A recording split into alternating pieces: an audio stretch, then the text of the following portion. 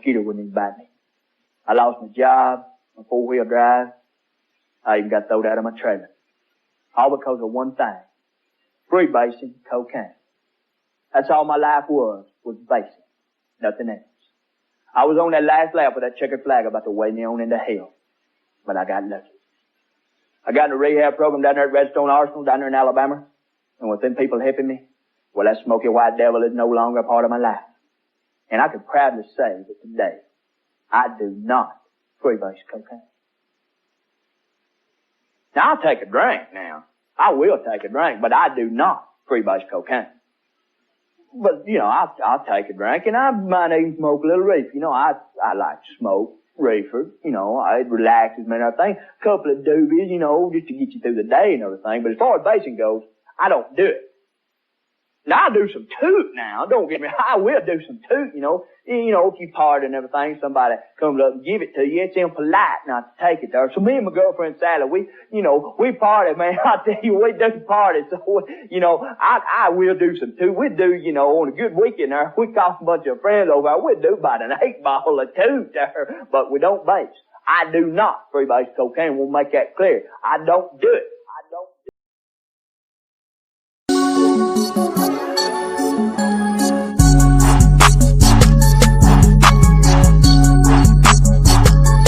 All right.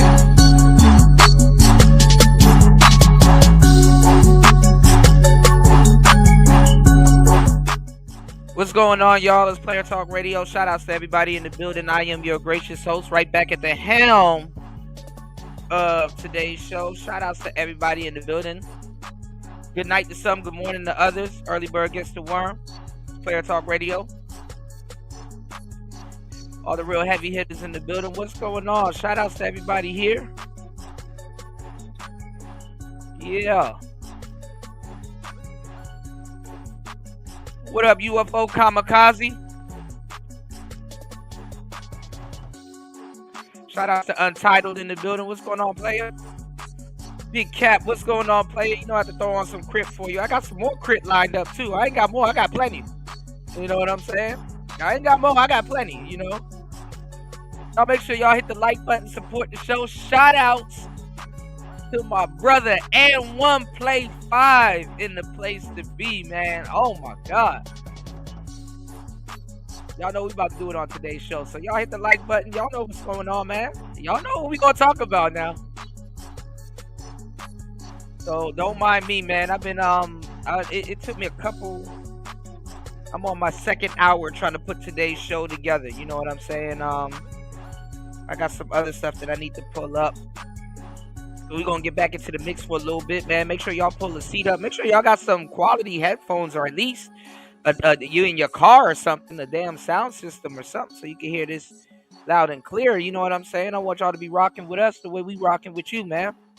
You did what I'm saying? So make sure you guys hit the like button, hit the Cash App, support the show. You know, that charges me up. You know, I'll go stupid hard, you know, when y'all support the show. Make sure y'all hit the like button, share the show, support the show. Let everybody know we live. Share it in Discord. Do what you need to do.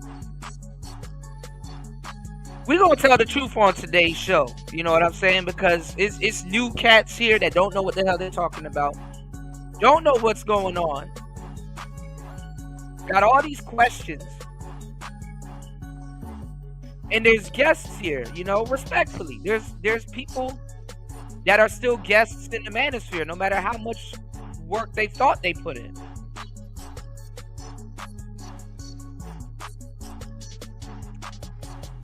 Hell, even a fool's errand can take years.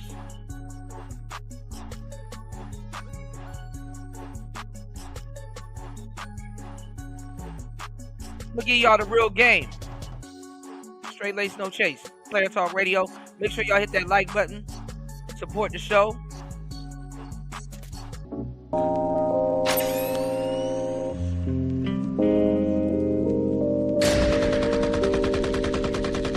Gucci, Gucci, Louis, Louis, Gucci, Gucci, Louis, Louis, Gucci, Gucci, Louis, Louis.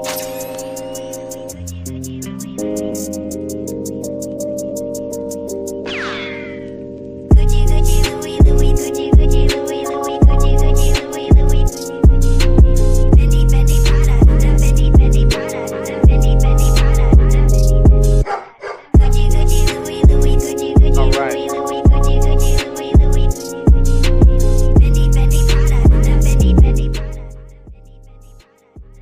All right, what's going on, y'all? Shout out to everybody here. Put a 1 in the chat if you guys can hear me.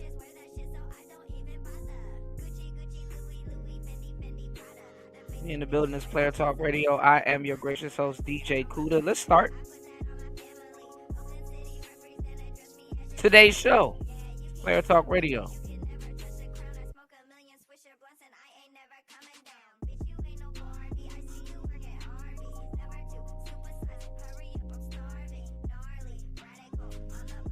Let's go. God damn it! You can't make this shit up. That's why I'm saying it. Yeah, not only interior deck. All right, hold on. Now, before we start, let's get into lie number 1. Let's just start there. And this isn't a live stream. Y'all hit the like button and support the show. Hit the Cash App. Hit the PayPal. I'm gonna tell you the truth. This isn't a live stream to big me up. All right, this isn't a live stream to big me up. It's really a live stream to give y'all context, and it's really a live stream to show y'all, you know, the truth and what was going on at the time. You know, now it's easy for people to. There's a lot more people here now that came in after COVID. So, you know what I'm saying? It's easier for people to repurpose their content and rebrand their content. And most of the people talking, they don't have all of their old content up still to prove what I'm talking about. My old content is still up for a limited amount of time. You know what I'm saying? So, we're going to get into this. And like I said, this is not something to big me up. It's the truth to show y'all how much these people in these spaces, they lie their ass off.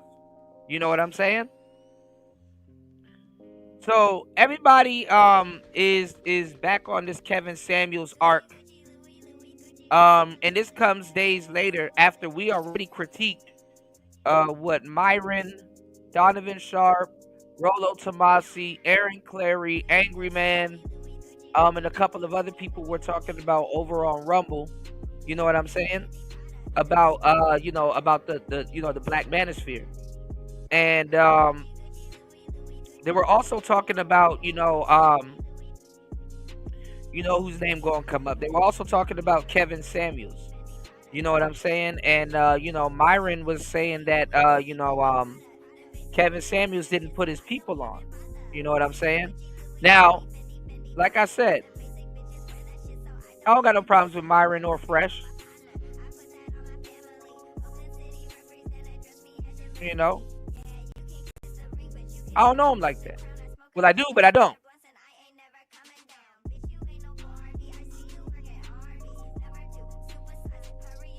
But I mean, if that's the case, and I'm gonna open up by saying this, if that's the case, we got to see the people that Fresh and Fit is putting on. Are they gonna put people on? You know, all of this talk sounds good, but are they gonna put people on? Because what I don't understand is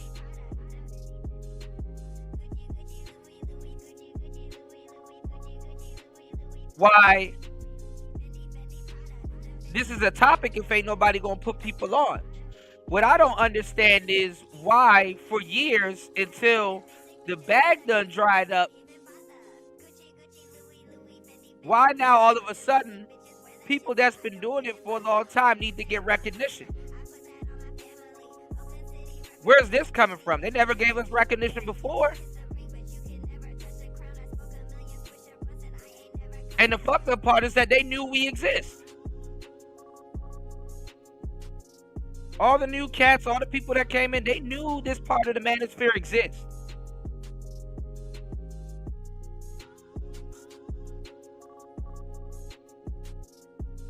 And what was perplexing me was that a lot of people were stealing all of our content, and you couldn't really do nothing but just get mad. that your intellectual property is being bastardized and repurposed all around the internet. You couldn't do nothing but just get mad. And imagine being bigger than the people that's stealing your shit. Or would have been bigger than the people that's stealing your shit without the platform and just other shit holding you down.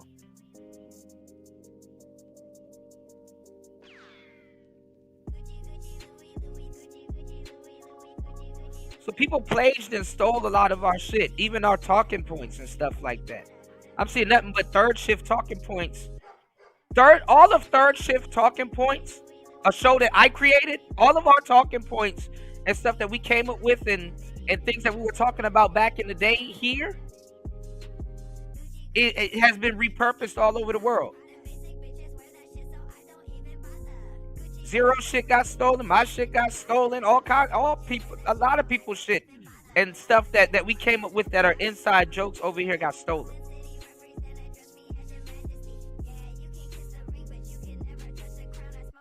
Even bitch ass niggas that hating on me got my fucking verbiage in their mouth and they don't even know because they're dumb.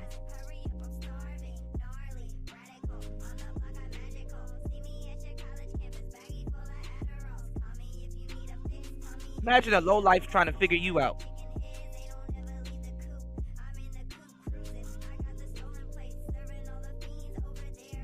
My format has been stolen. Man, my format, listen, y'all. Because people didn't have the gear to play no fucking music on no damn internet. They were on their phone. Nigga, my format has been stolen so much times and repurposed. I can't even tell you where to start. You know?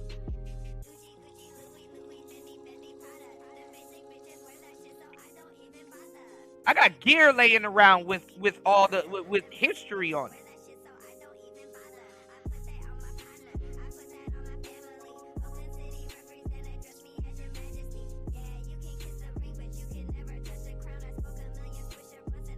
A pioneer of this damn shit, man.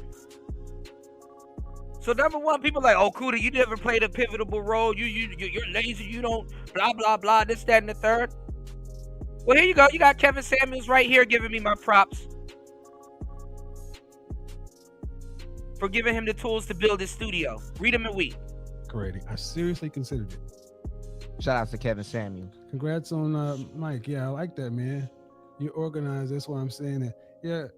Not only did I get upgraded to mic, upgraded with the cloud lifter. I got the Mogami Gold cables, ins and outs. Because goddamn it, if I'm telling you guys to worry about your image and be the best, you invest. Because that's when quality matters. I don't know none of this shit that I'm talking about. Kuda, that's all I know. Kuda, that's all I know. All I know. All I know is what sounds the best. And what's so funny is I bought the mic and I was like, oh.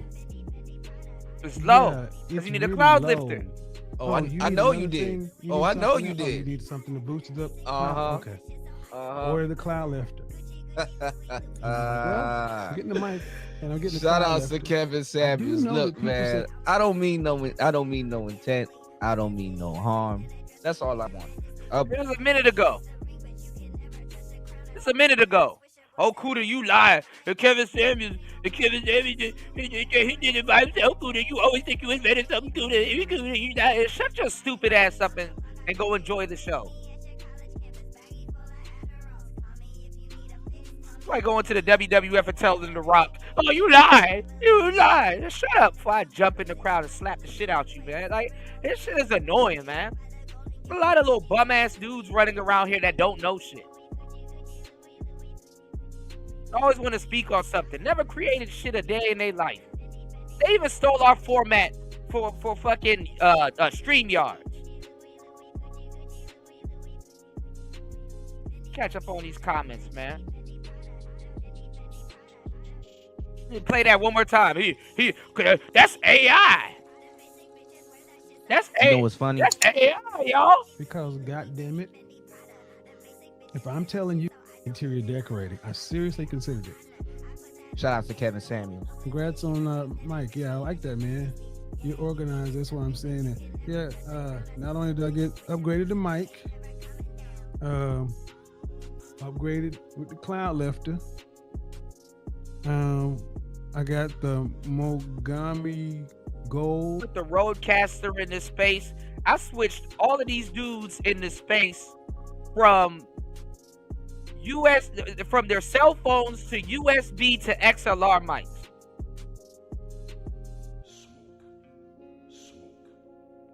I gave your favorite content creator a voice. Fuck is you talking about? Niggas don't sound the same on the phone that they do on a damn microphone that costs $500. Niggas wasn't, I just don't see why I need to make that investment for my YouTube, Cuda. I done heard all of it. The Fantastic done switched this mic about 10 times trying to catch up and sold the space out. All these people. O'Shea, bro, O'Shea didn't even have equipment like that. He had a little USB mic, but that was it. He didn't even know how to use that.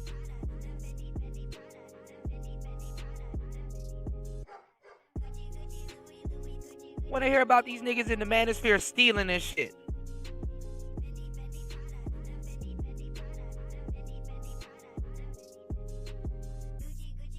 Even my haters were coming over here sneak soaking the game. I'm like, man, I hate that I just give out the game on this open platform, because even people that don't fuck with me will sneak soak, go get some equipment, and then turn around and say, oh, Yakuda didn't help me.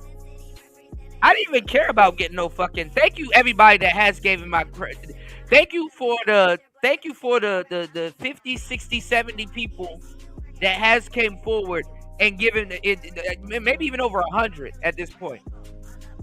But I can name more than 30 people in this space that I literally helped put on and gave them equipment advice and helped them start their YouTube channels behind the scenes. I can name 30. Now, whether they kept with it or abandoned it or turned against me or whatever, that's on them. But Player Talk Radio, my third shift platform, was a launching pad for a lot of the new content creators that y'all see today. And it's okay, y'all don't care. Y'all just want content. Y'all just want content.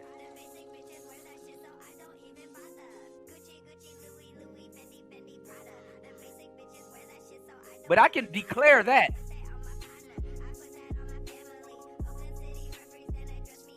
I got receipts. Digital receipts.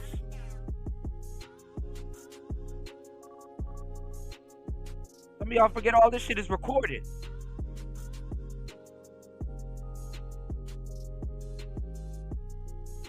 And you're right about that, JR. Shout outs to JR in the building. What's going on, D-Mac? Shout outs to my brother D-Mac, the trucker, in the building.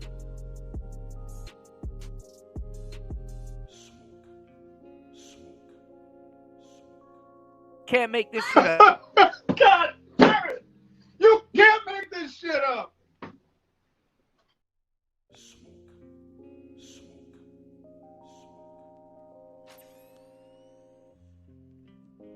Man, Untitled, till this day, I'm still getting stolen from, bro. Niggas done stole a whole fucking, niggas done took whole platforms and shit. To this day, I'm getting plagiarized, man.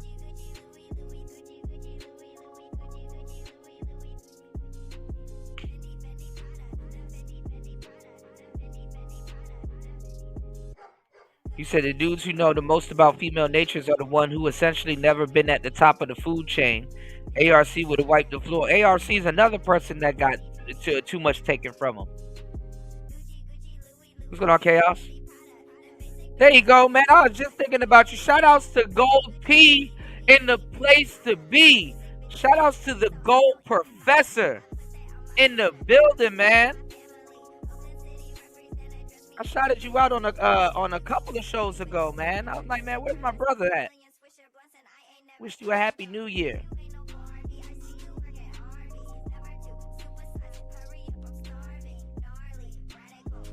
Shout outs to everybody here, man.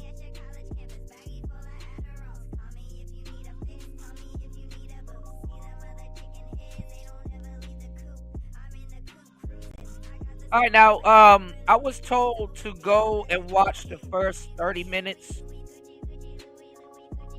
of Obsidian's channel. Shout outs to Obsidian. He did a tribute to the Manosphere, and he's talked about how the Manosphere won, right? But the thing is that, you know, he's talking about it from a different perspective. You know what I'm saying? He's talking about it from a different perspective. He's talking about it from like the Ace metaphors and the Derek Jacksons and stuff like that. He was just basically saying how the Manosphere ideology was way better than what the simps and all the people that are turning around now, pandering in a different way. You know, he's talking about, you know, how they behaved before versus how they're behaving now. You know what I'm saying?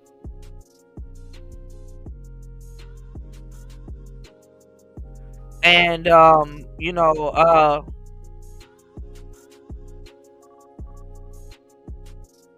I mean, it doesn't matter if the Manosphere won or not. You know what I'm saying? I don't know what we won, you know? And all of the top Manosphere creators are going in different directions as they always been.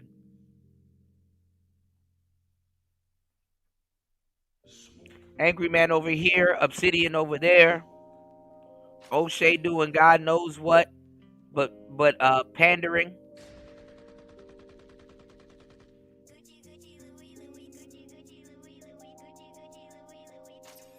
Let's do our due diligence and our due research, because a lot of people are running around rewriting the story in line.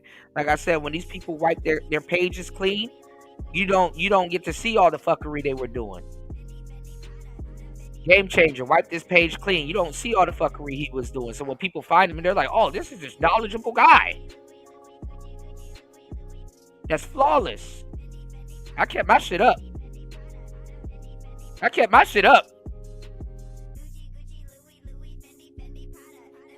See, that's the thing when you're right, and that's the thing when you tell the truth. You don't gotta change shit. I don't gotta remember shit. What the fuck is there to remember? Let go of yesterday, because yesterday let go of you. But you can go back to yesterday and see who is who. My history ain't no mystery.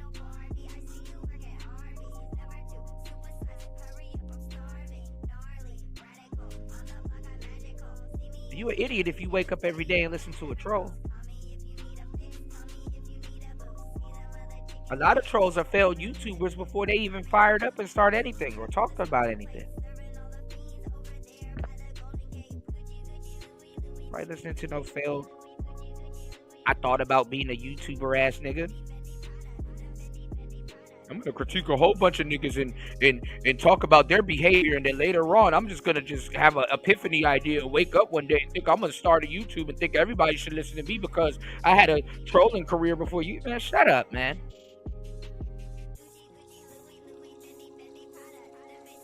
That's how bad the climate is. You got trolls starting channels.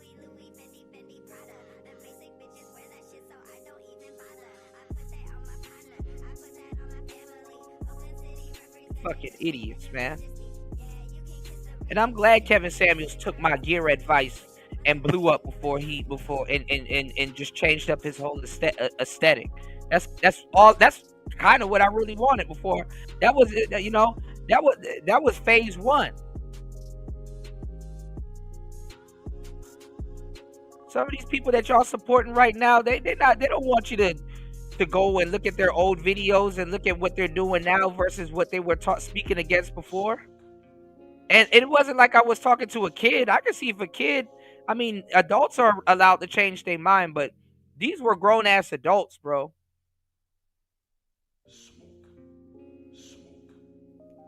They don't want you to see the fuckery and some of the shit that they were doing compared to what they're doing now.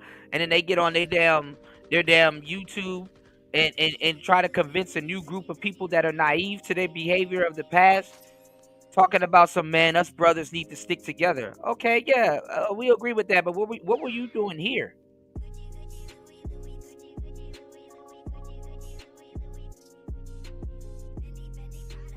What was this about?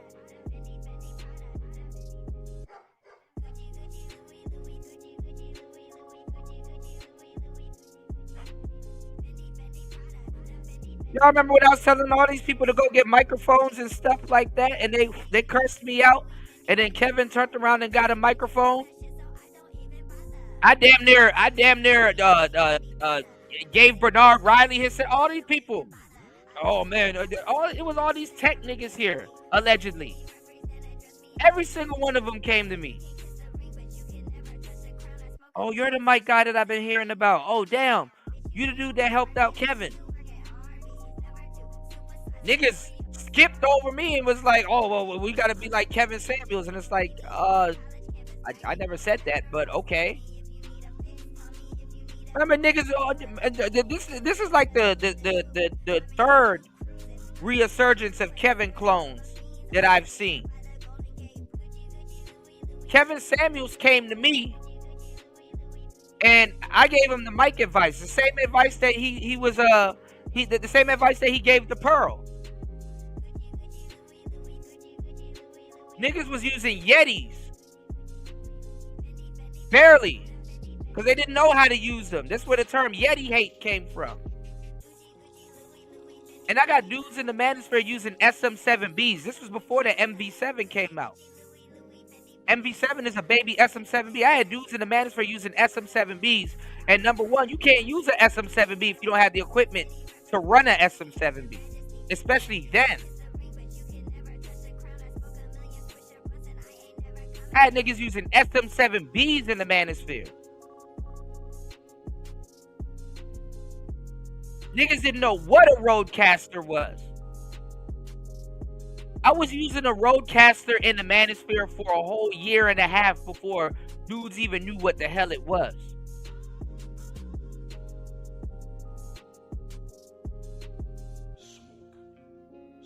Disturbing the peace, you too late. Grow up. I stay in studios, nigga. What are you talking about? I got a setup way more impressive than yours. I still got a setup.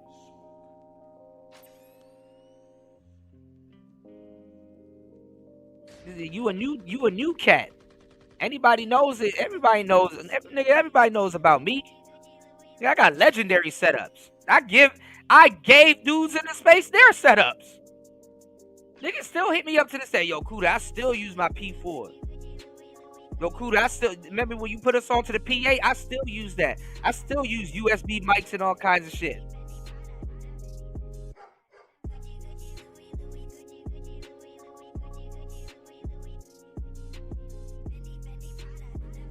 You can literally go on this same channel and type in DJ Kuda microphone shootout, and you'll see like $5,000 worth of mics in front of me on camera.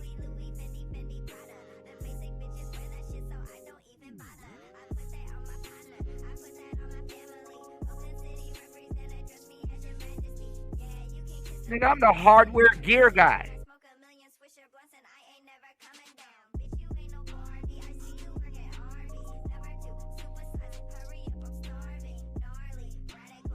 Niggas late as hell. Why don't I ever see you? Why don't I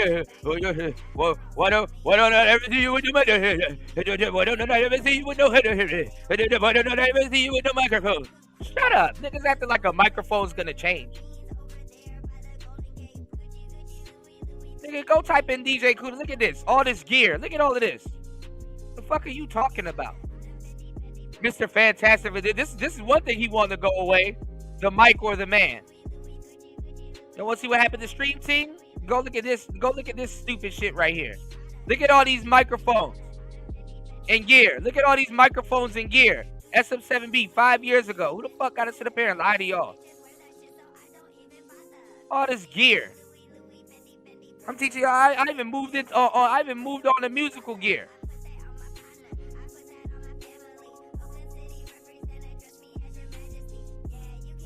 I'm the dude that gave Kevin Samuel his fucking microphone. Like, what are you talking about? It is.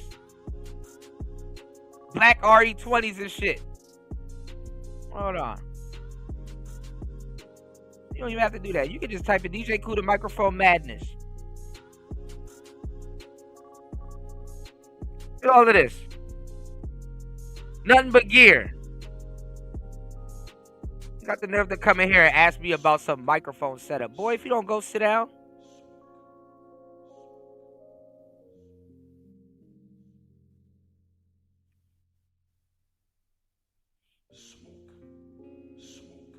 I was a part of the original hardware group. Hold on, y'all. Got nothing but setups. Look at this. Easy. Now watch this. Hold up.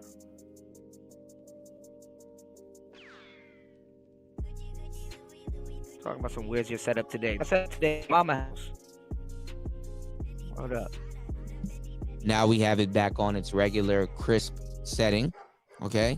This middle switch right here. Now we have the middle switch engaged, and now it kind of sounds a little bit more flat, but more radio-like. These are the reviews. People say that, oh, you don't do CUDA. Pretty kind of flat sound. I guess all of these switches are taking a lot of the top end off of it. Also, it's really in the middle.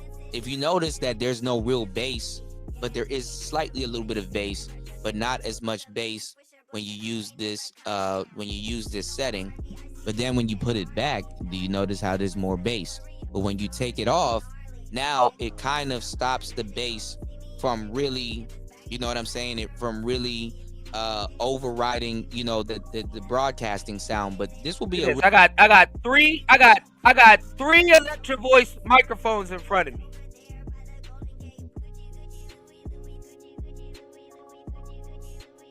Three of them. Count them. Let me do this for you. Oh no, actually, hold up. Let me see if I can do this. Hold up. Take this Brio, right? You don't know what the fuck a Brio is. Oh, hold on. Let me I'll show y'all what I got going on today. Where's your microphone set up today? Ain't nobody finna set nothing up. Your goofy ass. I'll show you a mic though. You wanna see a microphone? You wanna see a microphone, little nigga? I'll show you a microphone. Give me 1 second. I got you, sir. Turn this Brio on. See me right here? Huh? See me right here, nigga? Want to see a microphone? I'll pull one of these motherfucking microphones out of this damn drawer. Want to see a phone, little nigga? I got a microphone for you. Look at this. You can't even see it because it's fucking Brio. Look at this. What's this, man? I got a microphone for you. You ever seen one of these, little nigga? This is the good shit right here. You don't know about this. You don't know what the fuck this is. Your microphone don't come in a military case. I still got shit laying around, bro. Don't think for 1 second I ain't Himothy, bro. Oh. Look at this little nigga. You ever seen one of these? You know what an ice cream sandwich might look like, little nigga?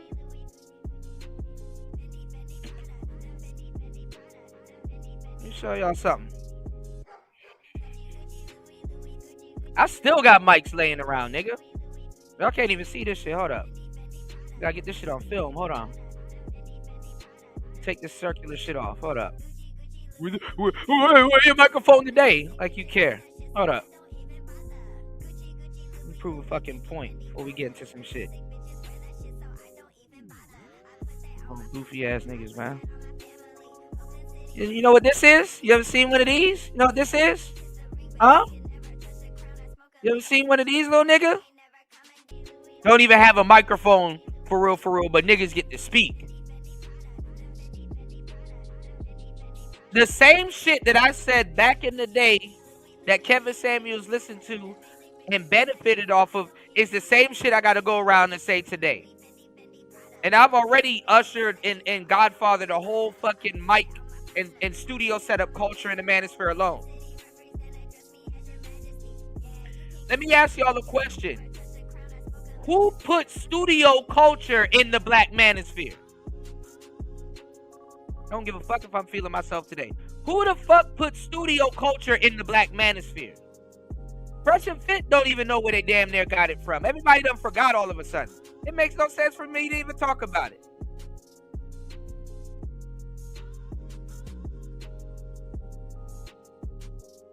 I'm just saying. Can't get mad at the nigga for telling the truth. What niggas supposed to say? What y'all say to black women or women in general? Honesty is the best policy. Tell me your body count. Well, what if I told you my creator count? Honesty is the best policy. We even get into, and this just tech shit. We even get into all the sayings, the slangs. We didn't even get into the work yet. I guess somebody about to sit up here and listen to these weak ass dudes. Yeah, nigga. Yeah, you see that shit, UFO kamikaze? He came through. Yeah, you thought. You thought you ate. No, you ain't ate, nigga. You was late. Put an L in front of that ATE. You thought you ate, but you was late.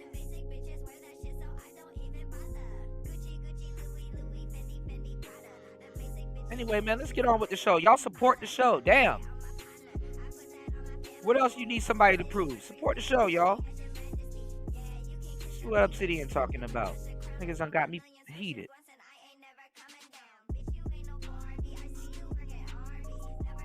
Hold on. Rumble is always slow for some reason. Hold on, y'all.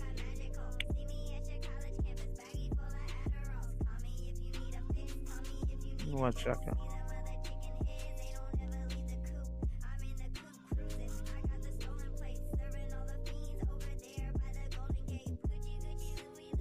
Okay.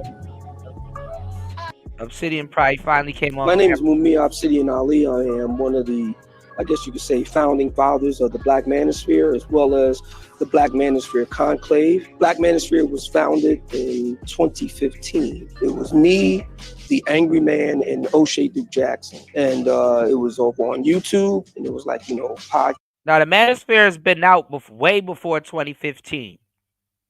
But if we're talking about what's going on here,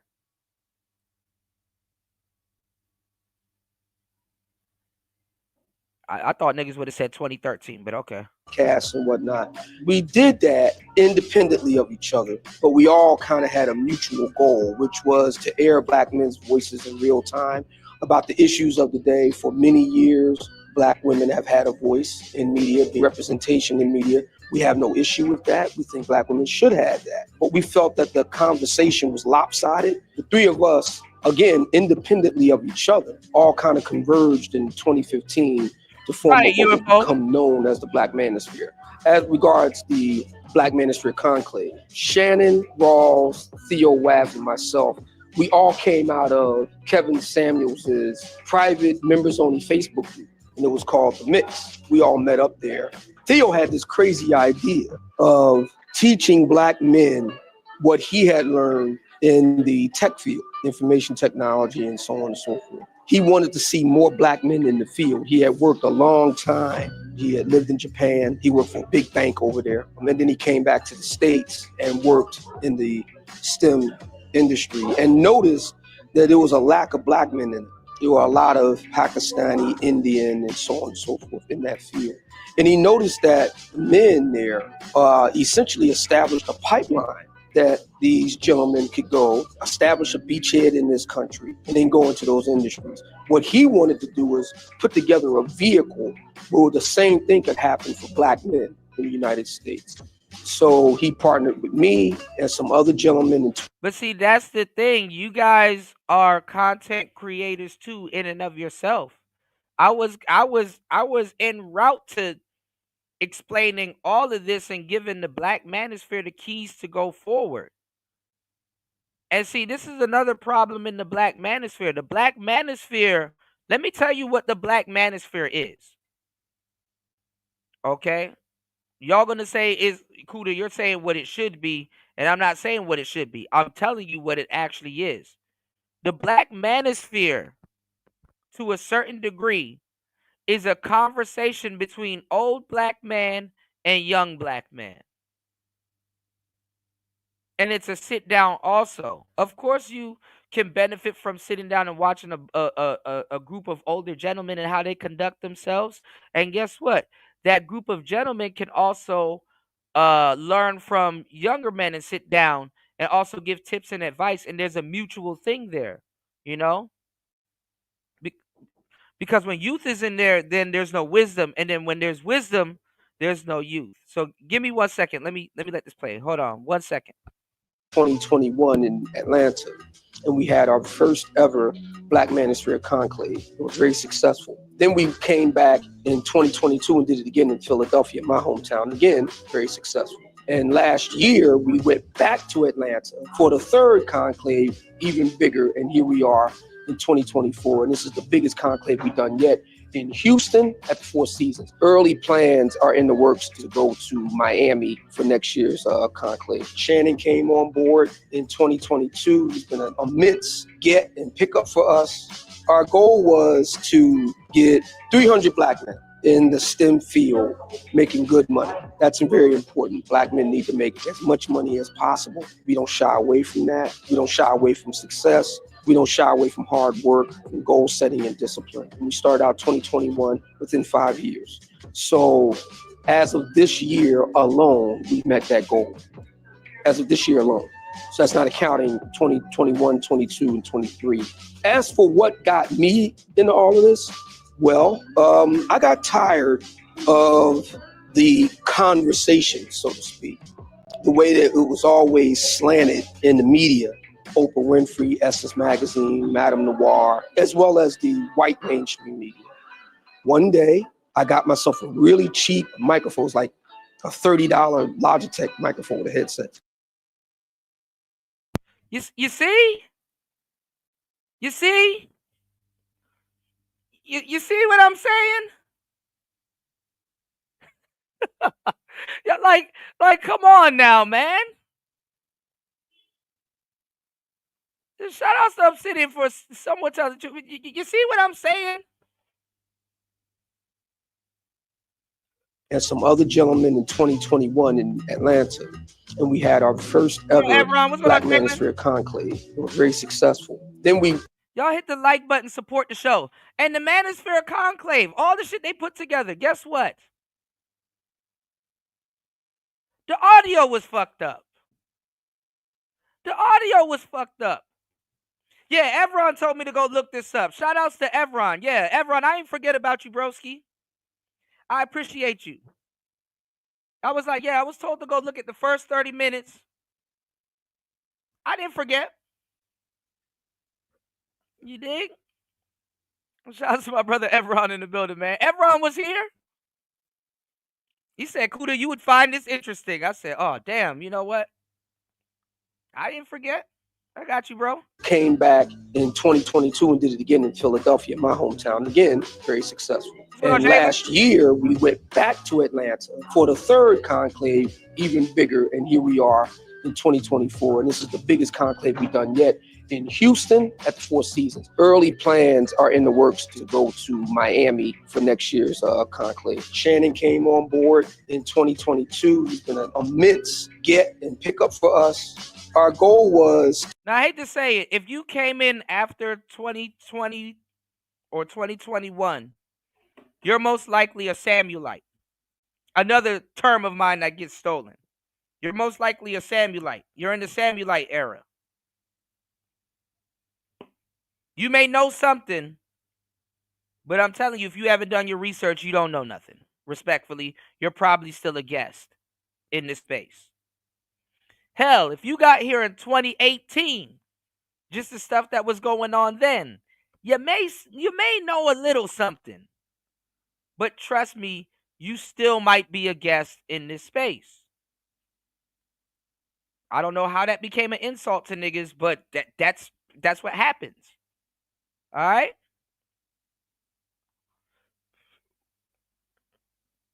I was born in 89. I got to accept that. Life went on before me. It's going to go on after me. I'm a guest. We're guest. Shit, we get nigga. If you don't even accept that you're guests on this planet, I don't even know what to tell you. I don't even know what to tell you at that point. You know.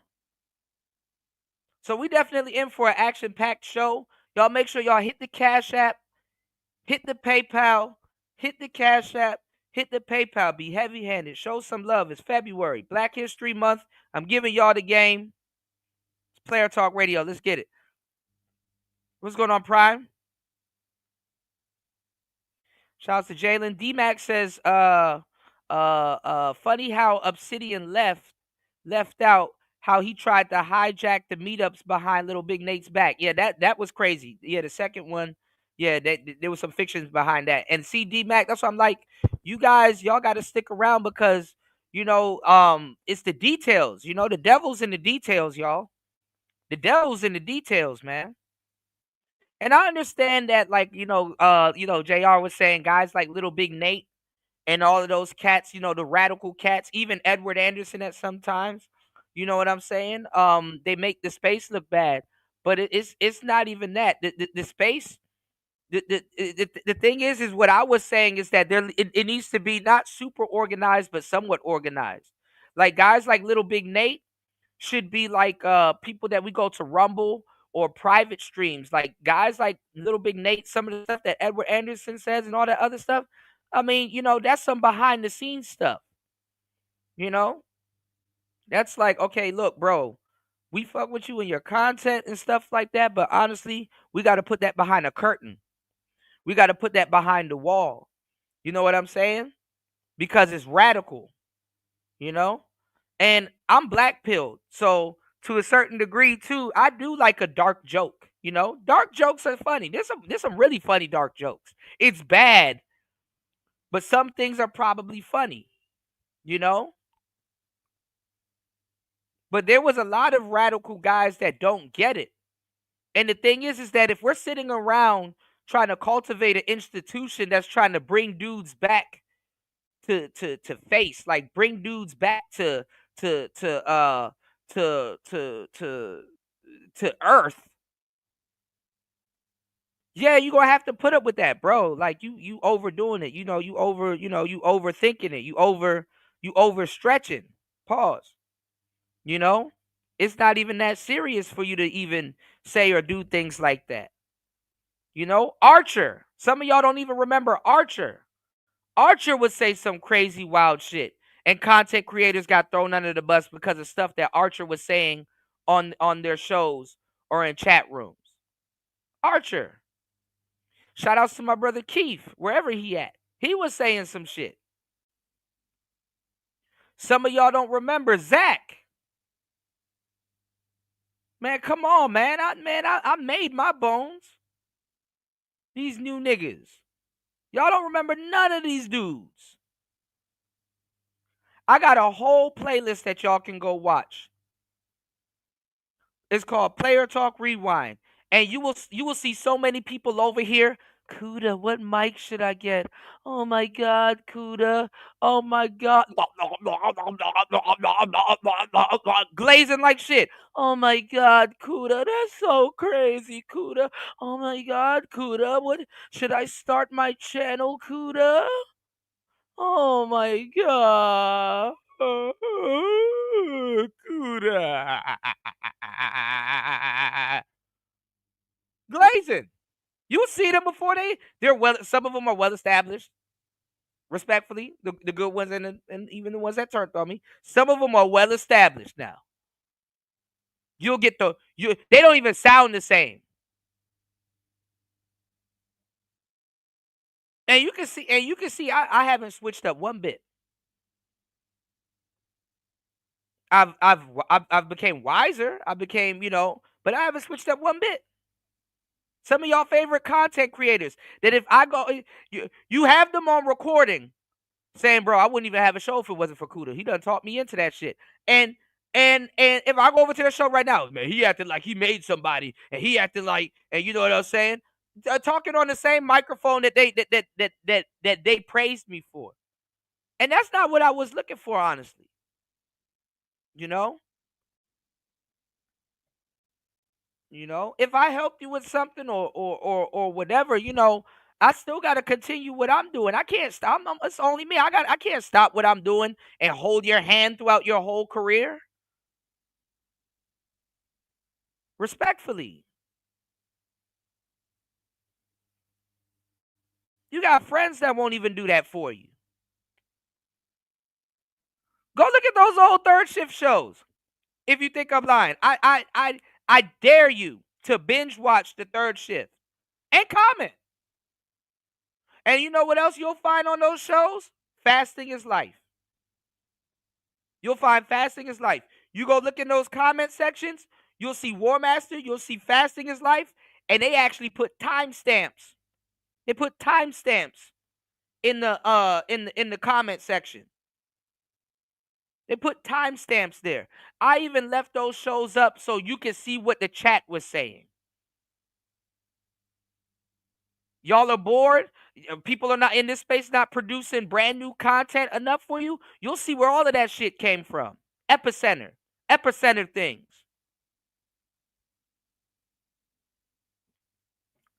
I don't gotta fucking lie. I don't.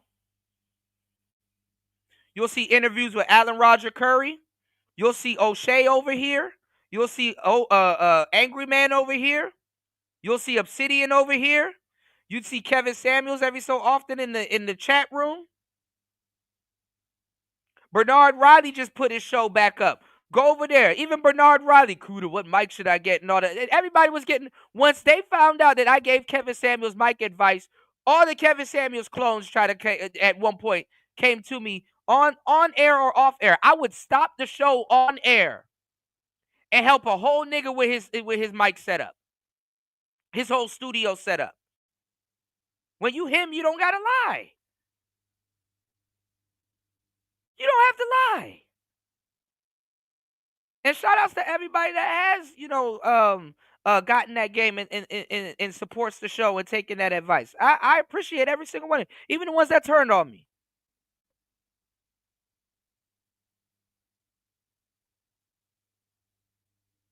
You can go back, you go see decades of videos of Fantastic hating on me, and then did what he did.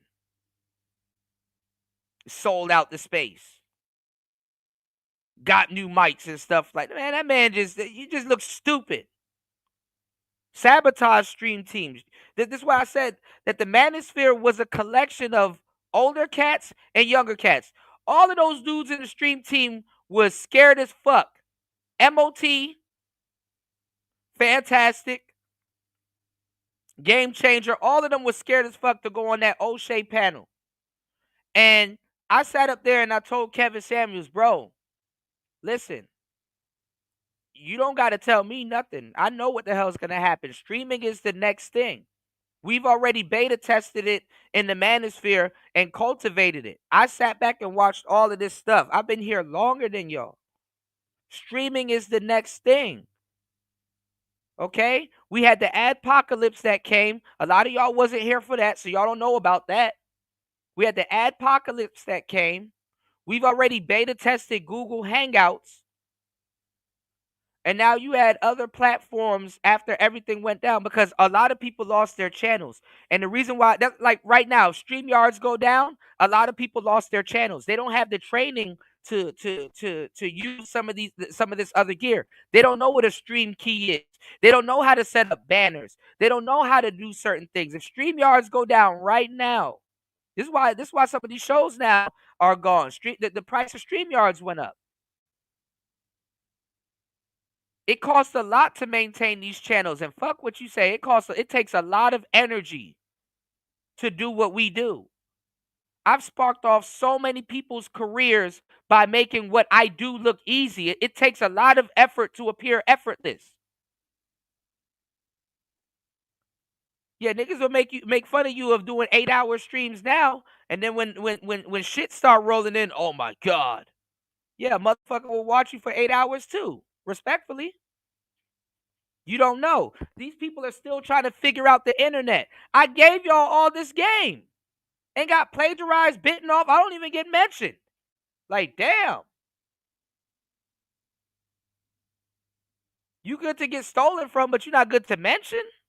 That's crazy. Blasphemous.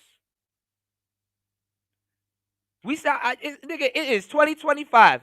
Y'all niggas bitch, crying and complain about there's no content. You people and blah blah blah content and everything is fast food now. Stupid. Talk about some niggas spent 8 hours on the internet. Nigga, you a dumbass if you accessing the internet and you still believe in time. There's no such thing as time on the internet. You needed somebody to tell you this today in February of the new year. There's no such thing as time on the internet. Not one day. There's not one day that goes by that nobody has their fucking phone in their hand and they on YouTube or somewhere. There's no such thing as time on the internet. No such thing. You can't tell niggas to read. You tell a nigga to go read the 4-hour work week, he gonna get mad at you. You write a book for a nigga, he gonna get mad at you. Oh, give me a video. You know what? You want to know? I already know y'all niggas. Y'all niggas, you think you're unique, but you're not. You're common. You want me to create a whole new gang of new videos talking about the same shit because for some reason, Mr. I consume too much content, don't remember half this shit and got it all wrong. When somebody says, hey, I already did that, here's the video link, you get offended because nobody wants to sit up there and create brand new content to fancy you. Some jackass came in here earlier today, thought he was going to get something off about microphones. Boy, you thought, nigga. That's some wild work right there. I must be a diabolical content creator because I sat up there and washed his ass and on live, real live Fox 5. Nigga thought I wasn't around my equipment. Thought you could get that off, didn't you? It's all right, nigga. Try again. Try again.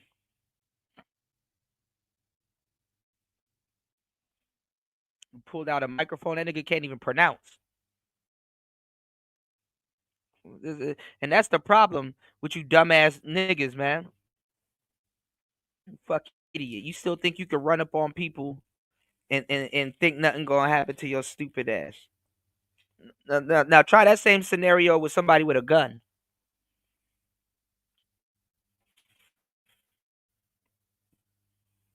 Fucking niggas are fucking dumb. Y'all don't even deserve half the content creators that be speaking to some of y'all.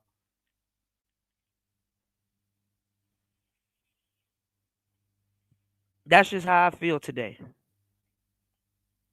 Sue me. Creators, some of y'all best content creators and niggas. I'm not listen, I'm not about to spend a whole nother year proving. I'm gonna improve even more. I improve. I don't need to prove shit.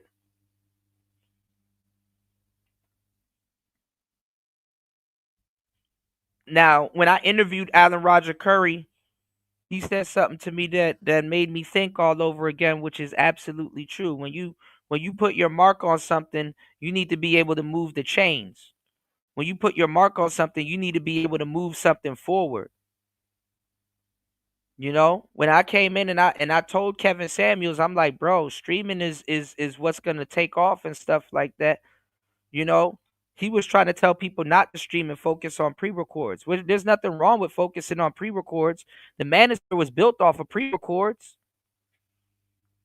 He just didn't know who the hell he was talking to, and that's why he really hit me up and was like, yo, I hear you talking about the gear and all that other stuff and things like that. Because I wasn't just talking about no fucking microphones. I was talking about presentation.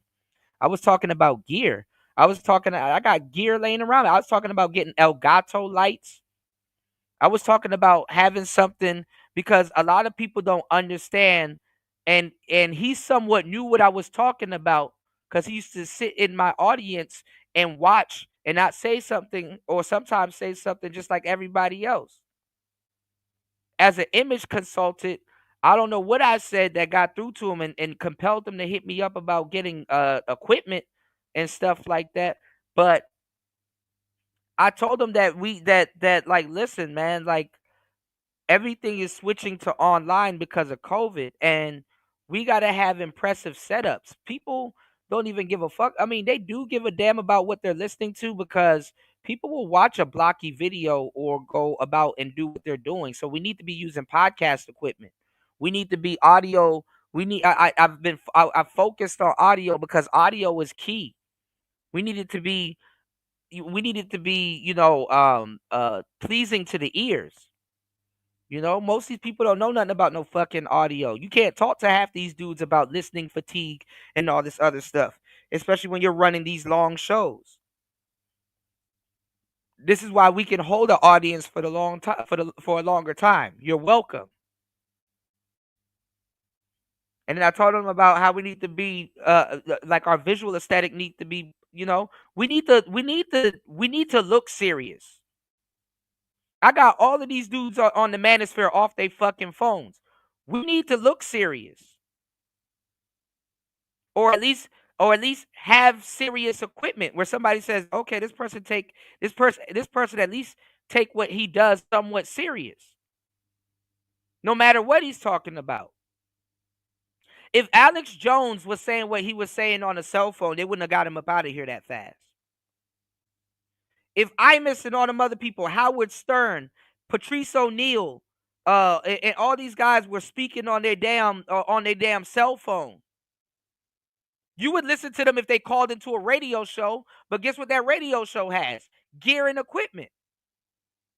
The Breakfast Club is a radio show. They don't need to have swinging cameras and all kinds of goofy shit coming from the ceiling and shit to listen to the Breakfast Club. Why the fuck would you want to listen to why the fuck would you want to see a radio show?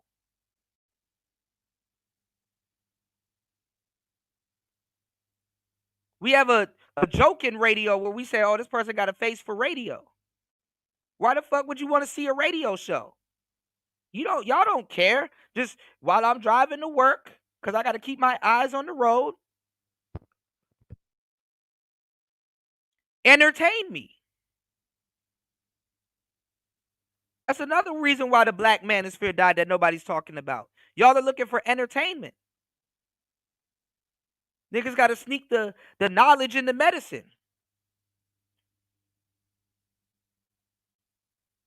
So not only do we have to be fucking content creators, we got to be a dentist. We got to be a damn doctor. We got to prescribe the right medicine on the right day. Kuda, I don't want to hear about MGTOW. I want to hear about Tasha K. Grown ass man. That's why anytime you see me cover something, I'm always sneaking the medicine in the fucking in the fucking food. Oh, Kuda just over there talking. And that's why you still have the same problems that you had yesteryear. That's why you still running around the internet looking to see other grown ass men with women, and you think that there's nothing gay about that. Look at you, a fool with a phone. You can say whatever you want about me. I'll be a fool with a Rodecaster. I'll be a fool with an MPC. I'll be a fool with a laptop. I'll be a fool with a light. I'll be a fool with a Xbox. I'll be a fool with another mic. I'll be a fool with all kinds of cable equipment and all kinds of. Who's really the fool? You got one little piece of equipment and you abusing that in the wrong way.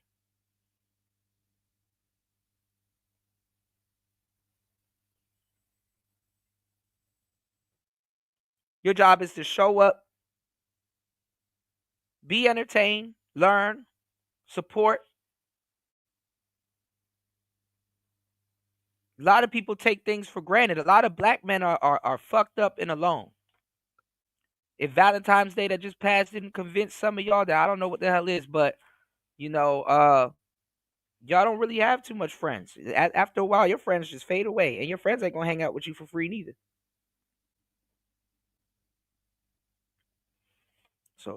So take something while it's good before it's not here anymore.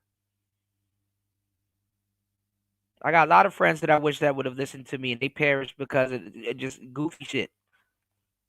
Like not listening. Shout outs to LAR Movement. He said something that really really hit home today. You know, shout out to my brother Underrated Grinder, man. AKA the Underrated Darkness, man. You said you could talk to somebody and a half an hour later they're gone. That happened to me. Couple times. Many times. Plenty times. Dap somebody up and the next minute they gone.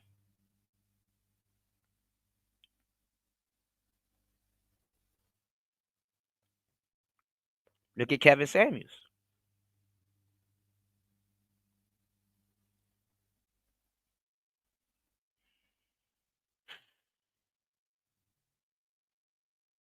Shout out to D-Mac. He said, I went to the first meetup. The whole thing was Little Big Nate idea. Obsidian is full of shit. Everyone said Polite and Sarnetta.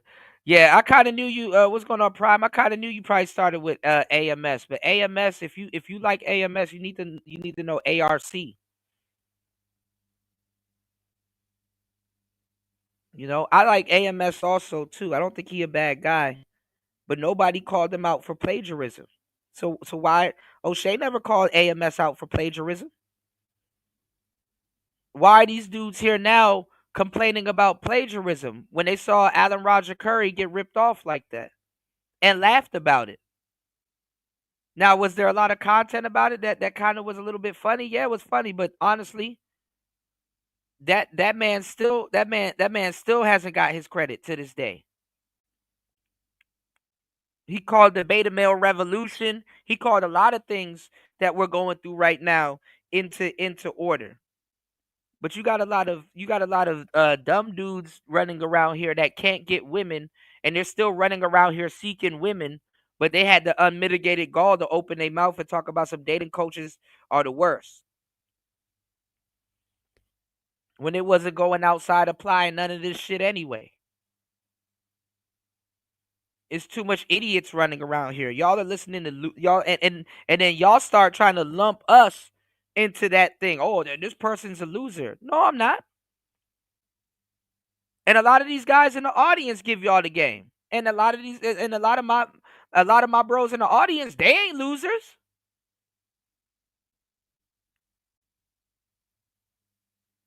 For the past 6-7 years, I've been super consistent.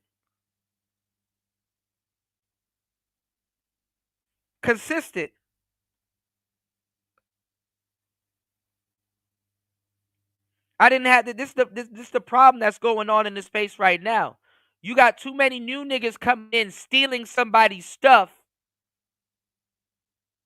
and then they done built up a persona, and then now their audience is like, well, you already talked about that. They didn't know that it was stolen. Oh man, can we stop recycling topics? Can you talk about something else? We just gonna move it. That's what I said. I said this years ago. The audience is only as loyal as the next nigga to go live. And most likely the next nigga that go live done stole some other shit from the space. It's just a new face. Or a new gender.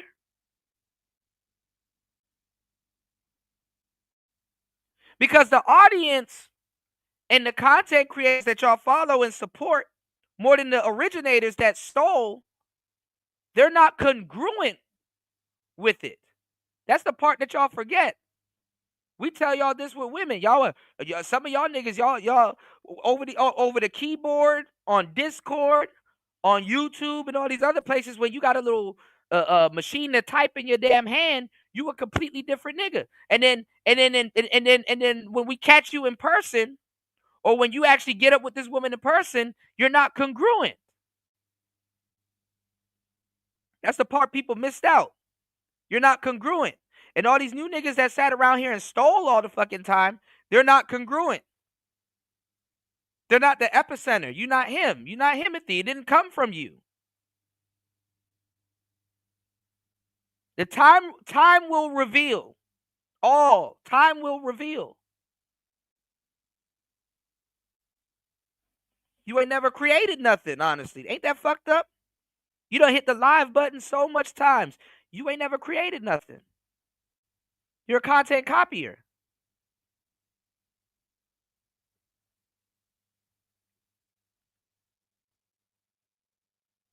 And how you start is how you finish. Nothing new ever came out of your camp. It was a money grab.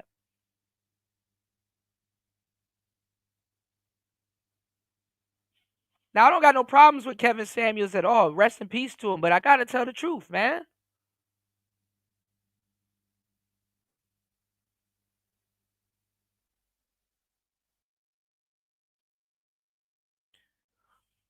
Let me tell y'all something about black men and black people.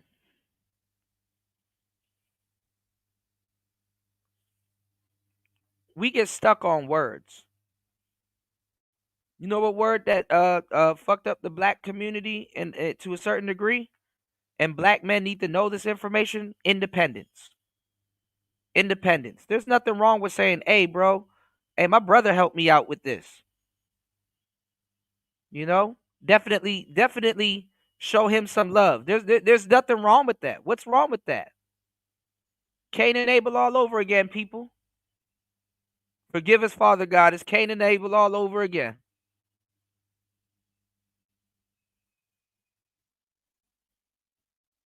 Nah, I don't want you to go over there because, you know, he gonna start to outshine me and whoop de whoop. I don't want him to get the credit, even though I did take it from him. But nah, you know, me and him not on good terms. It's F that nigga. So I'm gonna compromise my own integrity because I'm in beef and I don't like the. I don't give a fuck if I beef with you. If you did something, you did something.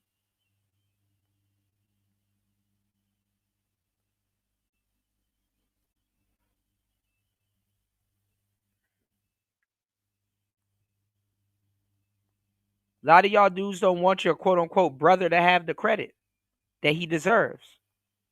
And you'd fuck you cut your hand. You could have just sliced the finger if that's the case, but you'd risk your whole hand. You'd fuck your face up trying to down the next man. Over what? And let me tell y'all something. There's a lot of dudes here that ain't got shit to do. You don't get bitches. Yeah, you may have a little dusty little tech job, but what you spending your money on? You ain't spending your money on nothing. You know, like your ducks ain't all. Are you sure your ducks ain't always in a row? Are you sure your duck? Are you sure those are even ducks? And you up here hating on niggas instead of working on that thing that you could have fixed to have all of those things. You looking at another man's plate while your food getting cold. The hate even got so bad. I even came up with a term, which is the anti-dating coach, which is nothing but a glorified dirty Mac.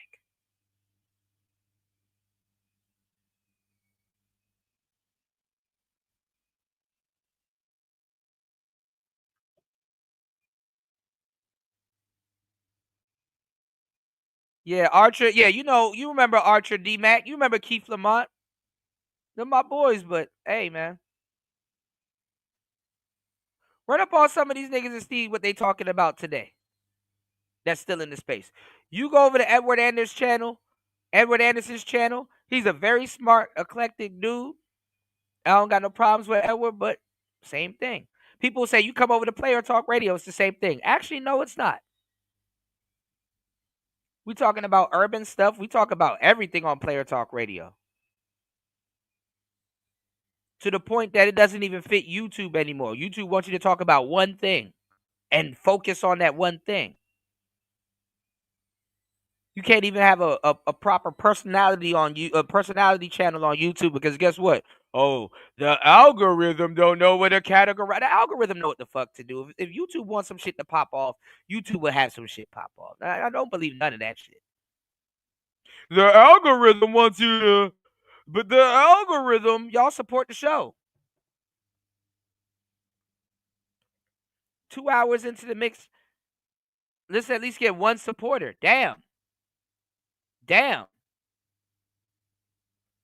This the content people asking for. Where's the support?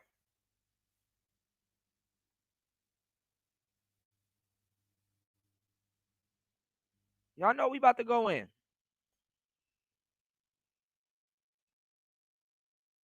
Show your support, y'all. Show some love to the show, man. Damn. UFO said I've been here since when back when Jason Black was just a frequent caller on Tommy's show. I remember that.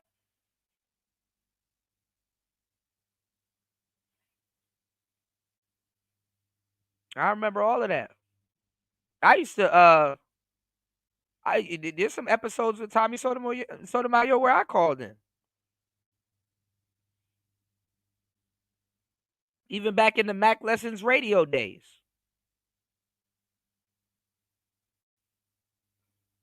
People don't even know that, Tariq, but they running around here tether.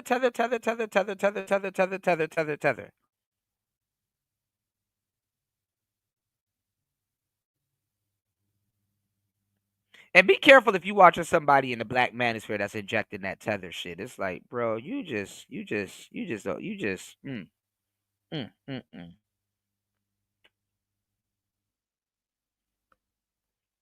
don't got nothing to talk about.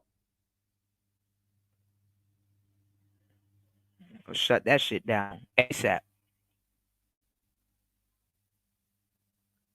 He didn't want and that's where I'm walking y'all down to. He didn't kind of want the competition from other content creators. That's why he was telling us not to stream. And we stream. Now I didn't know Fantastic. I didn't know Fantastic was like that because I didn't know Fantastic had a lot of feminine ways about him. You know what I'm saying? I didn't know that, it was brought to my attention later on that he was behind the scenes low key hating and saying certain things and stuff like that. And then, I was trying to tell y'all that y'all don't even know. Y'all was thinking that Game Changer, Fantastic, and MOT, y'all thought they all got along when they really didn't. There was a lot of goofball stuff happening behind the scenes and stuff that I just felt that at the time it wasn't my place to talk about. So I didn't. I kept doing my thing. I had a whole show with Zero. I had a whole show with Jessica. I had a whole show with Marco. I had a whole show with a completely different team over on the third shift. And Game Changer, MOT, and Fantastic was always welcome. But I just never thought that they they were hating like that. You know what I'm saying? I didn't think that I didn't think that they were hating like that. It came out in certain parts of the show, and then I'm like, oh, okay, I be slow sometimes, y'all.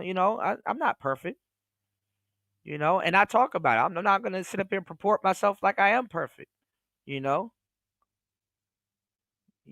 but I didn't know niggas was hating like that. And then, until I realized, I'm like, oh damn, niggas was hating the whole time and shit like that. I didn't know Fantastic, if he's not the biggest guy in the room, because he got to keep mentioning it and shit like that. I didn't care. I'm like, damn, we adults and shit. I didn't know if he feels insecure or he's not that guy in the room and shit like that. He gets in his feelings and he feels some type of way. I didn't know that. I didn't know he goes over to people's channels sometimes and squat on their panels and stuff like that, waiting for his opportunity and that's what he tried to convince y'all that I am. Y'all don't see me doing that. Have I gone to other channels and dropped some game on other channels and people like, yo, who's that? I want to subscribe to him. Does he have a channel? Yeah, cool. But y'all don't see me doing that. I don't have a history of doing that. And y'all sat there and let all of these people lie to y'all. Game Changer's still where you left them from those days. Fantastic's still in the same spot. He just retired, but like nigga, now niggas doing boxing matches. Like what? Lord knows what MOT is doing. The people are still in the same spot where you found them. And it's not to disrespect them. I'm saying respectfully. Talking about the same shit. The game that I dropped on y'all has evolved over the years. It just seemed like it's the same because it's common sense. And common sense is a part of intelligence. You got intelligence, you got game, you got wisdom. You got common sense, intelligence, you got game, you got wisdom, and you got experience. These are all schools of thought. Nerd niggas don't understand because they think there's only one way to obtain something. There's only one real route to educate. No. Somebody that you think is dumb got wits and things about him that they pull something that you don't that you didn't think exists. You just need to humble yourself enough to learn. Then the Manosphere lied to us about what type of nigga they are. These ain't educated lames and pookies. There's way more archetypes in the Manosphere. These people that y'all gonna hear on today's show telling you telling you all this shit, man. And respectfully, respect to all of them, but a lot of them don't know what the hell they talking about. A lot of them are just recycling shit that they took anyway, and it's like now they need to cultivate a group of new people now because there's no new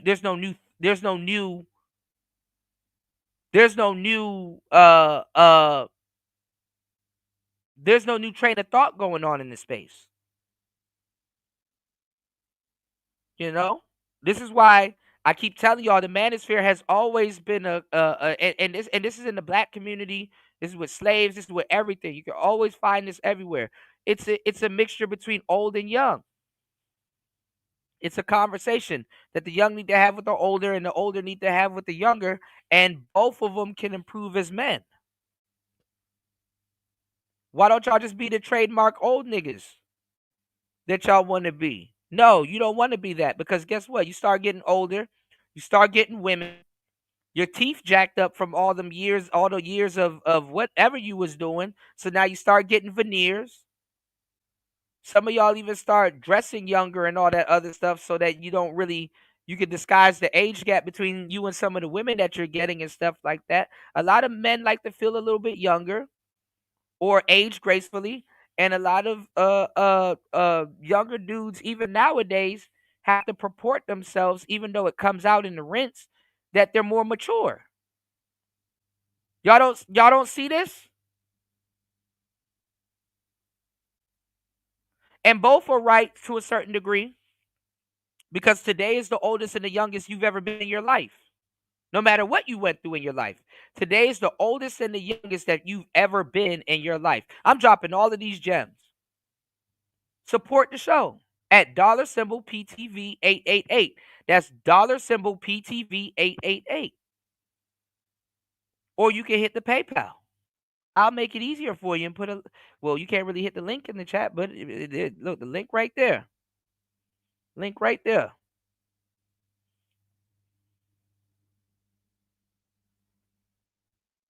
It's to the point where niggas just gave up on women. Older niggas just gave up on women and start telling y'all, yeah, go pay for pussy, go trick, be in the street for the dirty meat. Go ahead.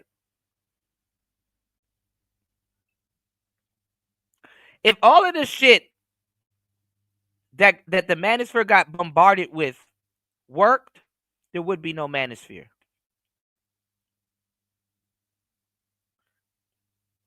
If the Terminator that came to your house, if the Orkin man that came to your house to get rid of all of those pests, if what he said worked, you wouldn't have to call him ever again.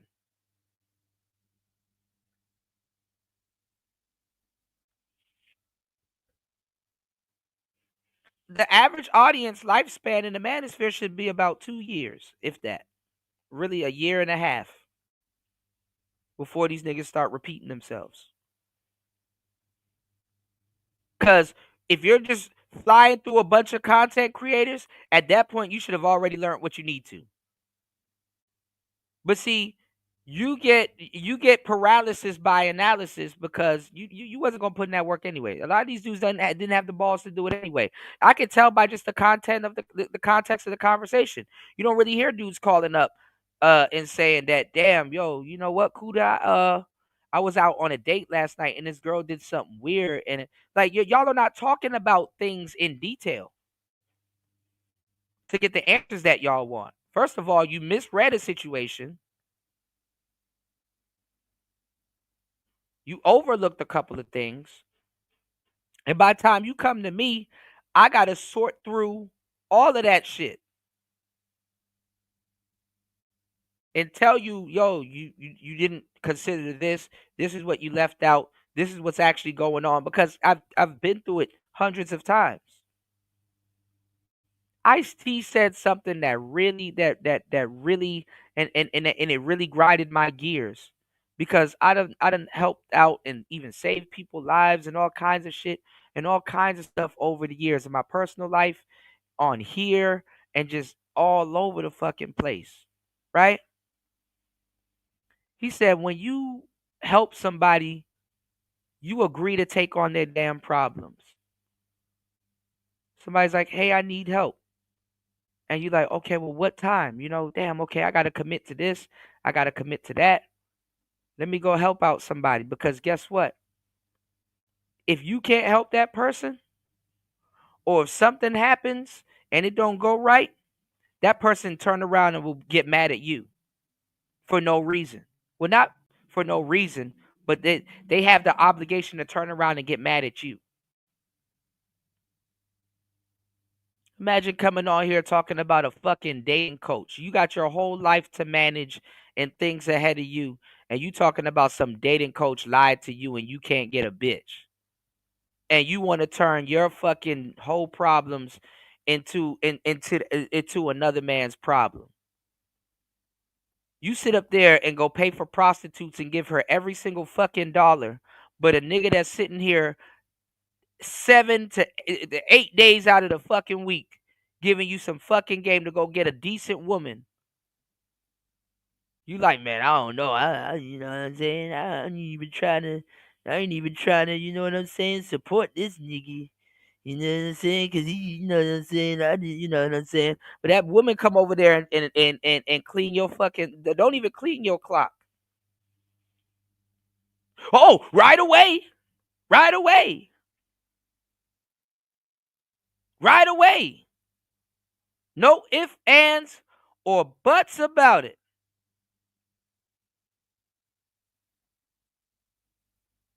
God damn it! You can't make this shit up. But niggas want to hear about Kevin Samuels, acting like they give a damn about history. They don't care about no fucking history. Y'all niggas is just as worse as the women that y'all claim to critique. Y'all niggas over here for some tea. Your goofy ass don't even drink tea in your real life. Niggas got diabetes and all kinds of shit. What's the last type of tea y'all drank? YouTube.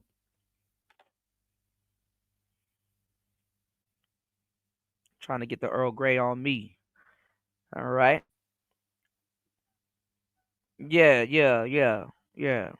KS was on some 33 strategies of war shit, but whatever. I mean, all of the old dudes be taking these young boys. That's why I'm like, why y'all telling these young dudes to go fucking? Of course, these young boys are living in a prostitute climate. These Gen Zs, because that's what they are, and that's why you got Hammer's goofy ass running around here talking about sleeping with sex dolls and all kinds of robots and shit. This nigga want to sleep with DeepSeek. He want to sleep with Chat GPT. These niggas need a placeholder for women because they can't get any and they mad about that. Imagine a nigga taking out his anger on a robot because he can't get a biological woman. That's fucked up. You sit there and you ask that fucking robot a fucking question. DeepSeek will be like, why don't you just go outside and touch grass and go get a bitch? And stop getting on other people and Chat GPT's nerves about women. Imagine asking Chat GPT how to get. You know what? I should pull DeepSeek up right now and ask them, hey, how to get women. That nigga, you know how they give you like a whole detailed description and shit? Like, you like, oh shit, I'm gonna have to scroll down and read this shit. Then nigga, DeepSeek gonna tell your ass to go touch grass.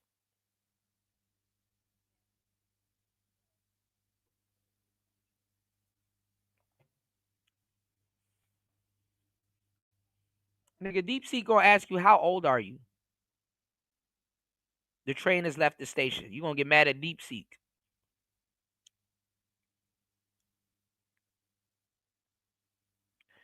But see, that's the thing though. The Nicki Minaj's, the Sexy Reds, the Glorrillas, the Cooking with Kayas and stuff like that. The reason why these niggas focused on those girls is because that's what they want.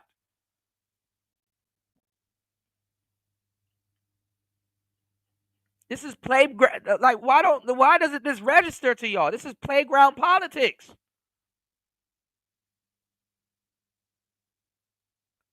I'm gonna keep clowning something because I low key want it. That's why when Media Man, the Stacy Prince dude, and the Jeremy Hills, there was like 5 different Kevin Samuel clones running around here after him, as if there wasn't enough Kevin Samuels clones running around here while he was doing it. Bernard Riley turned this whole channel into a Kevin Samuels clone. Niggas lighting candles before they go live. Like, nigga, what is wrong with you? Niggas used to curse me out about buying equipment and firing up equipment before going live, doing equipment and sound checks before going live. But niggas up here lighting Bed Bath and Beyond candles and almost lighting them damn selves off. You a bold nigga if you sitting in front of a candle and that shit behind you and you might have a camera looking. You a bold ass nigga turning your back to a damn candle. You could be on fire and your audience wouldn't even tell you. With all that cologne on and shit. that cologne soaked suit. Niggas be having corduroy suits on. The shit that'll burn for a long time. Talking about some, man, I don't think I should get equipment. But about to light their house on fire. Trying to be Kevin Samuels.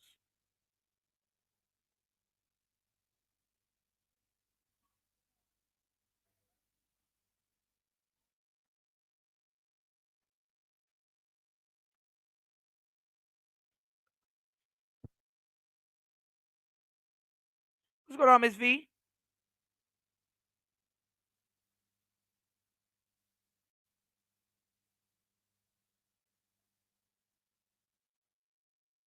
You said AMS is a piece of trash? Oh, man.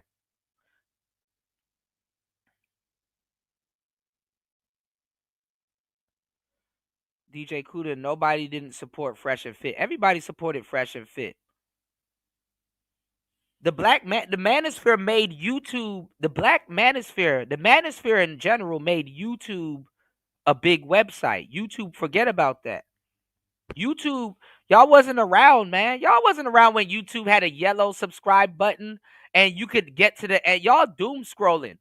You could get to the end of YouTube and see all the videos they had for you today. Y'all niggas wasn't around for none of that. YouTube was damn near almost a dating website. Y'all wasn't on YouTube when you had an inbox. Y'all wasn't on YouTube when they were competing with E-Bombs World. I don't want to hear no nigga tell me about no fucking YouTube, man. The Manosphere created YouTube. YouTube was the Rumble of its day.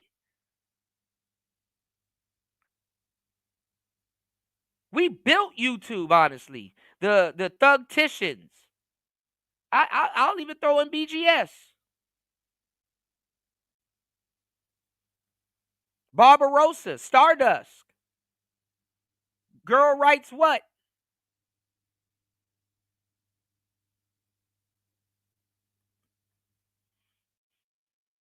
Nigga, YouTube was fun co-land when some of y'all niggas got to it.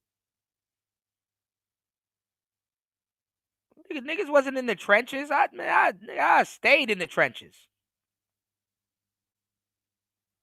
I grew up watching this shit. But guess what? I still had time to go outside and be a whole player. I wasn't sitting up here. I was soaking up game. Don't get me wrong. I had time to go be a player. I had time to go sit down and read. I had time to go, you know what I'm saying? Study. I had time to go Sarge. I had time to go work on my conversation. I've approached women that I did want to sleep with, but I'm like, you know what? It ain't even about sleeping with this girl. It's really about approaching your conversation because you sitting up there blowing it with this one chick and not learning nothing when you can sit up there and learn a whole bunch and get 30 of these women that look like this by really turning women in this potential woman into I wouldn't say necessarily a test subject, but not wanting nothing from her, honestly, but conversation and seeing how far you can get. Can I actually get her topless in my car? Can I do certain things? Can I like damn. It seems stupid to some of y'all niggas now, but what some of y'all niggas know anyway. That's how you gotta navigate through life to a certain degree. You may be surprised. You have to learn not to expect nothing, so when something that's notable comes through, you're surprised. Because if you keep sitting up here thinking that everything's gonna surprise me, oh well you're gonna be in for a rude awakening. Everything gonna let you down because you don't understand.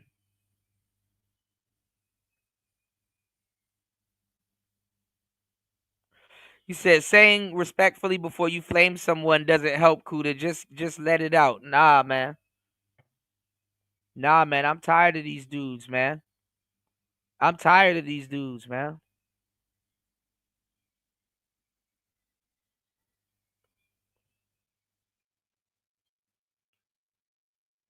Y'all want somebody to build something up after y'all fucking spent a fuckload of time tearing down the space and them.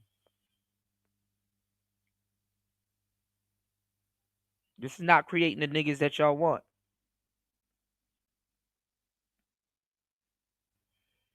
He said Coach Gray Adams. That's hilarious. Yeah, a lot of these dudes are new here and don't know what they talking about. They culture appropriate and stuff like that. Some of these niggas got the nerve to fire up a stream about Drake. What's going on, Degenerate? You said, does peppermint and ginger lemon tea count? That's cause nigga, if you drink some shit like that, that's cause you're sick. You know, I used to grow mint in my backyard and put that shit in tea.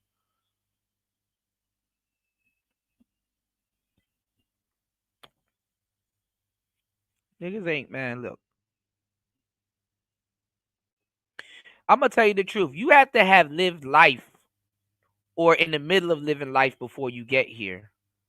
And the fucked up part is that you'll be hard pressed about how much people haven't lived life before they got here. To the point where they're thinking that a simple feat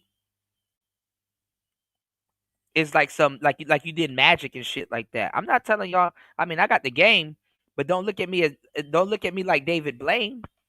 I got the game, but don't look at me like David Blaine. But to a certain degree, yeah, look at me like David Blaine. Because if I truly got it, I'm you know, to a certain degree, I'm gonna have my days and moments where I'm gonna be like, yeah, bro, I did that. You know, if I truly did it, I did it. Like it ain't no ifs, ands, or buts. But I'm not here to brag. Like y'all don't get it. This is why women X a lot of y'all niggas out. Y'all don't get it. To be the top nigga in this space is to be the leader of losers to a lot of people.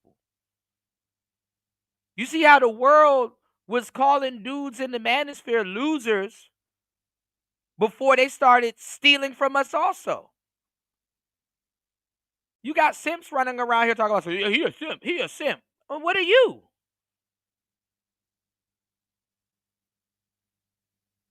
Let her talk. Where you think they got that from? Third Shift? Do the computer. Where you think they got that from? Third Shift? All these little bullshit shit that these goofy dudes that just got here. And let me tell you why the dudes are even more goofy. Like little goofy niggas like Idris bitch ass and a couple of other people. I'm gonna smoke on Idris for a little bit. I'm gonna use him as an example. You got a lot of goofball dudes that are nerdy dudes that probably would have been cool, but they just like a lot of times they just some bitch ass niggas, right? Degenerate. I'm gonna just say this, right? And they identified another group of bitch ass niggas in the space. But for them to be cool around the other bunch of bitch ass niggas or potential bitch ass niggas, they gotta had listened and had skywatched and soak up the verbiage a little bit so that they can kind of hang conversational wise around other people. But in reality, they don't know. They don't know. In reality, they don't know what the fuck they talking about. They just share videos all day and talk all day. They don't know.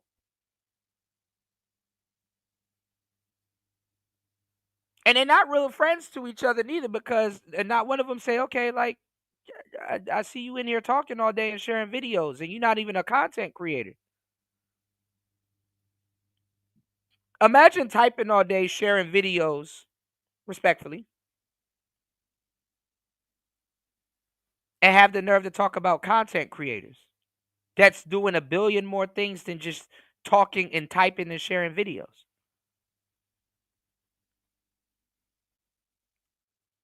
And then when somebody run down on you, oh, I'm just a troll. Oh no, these were just jokes. They're just jokes. Not me.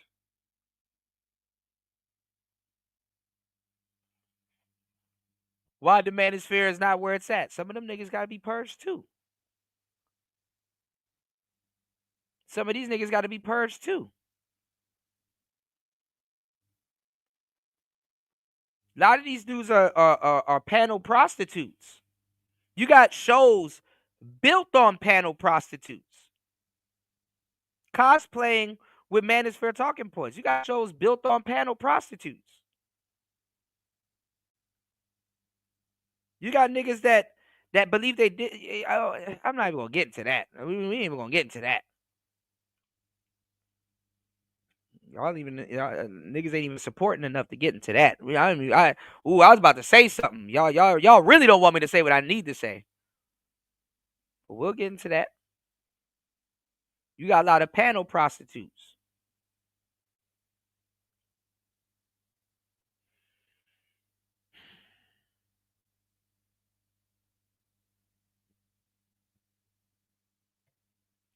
You got niggas that built whole shows in this Manosphere off of panel prostitution. Motherfucker didn't even start the show yet, and there's a link dropped. Damn, dog. Start the show. People came here for you, and no. Look at these other people. They can't even do a show without other people having to be involved. I'm holding classroom numbers by myself.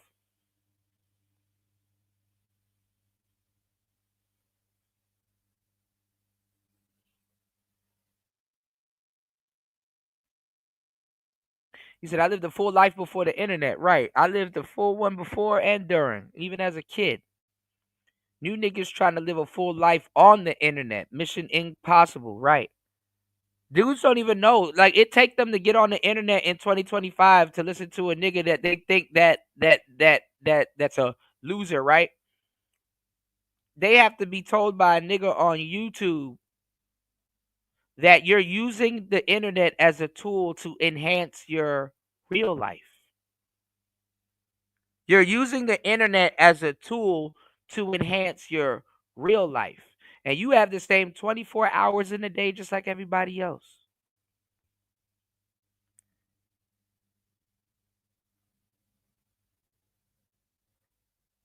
Now you got this new wave. Oh my God, AI, Chat GPT. Niggas won't even get off of Chat GPT and DeepSeek and go do what the hell Chat GPT and DeepSeek told them to go do in their real life. I know if a nigga ain't gonna listen to an able-bodied human being, man, you ain't about to listen to no fucking AI. Niggas don't even listen to Allen Iverson. Not a game. Practice. Niggas don't even listen to AI.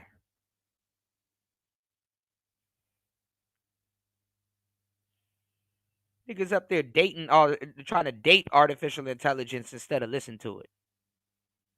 Imagine that. Hey, Chat GPT, how do I get a bitch? Well, in my honest opinion, go outside and you can listen to some of these content creators, and you can go to the gym and you can, get your weight up, and there's a whole group of guys that's talking about this thing called the Manosphere and blah blah blah blah blah. And Chat GPT done wrote all that shit for you, and your goofy ass turned around, still open up the chat box and be like, "Oh, well, that's nice. So, what you doing, Chat GPT? Oh, for real? That's crazy. Are you a boy or a girl?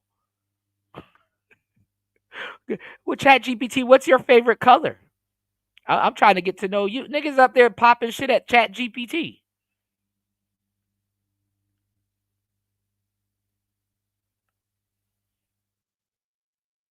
And think nothing wrong with them.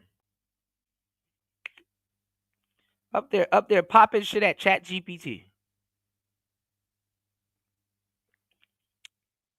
They get mad when a nigga like me tell them, dog, you got the wrong prompt. You sending Chat GPT the wrong prompt. Even Chat GPT like, all right, bro, I gotta go, bro. You getting weird.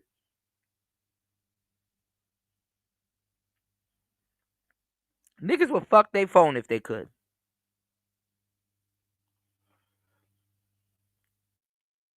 I'm talking about some fucking Kevin Samuels, man. If you don't get the fuck out of my face, man.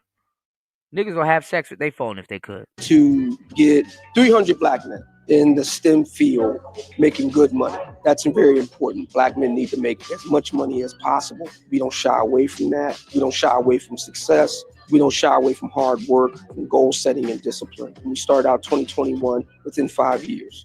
So as of this year alone, we've met that goal. As of this year alone. So that's not accounting 2021, 22, and 23. As for what got me into all of this, well, I got tired of the conversation, so to speak. The way that it was always slanted in the media, Oprah Winfrey, Essence Magazine, Madame Noir, as well as the white mainstream media. One day, I got myself a really cheap microphone. It was like a $30 Logitech microphone with a headset. And I had a laptop at the time. And I went into my bathroom, and I sat down on the toilet, and I set the laptop on the sink, and I made my first ever 15-minute podcast on YouTube. It was June 2nd, 2015.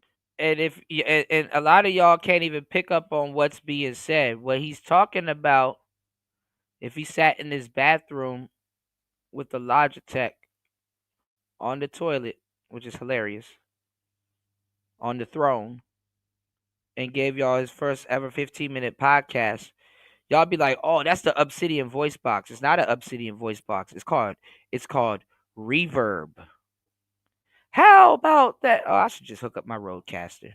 Never mind. Give me like 10 seconds. I'm gonna hook up this Rodecaster. I can explain it. Since I'm an original, I can explain it better than I can tell y'all. Hit the link that I put in the chat. Hit the Cash App. Hit the PayPal, man. These shows ain't free, and they cost energy to produce. Hit the link. Hit the PayPal. Hit the Cash App, like you do for all the other people that sold y'all out. I'm still here. I ain't sell nobody out.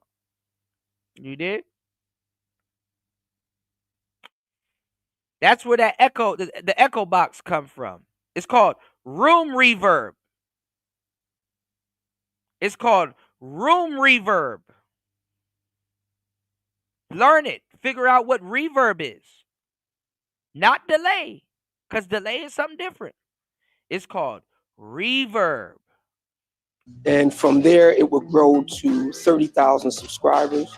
Wound up last year making Playboard. Playboard is like the YouTube equivalent of Billboard. I made the Playboard top 100 most super chatted YouTubers in the country 8 times in 2023. I wrote my first book, The Book of Obsidian, a manual for the 21st century Black American gentleman. We call it the Black Book. I wrote that as a result of going to a Derek Jackson event, wall-to-wall packed, women, overwhelmingly Black. It's like 95% were Black. And it was, standing room only. While I was sitting there, I said to myself, I just got not really like angry. Yeah, you know what? Fuck that. Yeah, I was really angry. I said, you know what? This is insane. This is ridiculous. If these guys can do it, I know I can do it. So I made a decision right then and there. I'm going to write a book, but it's not going to be for Black women. It's going to be for Black men. That's what I did. I got with O'Shea, who at the time owned a digital magazine, Black men's lifestyle magazine called the Negro Manosphere.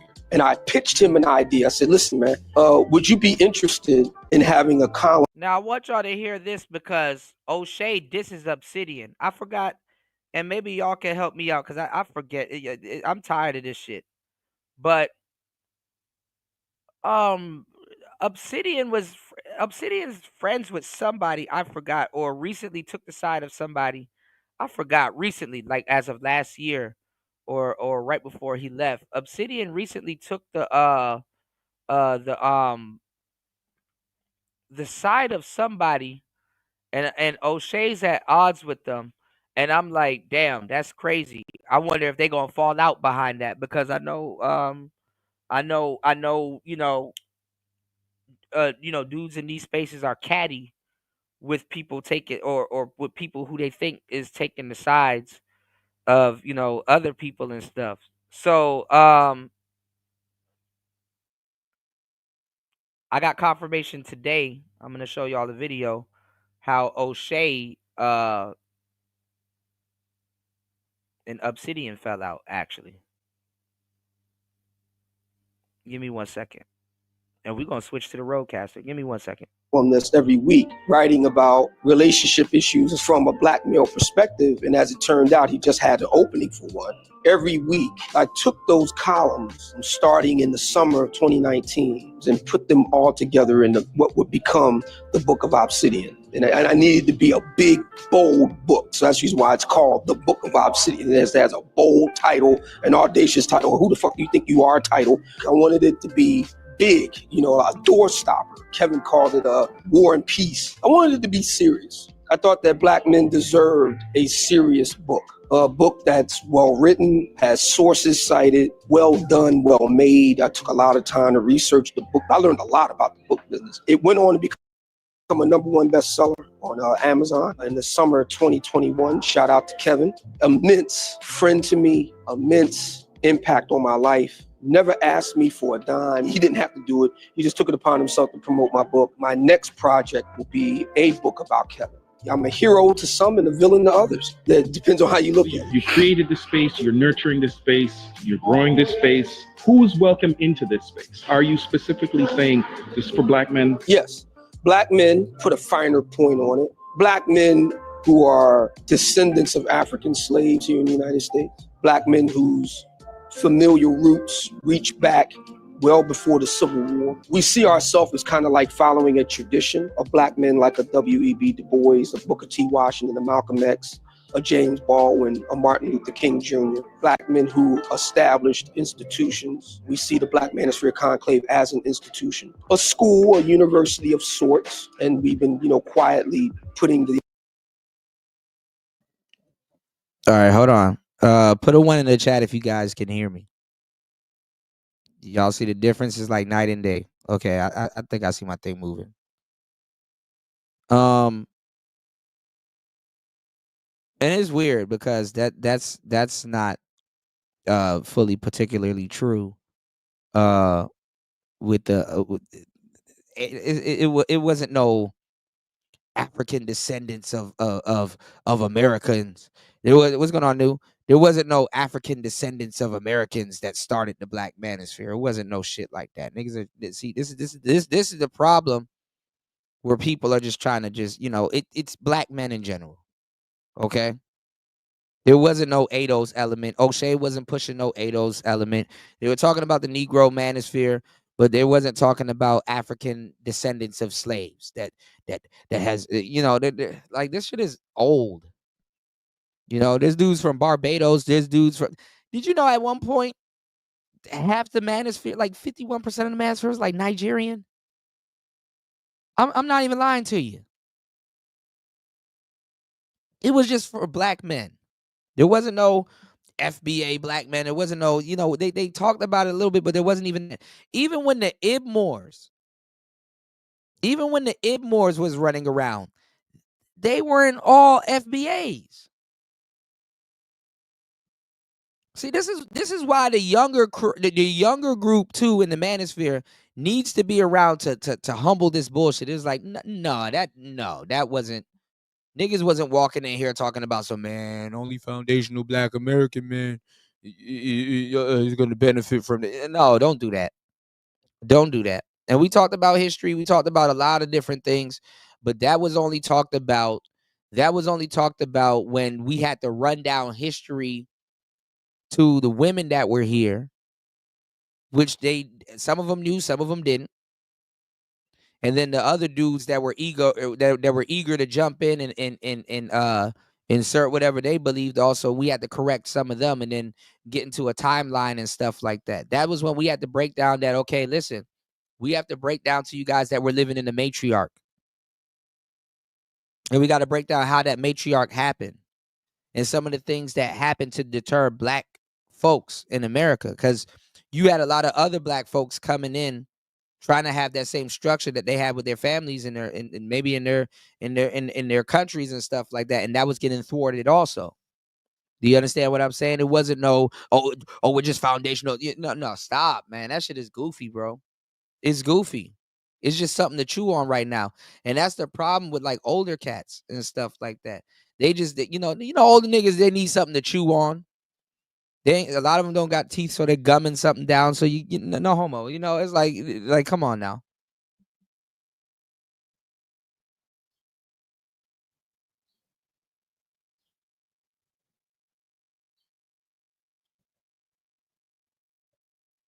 Yeah, this shit is stupid, degenerate. The reverb too that I was telling y'all comes from the bathroom, but he has an echo. It's called an echo box, but it's just reverb.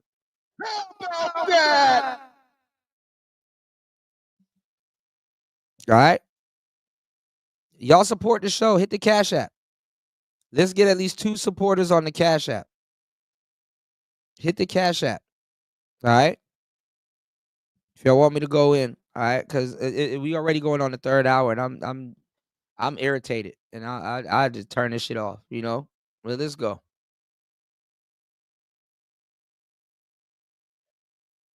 Hold up. And this is the thing too.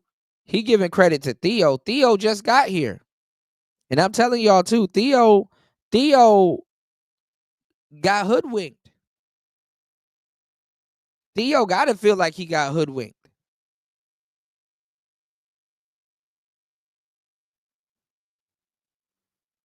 Because these dudes couldn't organize nothing, prior to him being here. He had to bankroll the whole thing. If niggas was arguing with me about a microphone setup, niggas wasn't throwing no damn seminar. Oh, I actually got to show up. Having a columnist every week writing about relationship issues from a black male perspective. And as it turned out, he just had an opening for one. Every week, I took those columns starting in the summer of 2019 and put them all together in what would become the Book of Obsidian. And I needed to be a big, bold book. So that's the reason why it's called the Book of Obsidian. It has a bold title, an audacious title. Who the fuck do you think you are title. I wanted it to be big, a door stopper. Kevin called it a War and Peace. I wanted it to be serious. I thought that black men deserved a serious book. A book that's well written, has sources cited, well done, well made. I took a lot of time to research the book. I learned a lot about the book business. It went on to become a #1 bestseller on Amazon in the summer of 2021. Shout out to Kevin. Immense friend to me, immense impact on my life. Never asked me for a dime. He didn't have to do it. He just took it upon himself to promote my book. My next project will be a book about Kevin. I'm a hero to some and a villain to others. That depends on how you look at it. You created this space, you're nurturing this space, you're growing this space. Who's welcome into this space? Are you specifically saying this is for black men? Yes. There's no black structure. Men, put a finer point on it. Black men who are descendants of African slaves here in the United States.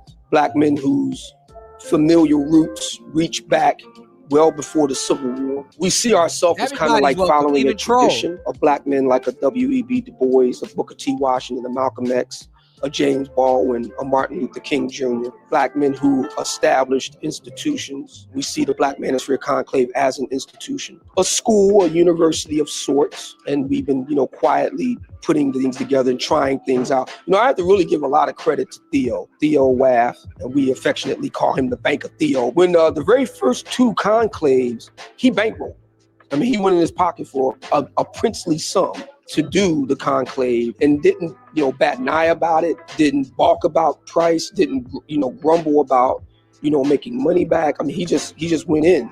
He did the first 2. So we can't keep going back to the Bank of Theo here. We got to make this a money-making venture. People ask us, is it a nonprofit? Absolutely not. This is a private enterprise. We believe we can help black men become the best versions of themselves and make a shit ton of money doing it. That's what we believe. We believe that black men. But none of that means anything.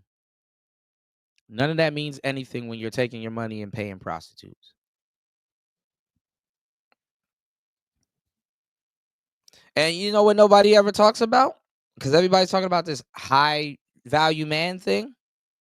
Nobody talks about that when that's low value. That's low value man stuff. You know, of course you could buy high value escorts, but guess what? What? How much does pussy weigh,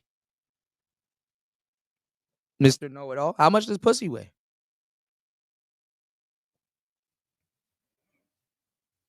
You know, and then telling somebody to you know accumulate all of that success just to throw it away on a streetwalker because they're like, well, if you like it and she for sale, go buy it. Nah, dog. What's going on, Joey?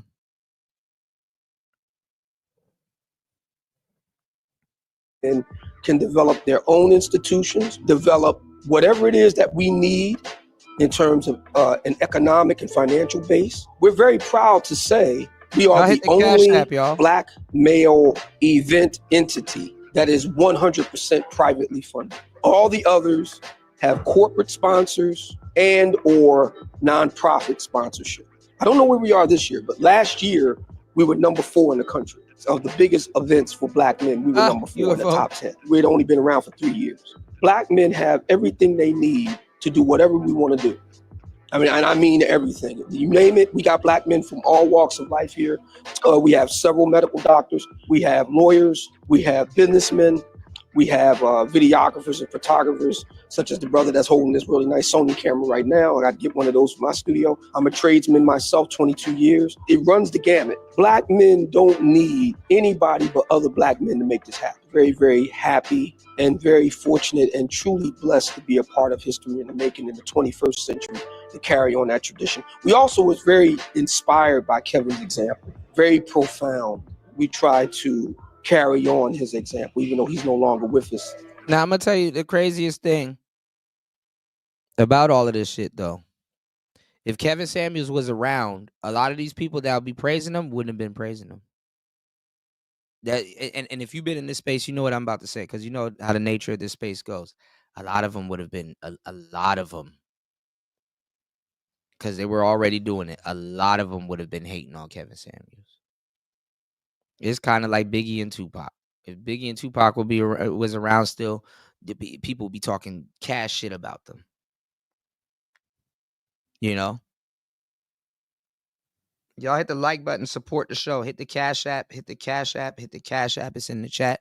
$ PTV 888. A lot of these dudes that are praising Kevin now, they wouldn't be praising him if he was alive. They would disagree with him. Let's say for the simple fact, like everybody around this time defected to Passport Bros. Let's say if Kevin didn't support the Passport Bros.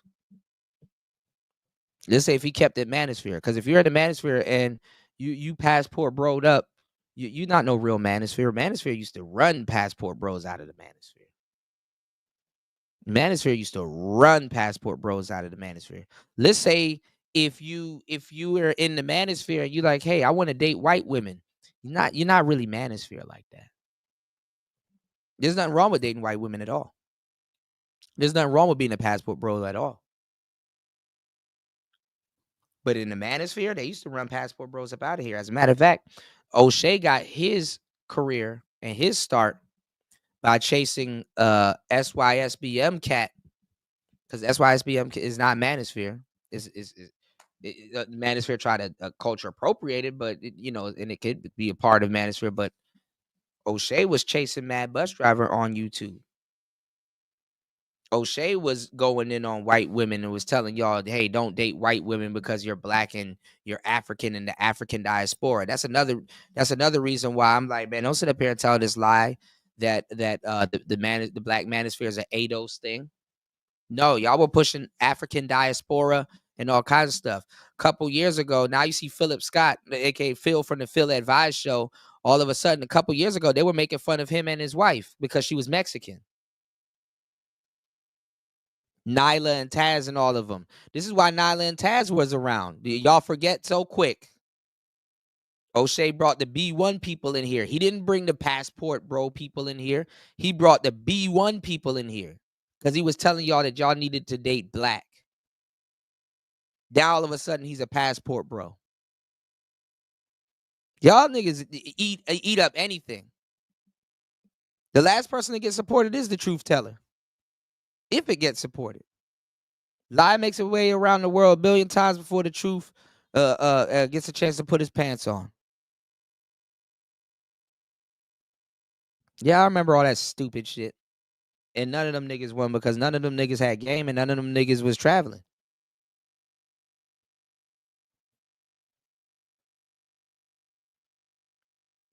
Yeah, nobody went to Africa, the African diaspora.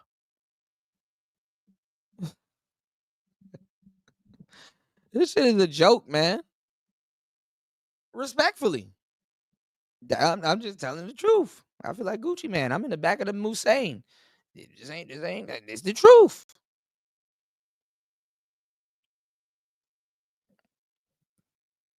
The Manosphere was about saving Keisha.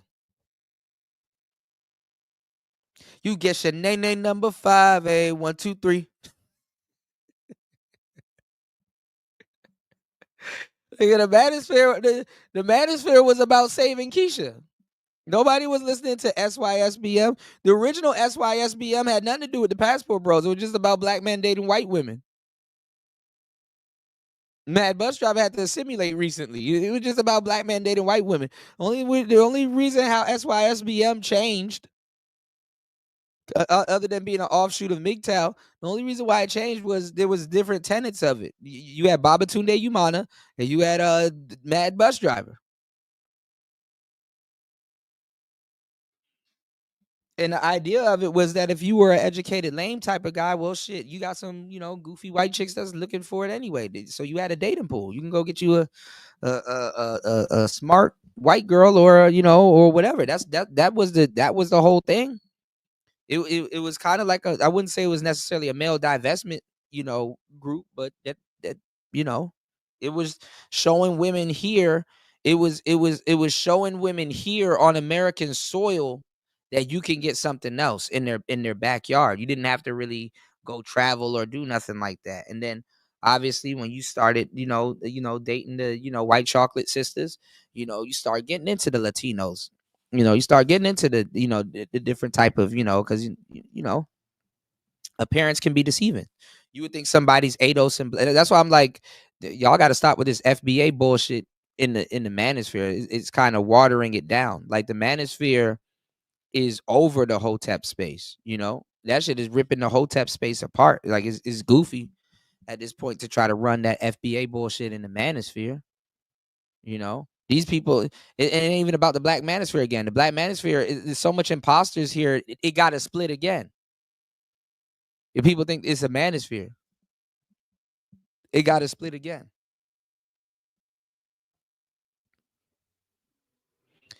Yeah, that it has nothing to do with MGTOW, but a lot of it was an offshoot of MGTOW because people are like, oh well, MGTOW is for white people. It's like it actually isn't, but whatever, I don't feel like going down that line of history also.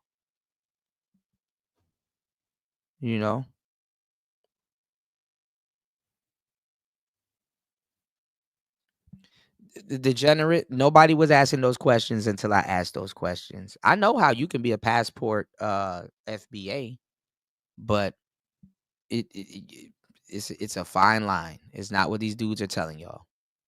You understand what I'm saying? It's not what these dudes are telling y'all.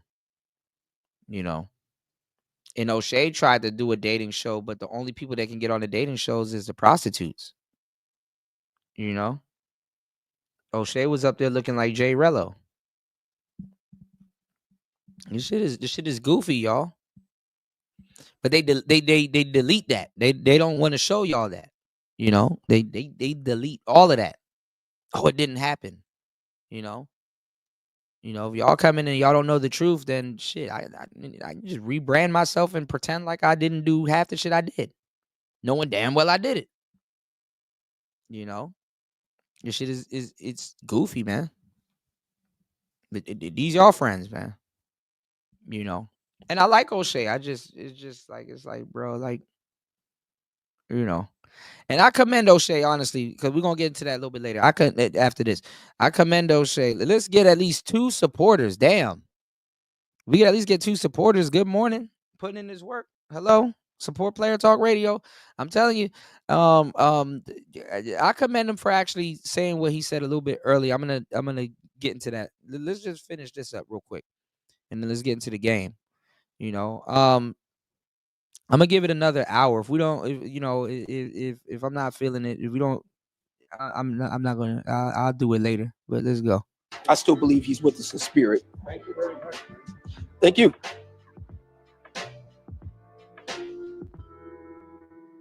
Hold on, y'all.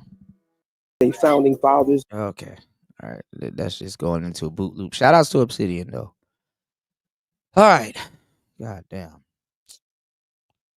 Man, you gotta work your ass off. You gotta work your ass off to prove a point that people can just do research on, man.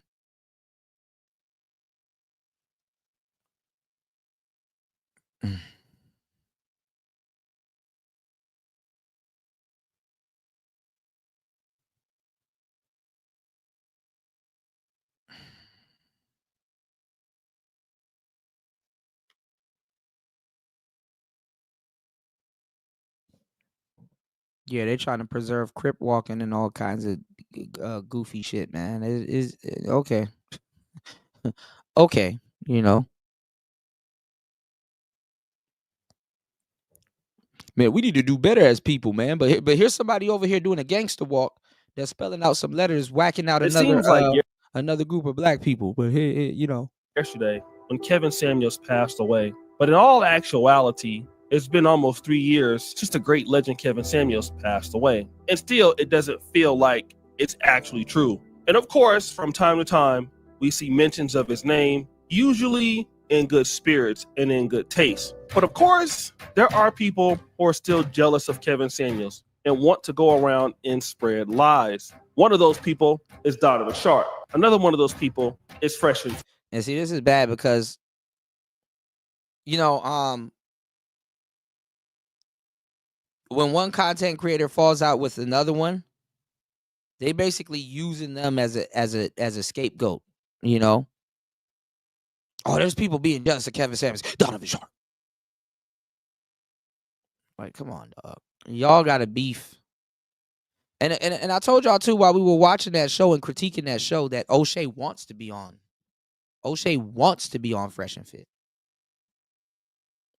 Don't think for 2 seconds O'Shea don't want to be on Fresh and Fit. He wants to be on Fresh and Fit. Abba and Preach would love to be on Fresh and Fit. Even if it's to sabotage it, they would love to be there. Y'all not content creators, but you don't even have to be a content creator to see that. Niggas. Fit. And really, it's only Myron of Fresh and Fit that still has some issue with Kevin Samuels. You see, Myron hated Kevin Samuels when he was living, going behind his back, talking about his sexuality, calling him the F-bomb. And for those of you who don't know, that was really a big part of the Abba and Preach beef. Kevin Samuels would also be insulted behind the scenes, just like Abba and Preach did after doing the collaboration. Now, whether people like them or not, a lot of people question his sexuality. We're not about to sit up here and let everybody tell that lie. Whether people like Kevin Samuels or not, a lot of people question his sexuality.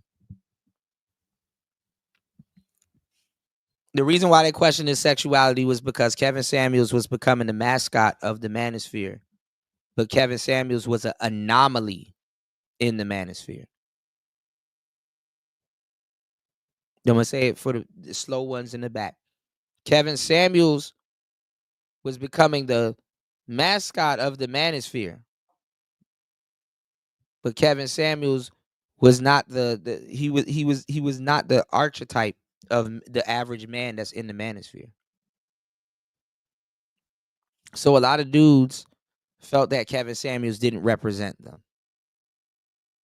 But he's representing the space that they're in. So a lot of dudes were mad because Kevin Samuels became the face of the Manosphere, but he's not the average dude running around the Manosphere is not Kevin Samuels-esque.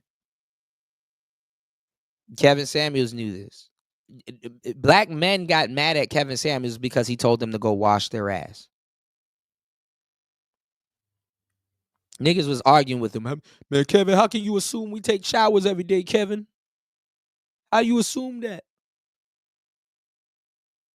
I don't want to wash my ass, Kevin. I don't want to change my drawers. Nigga wasn't even telling you no gay shit. You just get, hey, go wash your ass and smell good, please. You might not be getting no women because you know. Niggas got mad. Niggas got mad. Niggas was mad. Like, not one nigga went up there and be like, yeah, I thought that was Mando. I thought that was Mando. Niggas thought that was mandatory. Niggas thought that was Mando. And then when you started listening, and it's like, bro, y'all niggas going on dates commando?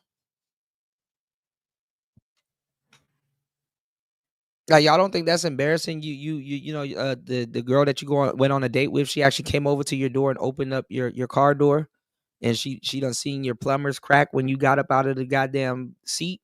Like, you don't think you cooked after that? Like, niggas going out on dates with ashy butt cheeks. No homo.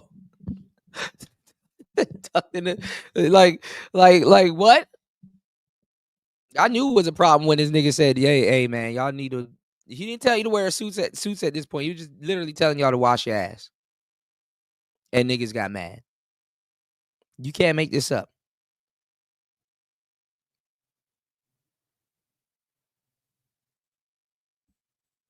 You know, this is how much help dudes need, or how far behind dudes are.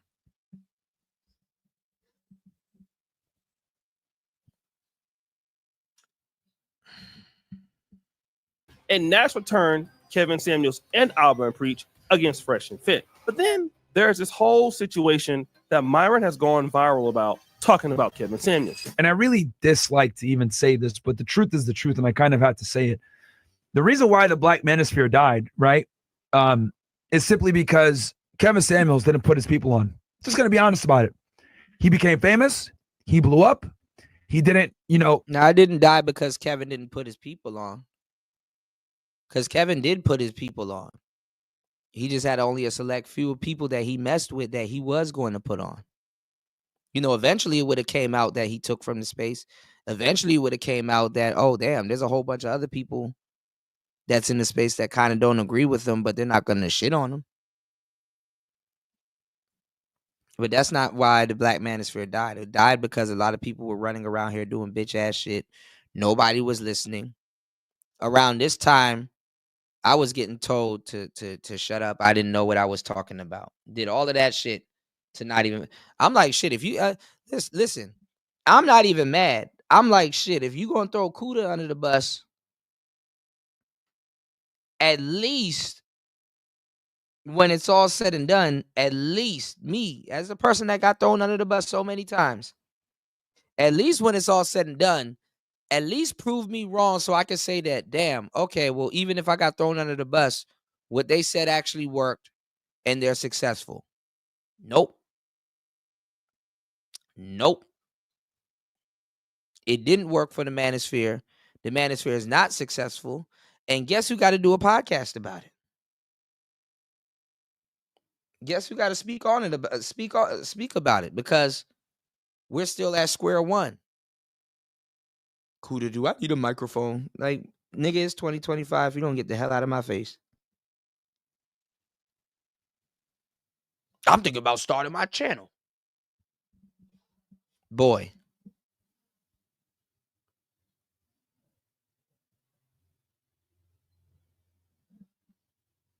It didn't go nowhere.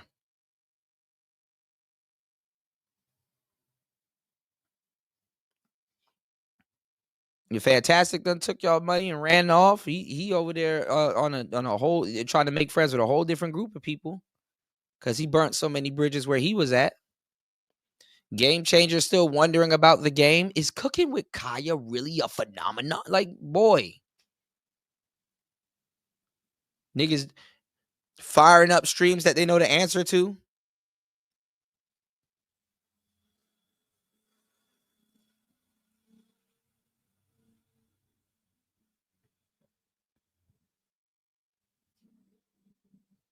Niggas trying to pretend like they look for productive streams. What productive stream? You don't even support streams that are productive or thought-provoking. Niggas really tried to bring the plumber guy into it. O'Shea, MTR. Oh man, I liked how you handled those girls, man. What's to you? Oh, you're just a pookie. These niggas are aspiring being pookies. All these dudes in the Manosphere are aspiring pookies. All of them. To a certain degree. Because if you're this disgusted with Pookie, why you want to date Pookie's counterpart, his lady? That's all you talk about.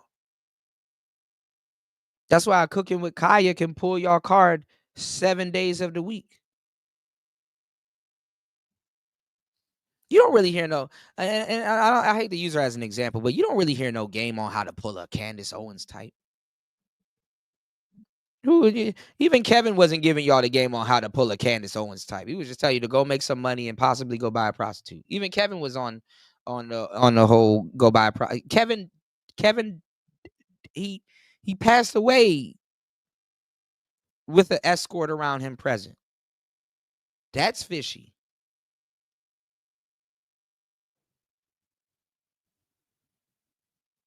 I don't know if scopolamine and Red Bull mix, but I know I'm you know that don't sound too right. Kevin passed away with a Latina prostitute in the room. That in many cases could have helped them out, you know, because they be knowing CPR and all kinds of shit.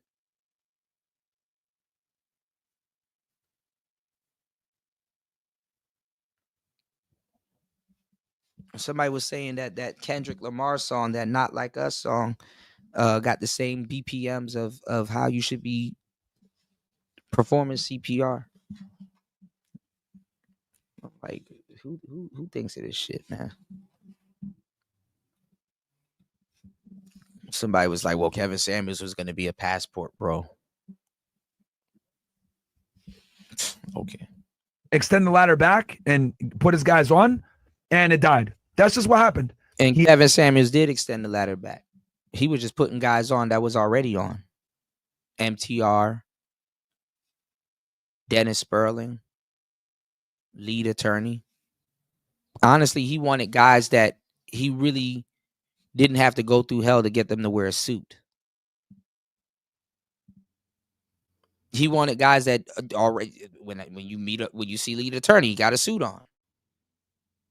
When you see Dennis Sperling, if he's not dressed down, he got a suit on.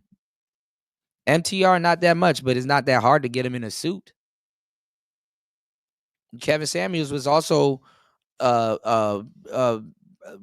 know, he had a whole bunch of dudes that some no-name niggas, and some of them we did know.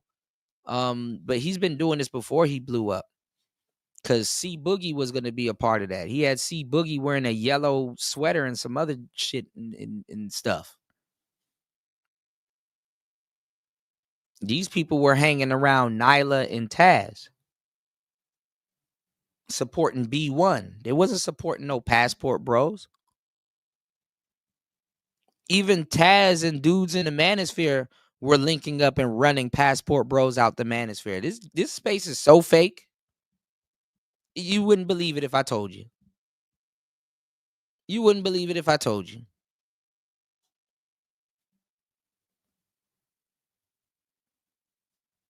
This space is so fake.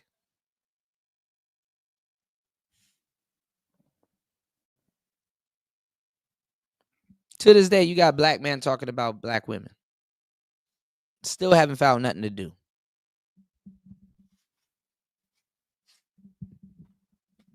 A lot of black women are right too. A lot of these dudes are gay, zesty, and doing all kinds of stuff. I said, damn. Damn.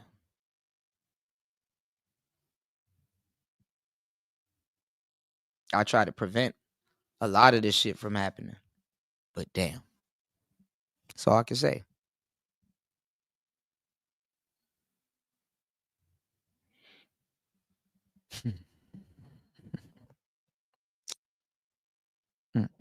Once he got into, into the mainstream, he didn't bring anybody up with him. And that's the cold hard truth. I hate to say that, but it's the truth. And, for us, we adopted a little bit of different mindset where we're going to blow up and we're going to bring everybody up that came alongside us. And I've seen, everyone go off on their own and, build really successful independent channels. Everyone here is well over. Now that sounds good, but who did Fresh and Fit put on? It's an honest question. Give me 1 second. We're going to play this over. I'm going to let this play through and then we're going to go back and break it down. Give me 1 second. 100,000, where, before that was unheard of in the Manosphere, right? So I think from this point forward, right, sticking together and doing periodic podcasts like this, where guys are able to comment on culture, current events, etc., because things are changing rapidly. Stop the cap. But wait, there's more. Every year, something new is going on, right? 2020, it was a TikTok boom. 2021, it was a pandemic and dealing with that. 2022, Trump is going to run again. Like every year, there's like a new thing going on. And the thing is with the red pill, it's not just women. It's the truth in general, right? You can apply it to so many different endeavors. So that's what I noticed was, the one thing on the Kevin Samuels legacy that I wish he did was put on his people. And he simply didn't. He simply did it. It's just the truth, and it sucks. Maybe he didn't have enough time. Maybe that was the plan before he passed away. I know that he had something going on, but what I will say is when he did those Nicki Minaj collabs, when he did those big events, there was no shout out to anybody from the sphere. And it kills me because like a guy like Donovan Sharp platformed him like 80 times, and he never shouted him out. And I always was like, what the hell? Right? And I was like, we're not going to do that. So I think, we absolutely need to stand united and do periodic shows like this. Let me address this whole idea that when Kevin Samuels got on, he didn't put enough people on. That's crazy, because you know who Kevin Samuels put on the most? Drum roll, please. Fresh and Fit themselves. Huh? Oh my God. I've done video about this. And even this guy Marlon, who comments below on Twitter, he says, didn't Kevin bring up Fresh and Fit? Yes, he did. You see, when Fresh and Fit were a struggling podcast and couldn't get any views, All right, let me run this back. Samuels put on the most. Drum roll, please. Hold on. Events, there was no shout out to anybody from the sphere. And it kills me because like a guy like Donovan Sharp platformed him like 80 times. And he never shouted him out. And I always this is the thing, and respectfully, I mean, you could say that Fresh and Fit invited Donovan Sharp to the space, but to their space, but Donovan Sharp was already known. Also, too, like I said, a lot of the guys in the Manosphere was on this fake pro-black shit. So a lot of them too was side-eyeing Fresh and Fit because they had a lot of white Manosphere cats on their show. You understand what I'm saying? Like, for example, if you go back and you watch that show where Kevin Samuels was checking those white feminists on there, Rollo Tomasi was listening to him, but like how quickly Kevin Samuels dismantled, those the fake white feminist chicks. There's like a 40-year-old one that he was really going in on. Rollo Tomasi folded his arms and started turning red. It's like, oh boy, that man, he mad as shit. He hating, Rollo Tomasi, shout outs to New, was in pout mode. Why is this nigga in pout mode? Something struck a chord. Because see, in the Black Manosphere, we look at things a little bit different. We're attached, but we're detached.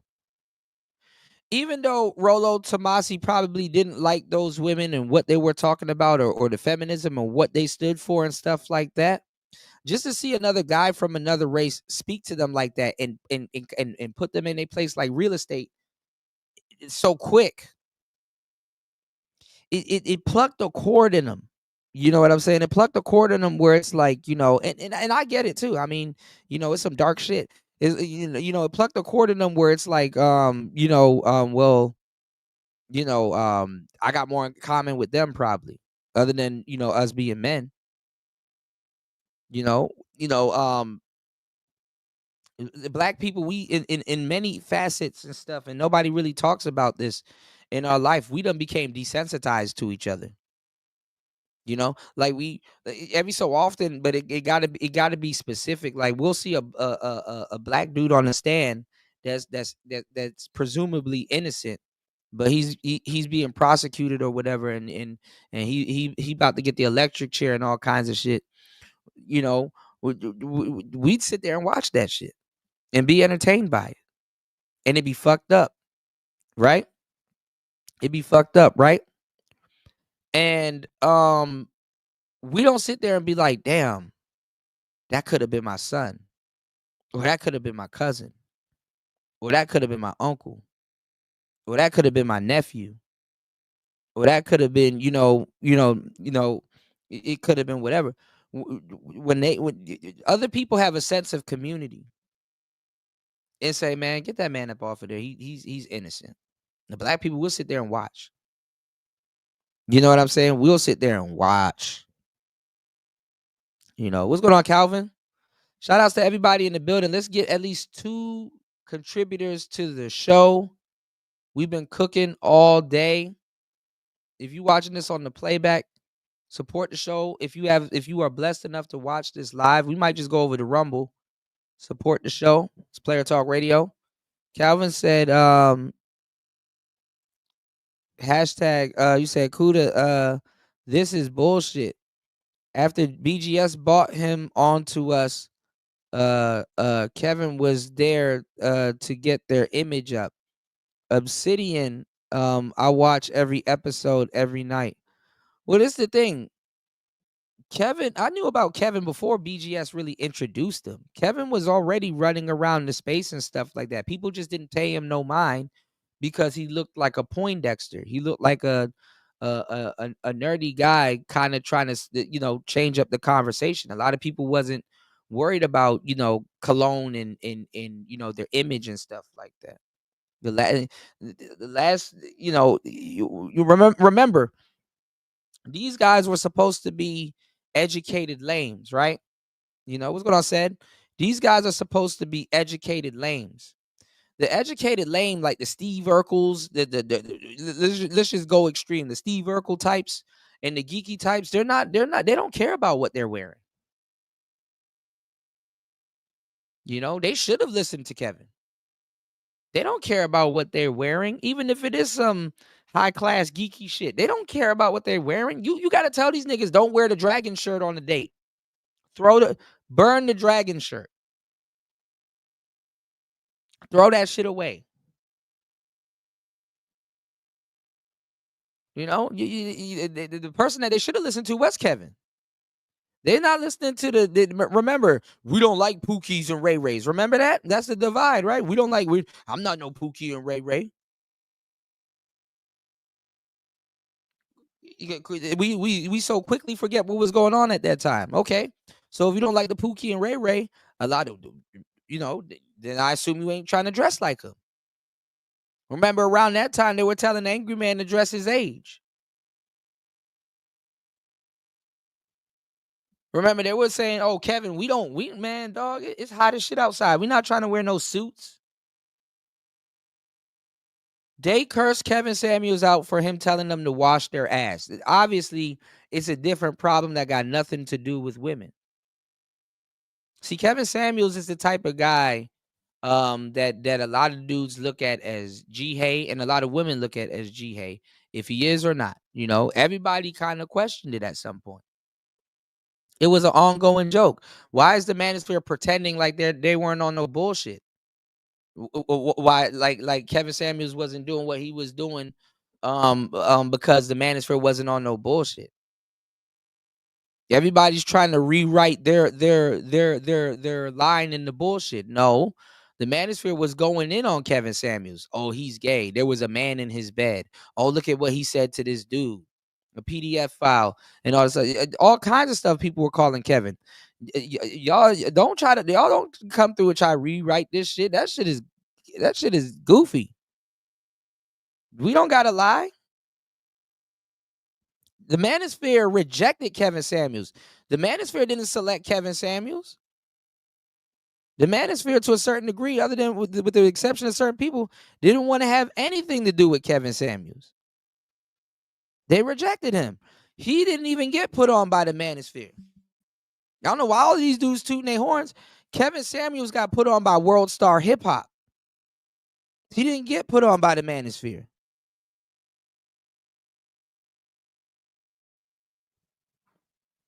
This is what the Manosphere was doing. You got a big dick? Huh?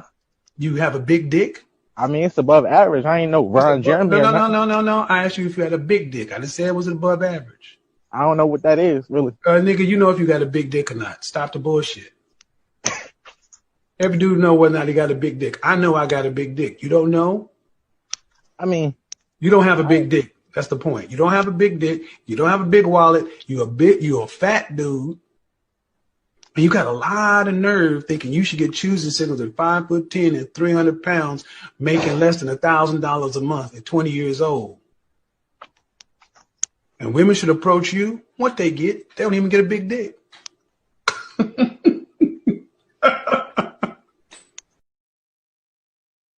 Because a lot of dudes run around the Manosphere, ask these goofy ass questions. Then you get into a line of conversation and get clipped saying something to them. Oh, he gay. The Manosphere was ruthlessly running around trying to prove the man was gay, whether he was or not. That's what the Manosphere was doing.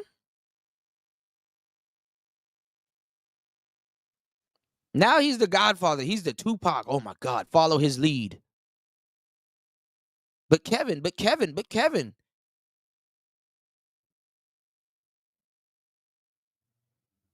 That was a studio setup that he had. He only had a Rode. It's called a Rode Podcaster. It was a white USB mic before I helped him out. He didn't. I gave Kevin Samuels that list for free.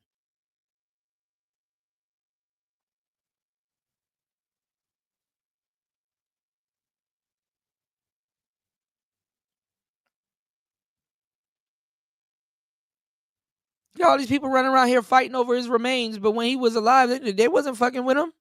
He done been had shows with Angry Man. He done been had shows with Ramil. Then y'all sit up here and listen to hit pieces like this, and it's like, bro, that is not the full story. And the fact that people will go out of their way to lie like that is not the full story. That's not what happened. Shout outs to Said, yeah, he shouted me out. Yeah. I played that, Calvin.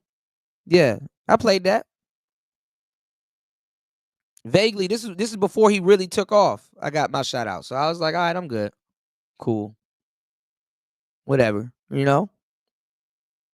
Then you got people running around lying about my history around here. Oh, he think he invented everything. He think he put people on. He think he created. He think he, you know? Shout outs to said did Fresh and Fit shout out Solo TV for mentor. Yeah, Solo TV was a part of that. I remember that. Yeah. And it was a part of the time where Donovan Sharp was going to take over. Donovan had a super studio. He was flying people out.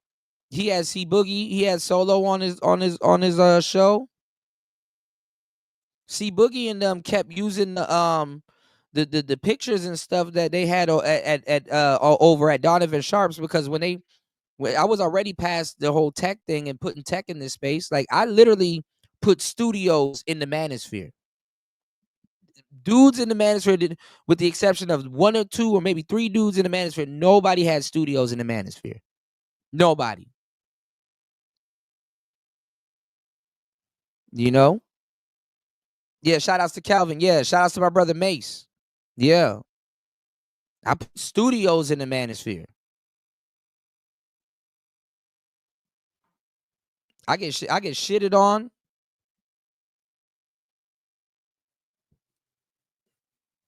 I put studios in this space, man. I pioneered some shit. I really put studios in this space.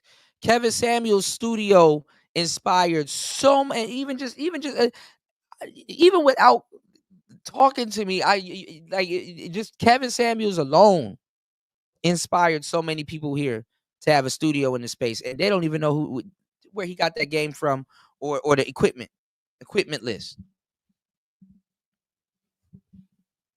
I've done shows where we talk about how the aesthetic of how the Rodecaster and the SM7B they look good together. Roadcasters didn't catch on. People didn't have a use for them. They weren't selling like that. I was using a Rodecaster a whole year and a half before people even asked. Like, damn, what are you doing? Damn, that's crazy. Oh wow, I didn't know. Dang, can you talk more about that? Bernard Riley, all these people start copying Kevin Samuels. And even people was copying him out of spite because they didn't want to say they listened to me. Y'all knew where it came from.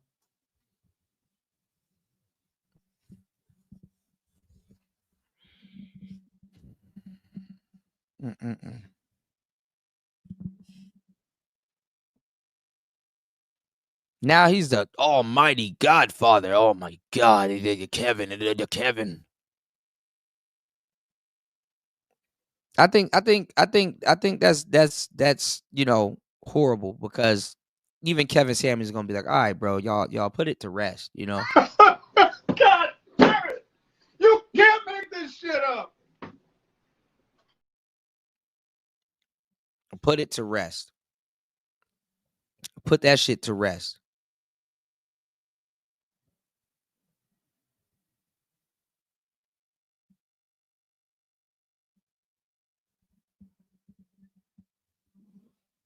So I'm not listening to these niggas, because I mean, niggas could have had what Kevin had. They could have had the success and all that other stuff, but it wasn't the Manosphere that put Kevin Samuels on. Don't let these people run around here lie to you like that. The Manosphere rejected Kevin Samuels. World Star Hip Hop selected Kevin Samuels. When hip hop reacted to Kevin Samuels, that's when it took off. Don't let O'Shea and all these people lie to you. Hip hop selected Kevin Samuels. That's why he was around. That's why he's in Future's video. That's why he was talking to Nicki Minaj. That's how he got around Brittany Renner. That's how he got around all of those women. Hip hop selected Kevin Samuels.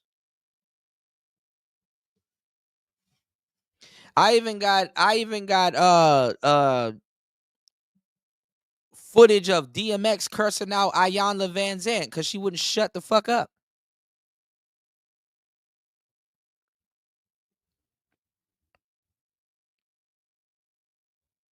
Hip hop. And around that weird time too, where you could have been a hip hop therapist. You remember that old dude that was that be asking people all of the fucking questions. He was talking to Chief Keef and all them other people that asked them questions and stuff, like trying to heal the trauma. Even the dude from TMZ tried to turn into a hip hop therapist. Where does all this hate come from? Where is the trauma? The last place they were looking for hip hop therapists was in the Manosphere. Kevin Samuels was running. He was taking his money and was running ad campaigns. He was paying to get it on World Star Hip Hop. I'm a DJ. I know about all of this shit. Y'all don't fucking listen. That's the fucking problem. That's why people got to repeat themselves in 2025. And niggas talking about, man, I'm tired of them recycling the same talking, because you don't listen. You didn't move since the talking points went around the first time. So don't get mad at the fifth time and nothing still ain't happened. You can pay to get your video that's already going viral on World Star Hip Hop. And hip hop selected Kevin Samuels. Kevin was around a whole group of niggas that had nothing to do with the Manosphere.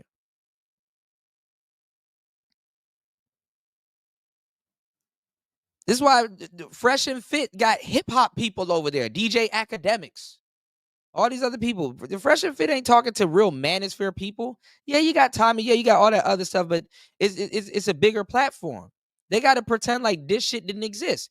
When Kevin was around, he pretended like this whole space didn't exist.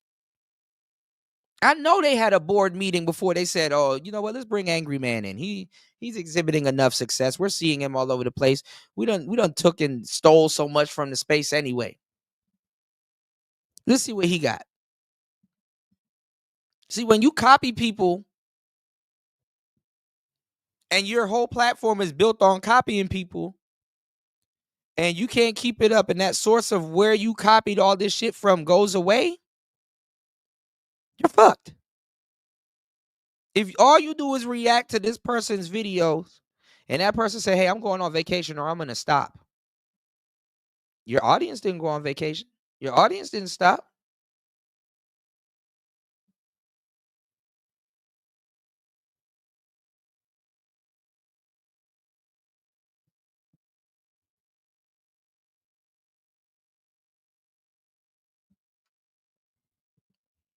You're right, New. What up, Big J? All these people, man, a lot of these people running around here, they clowns, man. They clowns. You said, what's going on, Buster? You said, I think black social media chose him, not hip hop. No, black social media reacted to him and hip hop chose them. Because Kevin Samuels, see, y'all gotta use your head, man. Y'all not listening. Y'all not picking up what I'm putting down and barely supporting the show. The show needs support. Support the show, y'all. Hit the Cash App and hit the PayPal, y'all. Hit the Cash App, hit the PayPal. Good morning. Giving y'all some good game. Listen to what I'm telling you. Kevin Samuels said what a lot of hip hop artists say over beats, but just what we've been saying. And he put acronyms on it. Kevin Samuels got put on by hip hop, not the Black Manosphere. He was not selected by the Black Manosphere. Kevin Samuels is an anomaly in the Black Manosphere. The average Manospherian does not look like Kevin Samuels nor act like him. Bandman Kevo has a Kevin Samuels tattoo on his body, on his leg. What are we talking about? What are we talking about?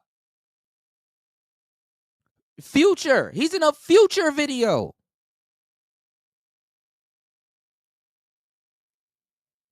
What are we talking about?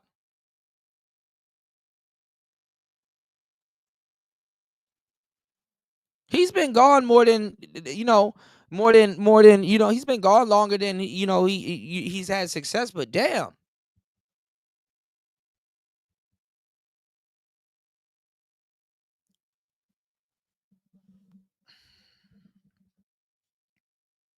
It's crazy, man. It's like, what the hell? Right. And I was like, we're not going to do that. So I think, we absolutely need to stand united and do periodic shows like this. Let me address this whole idea that when Kevin Samuels got on, he didn't put enough people on. That's crazy, because you know who Kevin Samuels put on? I'm not gonna lie. A lot of the godfathers or the fathers of the space were waiting for Kevin to mention them. Every single one of them mentioned Kevin mentioning them or not mentioning them. People were waiting for their turn. Oh, okay, he over there promoting him, but soon he's gonna get around to me, and then maybe he might talk about. Y'all think I forgot? I remember exactly how y'all were acting when bro was around. The most. Drum roll, please. Fresh and Fit themselves. Huh? Oh my God. I've done video about this. And even this guy, Marlon, who comments below on Twitter, he says, "Didn't Kevin bring up Fresh and Fit?" Yes, he did. You see, when Fresh and Fit were a struggling podcast and couldn't get any views, want to know who flew out? And that was a lie. Kevin actually jet fueled some of the Fresh and Fit stuff, but Fresh and Fit was already on the come up. That's why Kevin felt comfortable being in their chat room and coming on their platform. Fresh and Fit was blowing up because they studied us and they took our panel. They studied us and they took our panel platform, our you know, what we were doing on panels, and did the real live the real life panel. Me, Fasting, Zero, and Marco, and all of that stuff. We've been talking about that on the third shift for years before it happened to manifest. Fresh and Fit was already on the cusp of blowing up. Kevin helped them blew up, you know, but they were already on the cusp of blowing up. Fresh and Fit was going to be a big show anyway. And then what Kevin was doing also, it was right in line with that, with like, you know, some, not some Miss Cleo type shit, but like, you know, hey, read me. Everybody wants to get read. Is that true? Damn, is what you're saying about zodiac signs true? Do mine. Read me. That's the type of content.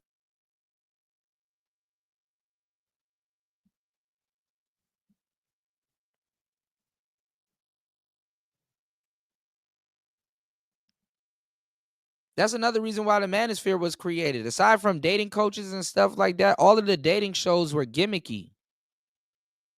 Never really had a Manosphere dating show. Kevin Samuels was the closest to a Manosphere dating show. All of those dating shows, a lot of those dudes didn't really get to say what they want. Ricky Lake and all them dudes didn't really get to say what they want. They was mumbling. Even the niggas on Next, Blind Date, Eliminate, all these other TV dating shows, the dudes didn't really get to say what the hell they wanted or how they felt.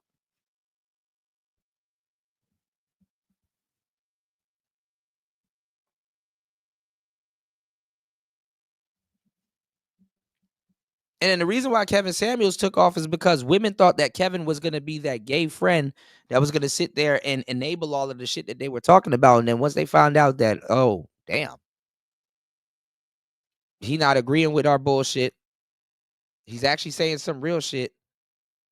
And I broke all of this down, how there was an initial, there was like an initial, damn, okay. There was a laugh now element to what Kevin Samuels was doing. Like, people were laughing, and then once they really started, once the laughter kind of stopped, and they really started listening to what he was saying, it was the sad reality after the laughter. It was laugh now, cry later. It was like the sad reality after it. Like, he literally was sitting there like, you're never gonna get married again. This is gonna happen, and blah blah blah. He like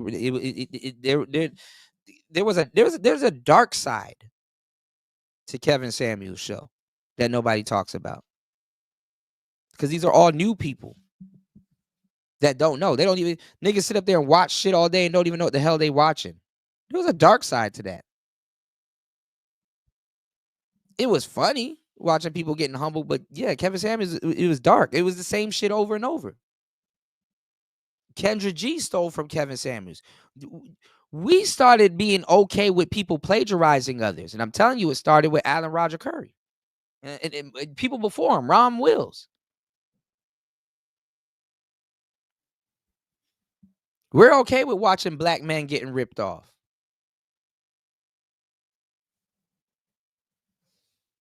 In a space where we're supposed to be, helping those type of black men.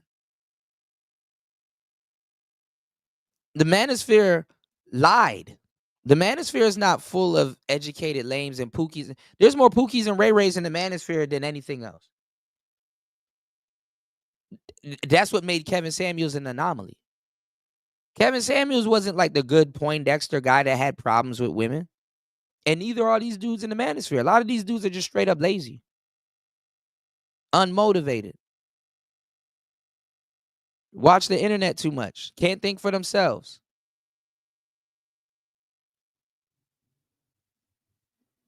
I'm not even a content creator in the damn Manosphere. I'm a dentist or a damn doctor. I got to show up with a medicine bag and some pliers to go pull some teeth.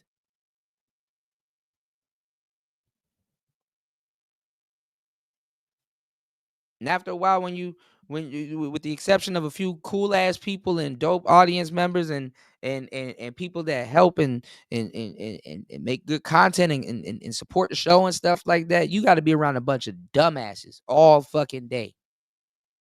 and remain being creative and remain being consistent and entertaining and have something to say. And drain your energy.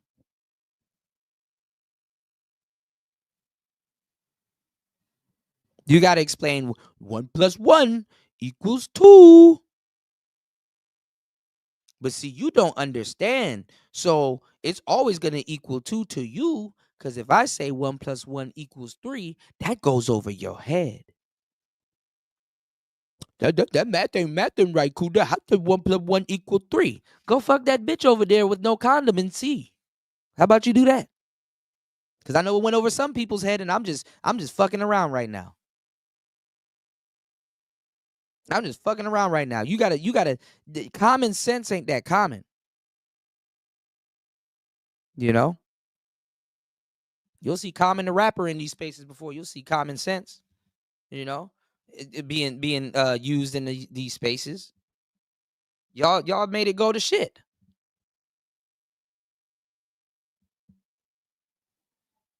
Instead of cutting off a finger, your dumb ass cut off your whole hand, your arm. Then you wonder why you decapitated or amputated. You know, hey, whole world using our lexicon.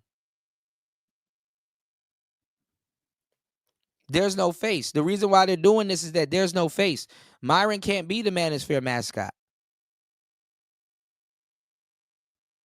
I don't know what they plan on doing with Angry Man, but he can't be it neither.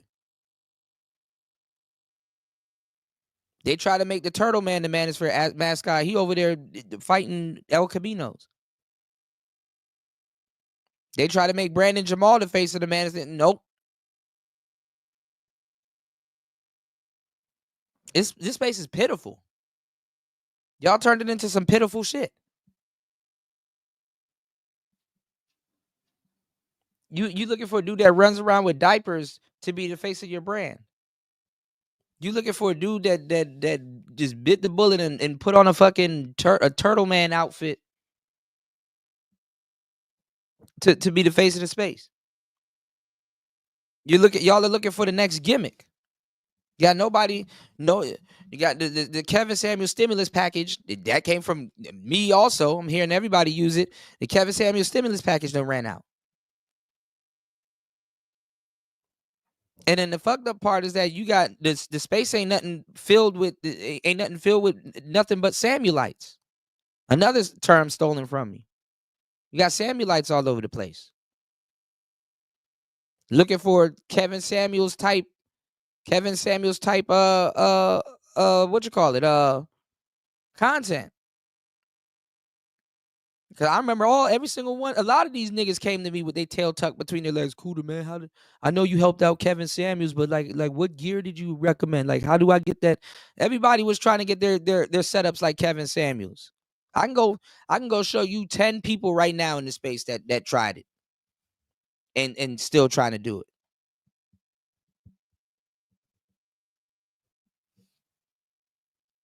Pitiful.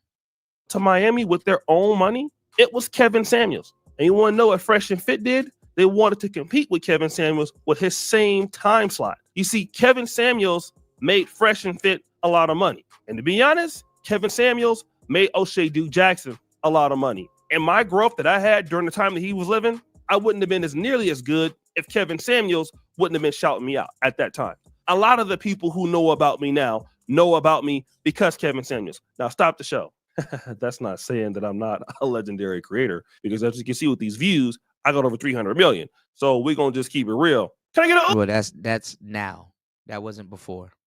And that's crazy because you had a chance to put Kevin Samuels on. And you didn't. O'Shea. You didn't. You didn't. That's why I said everybody that blows up, all of a sudden, oh man, I knew you could do it. Damn, we would just, nah, man.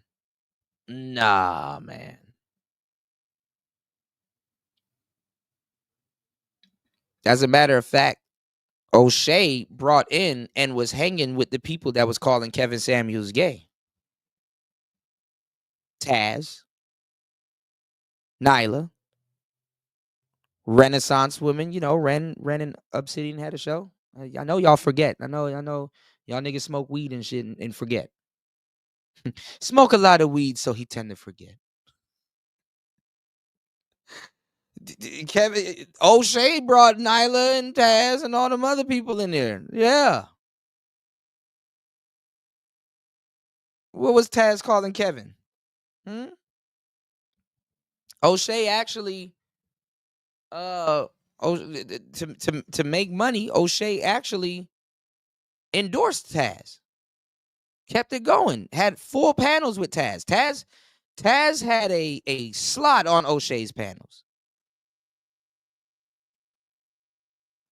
Even before people found out him and Nyla was dating. We gonna forget about that? We gonna play dumb?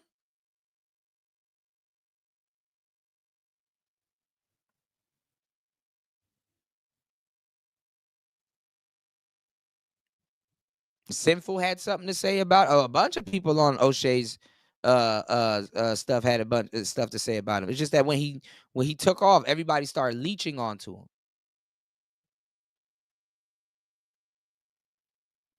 Using his name in their titles.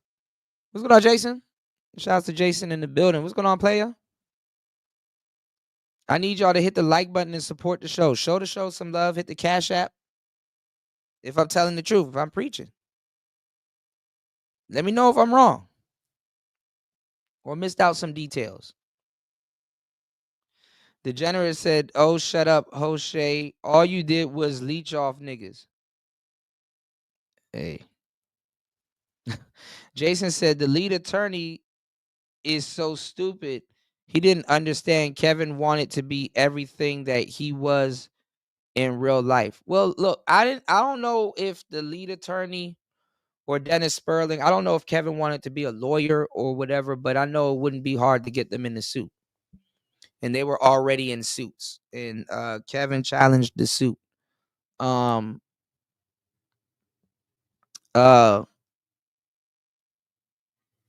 With the whole Kevin Samuels thing too.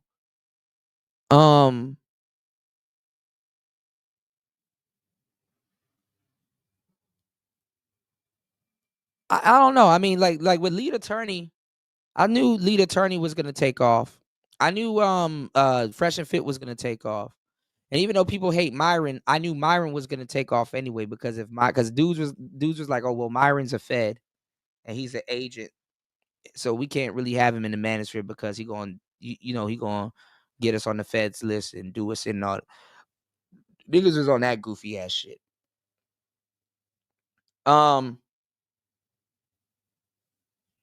I knew Myron would take off because a lot of brothers and people on the internet are cheap. They don't want to support good content. A lot of them are cheap. And I hate to say it like that, respectfully. A lot of them are cheap. So there was guys coming up like Bruce Rivers, the criminal lawyer at the time. There was guys like I wouldn't say 1090 Jake, but I could throw him in there. But there were guys that was coming up, and the thing is that like when you have guys like the lead attorney and all these like these officers and like these lawyers and stuff like that, you can get free legal advice that you don't have to pay for by watching their shows. So when I say people were being cheap, that's what that is. You understand what I'm saying? Oh, let me just say something in the chat and get like a bunch of value back without really having to put nothing in. So a lot of those guys, their channels blew up because to a certain degree, their credentials, in the life that they lived before they got to YouTube it will give people a sense of authority. Oh, well, this ex-lawyer that has like 15 years on the case, he said this and he said that. So what he said is correct. They're looking for people that that I guess have experience or been around something to say that that's law. You understand what I'm saying? That's law.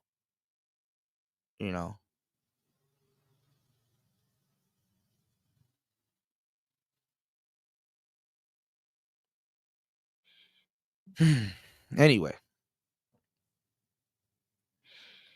this is sick. But I was able to do things for my family because of Kevin Samuels. I will never deny that. And if Kevin Samuels had that impact on me, and to be honest, we never collaborated on his channel because we never needed to. That man. Nah, don't do that. Don't do that. Don't do that. Let me tell y'all something too about Kevin Samuels. Kevin Samuels actually hung out with a lot of O'Shea's ops, like Donovan Sharp, like the Angry Man at one point. When the Angry Man wasn't cool with O'Shea, Kevin Samuels had a joint show with the Angry Man.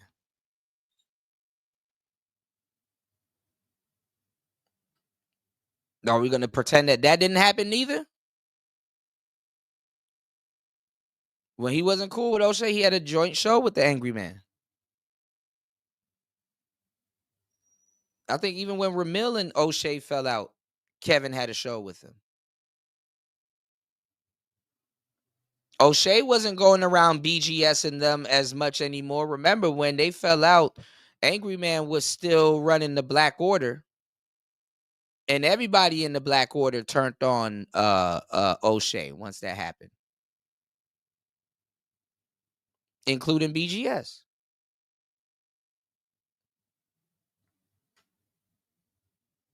You know? And Kevin, I'm not going to say Kevin and O'Shea wasn't cool like that, but I'm just saying that's what happened. That's what happened. Even when Ramil and O'Shea fell out, I think Kevin had a show with Ramil.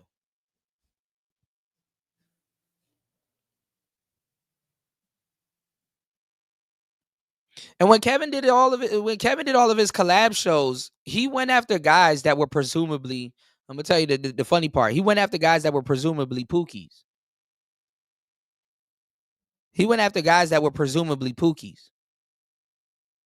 And the reason why a lot of those shows did good because you had an intelligent looking guy on there chopping it up with a guy that goes outside.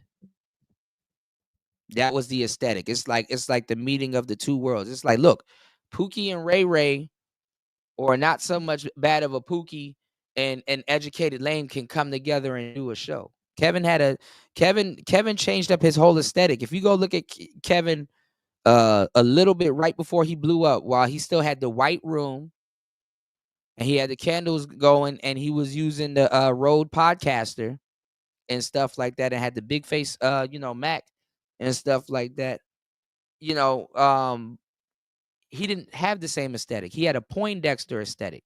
The aesthetic that he had when he reintroduced himself and redid it, it was more pristine. It was more dark. Kevin Samuels didn't have well-lit rooms and stuff like that. It was dark. He ditched the well-lit rooms. He had the gray stubble and the darker suits and stuff. He just changed his whole aesthetic.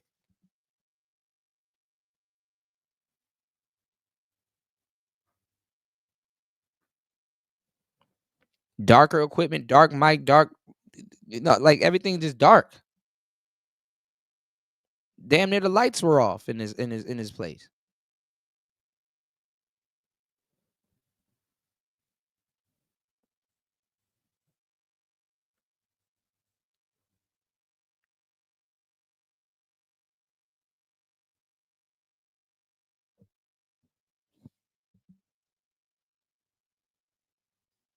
And see, I'm from the DMV area.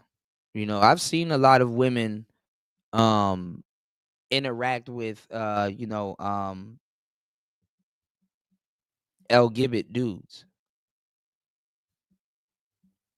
And the LGBT dudes tell them the truth. Some of them tell them the truth about themselves just the way that Kevin did. But the thing is that that's because he ain't had nothing to lose. He wasn't dating women anyway. What really shocked a lot of people, and that's the problem with YouTube. YouTube be punishing content creators when all YouTube does is push shock content. YouTube is all about shock content. I gotta have a crazy ass thumbnail to make some goofball click my damn video. Then how I edit the video is that I got to put like the climax of what happens in the video in the beginning, and then do a whole and use it as the intro. Like, oh my God, stay tuned to see what led up to this. It's all about shocking people. It's cheap dopamine. Shows like this, that's a 4-course meal. Don't really y'all don't give a fuck about this shit. Y'all just, what else is he gonna talk about? Is he gonna shock me today? Begging for content. Begging for content. Niggas got to put together thumbnails, tags, geotags, file names, encryption, color grade. Make sure you can hear it, see it, hold your attention.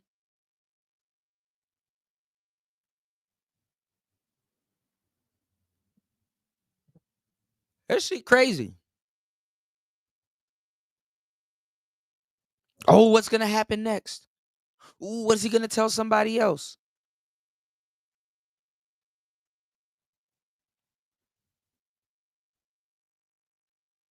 People to this day still, Kevin Samuels was right. Okay, so why is there no change? Why is there no change?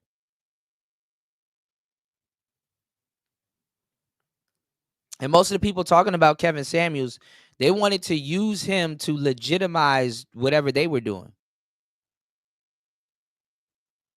They didn't have no plans on reaching back also. There's a ton of people that Fresh and Fit could reach back and talk to. They pretend like they don't exist.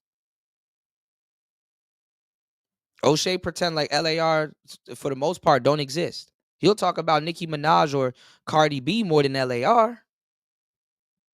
LAR was on Underrated's channel last night. You know, a show that I shared on my timeline. Nobody clicked it. Nobody cared. LAR was on there dropping gems, as always.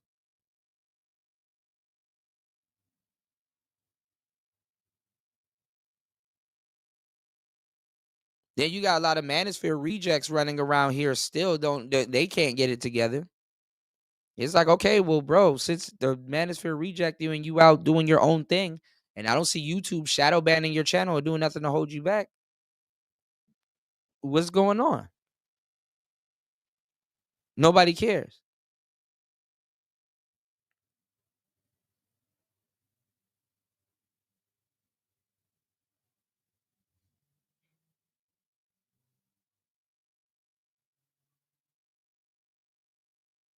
And O'Shea wants to be on Fresh and Fit. He actually probably mad as hell that Angry Man was on the panel with them. Because that's what O'Shea wants to do. Remember, O'Shea used to do the Sunday Rumbles, inviting the fuckery to the space.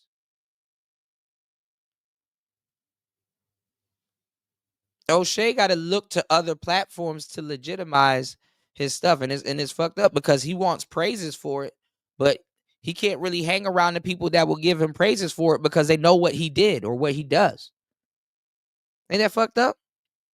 That the people that would actually put you on the pedestal that you want, you can't hang around them. Because they like, bro, you did a lot of fugazi shit openly. You can't even hang around the people that would put you on the pedestal. How does that happen? They know your past. They know what you the fuckery you've done. And the flip-flopping.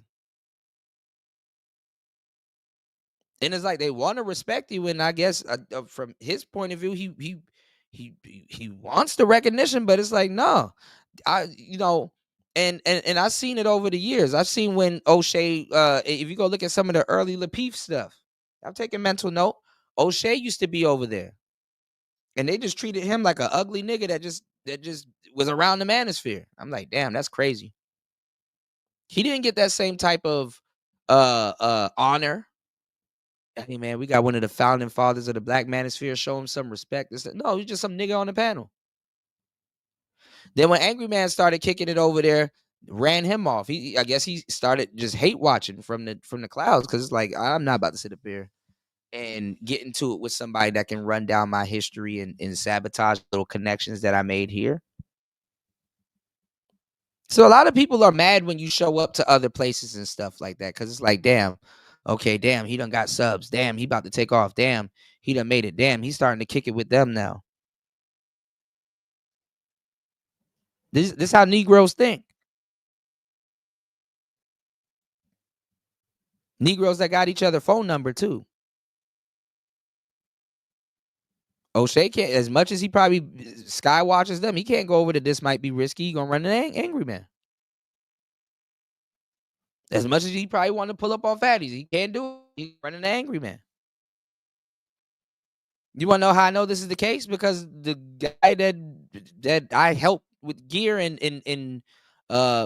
used to pass the audience to my audience overnight to his show. That's what happened over there. The same thing happened to on Bernard Riley. O'Shea couldn't really go over to Bernard Riley like that and sit on the panels. He gonna run an angry man. And yeah, he was cool with Obsidian, but sometimes when they be on the panels, they just be quiet. You think they about to say something to each other? It's like, no, just be quiet.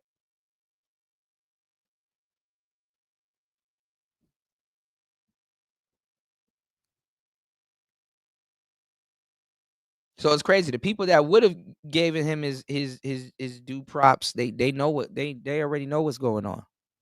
And never needed to do that because he did enough for me already. But if he collaborated with you, you were going to do well. Just ask Fresh and Fit. And the second point I want to bring up, the Black Manosphere fell off because Kevin Samuels didn't put their people on. I'm going to also call cap on that because the people who put folks into the Black Manosphere was not necessarily Kevin Samuels. It was me. And if anything, see, he got to turn his back to him. And let me tell you something. I like O'Shea. He did put people in the space, but these are people that had a name already. I knew about Alan Roger Curry before 2015, and a lot of people did also. We knew about Tommy Sotomayor before 2015, and a lot of people did also.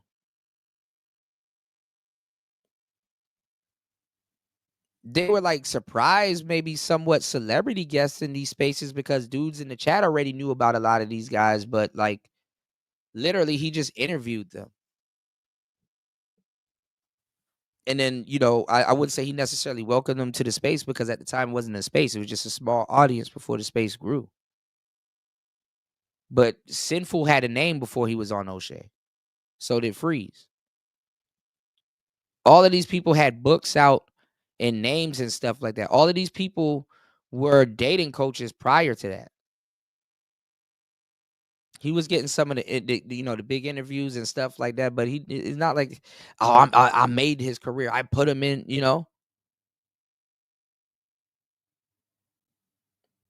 And then I don't know who's taking credit. I think y'all giving BGS credit for it, but Kevin, did O'Shea bring Kevin Samuels into the Black Manosphere?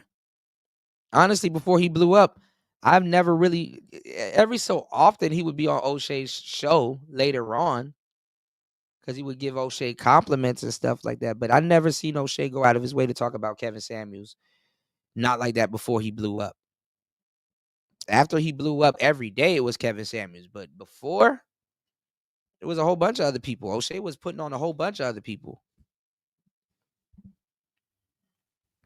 And being fake with a lot of people too. Swapping out Alan Roger Curry for AMS. He even threw Steve the Dean under the bus over some money and some other stuff. Like niggas really doing some foul shit, man. Mans was doing foul shit.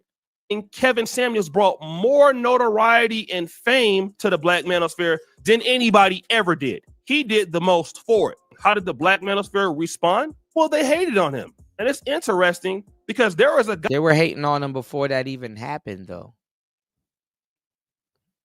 And he didn't bring notoriety to the Black Manosphere. He brought notoriety to the talking points. That's why everybody skipped over the Black Manosphere and just stole our talking points through Kevin Samuels. He didn't put on the Black Manosphere. He put on the talking points that we already was tossing around and moved the chains on in these spaces. We were on level 5 and 6 of these talking points and stuff like that because we really actually sat down, remember, and had the conversation.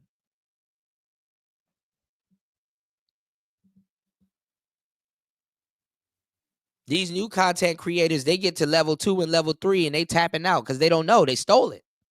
They can't get to level 6 or 7 with these talking points. To see the epicenter of it, how to stop it, how to thwart it, how to be preemptive, not even getting to it. These niggas are still worried about body count. Nobody sat there and told them that, you know, when you go deeper and understand what the hell you're talking about, body count really doesn't matter. Are you going to fuck or not? So why stress yourself out? They don't know about no microcamerism. They don't know about none of this shit. They're thieves with a microphone. Guy that's actually on the stream with Myron, who I won't name, that had a lot to say about Kevin Samuels when Kevin was living. And as soon as Kevin Samuels died, that guy was singing Kevin Samuels' praises. I'll let you figure it out. A whole bunch of guys turned on Kevin Samuels. A bunch of them, all right? A lot of them. If you really want to be honest about it, a lot of them turned on Kevin. And then once Kevin died, then all of a sudden, they're going to act like we didn't know. See, a lot of people were jealous of Kevin Samuels' success in the Black Manosphere. We're going to be honest, okay? A lot of people. Let me give you an example. Bro. There was a time where Kevin Samuels, mediocre tutorials and reviews, and the lead attorney, and Dennis Sperlin all met up in New York City. There was a guy in the Black Manosphere, very popular guy, I don't want to bring up his name, was upset because Kevin Samuels didn't invite him. And again, this is another guy that Kevin Samuels shouted out, and he got a whole bunch of book sales. He made a lot of money on Amazon. He didn't get. Now, why is O'Shea dissing Obsidian? I knew they fell out over some shit behind the scenes. Look. The lead attorney and Dennis Sperlin all met up in New York City. There was a guy in the Black Manosphere, very popular guy. I don't want to bring up his name. There was a guy in the Black Manosphere, very popular guy. I don't want to bring up his name. Damn, he's just a guy in the Manosphere, not even a founding father. Popular guy. I don't want to bring up his name. Uh-oh. Was upset because Kevin Samuels didn't invite him. And again, and that was the thing too.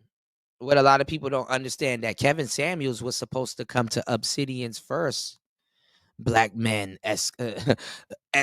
Black Male God damn it, Black Man Excellence podcast, or I mean not podcast, Black Male Excellence Experience meetup. Kevin Samuels was supposed to be at the first official Black Manosphere meetup, the Conclave. And he flaked. Flaked.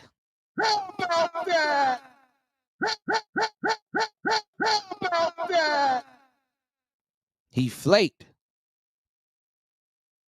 Flockade. He flaked. Thank you. Flaked. Oh, we're forgetting about that. So when he did this excellence meetup thing, you look at all these guys in the suit.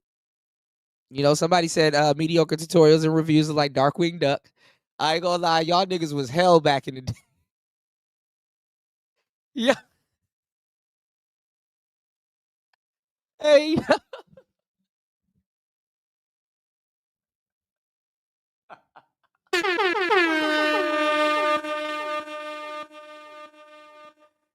Hey, y'all were hell back in the day, man. Shout outs to MTR, but damn. You know, Obsidian wanted to be in that number, and it was like, damn, you done flaked on the boy. But I can't get mad at you. He pushed the book, you know. He endorsed the book. But look at O'Shea. Again, this is another guy that Kevin Samuels shouted out, and he got a whole bunch of book sales. He made a lot of money on Amazon. He didn't give Kevin Samuels any money. Dang. How you know that? He just threw that man business out there. He didn't give Kevin any money.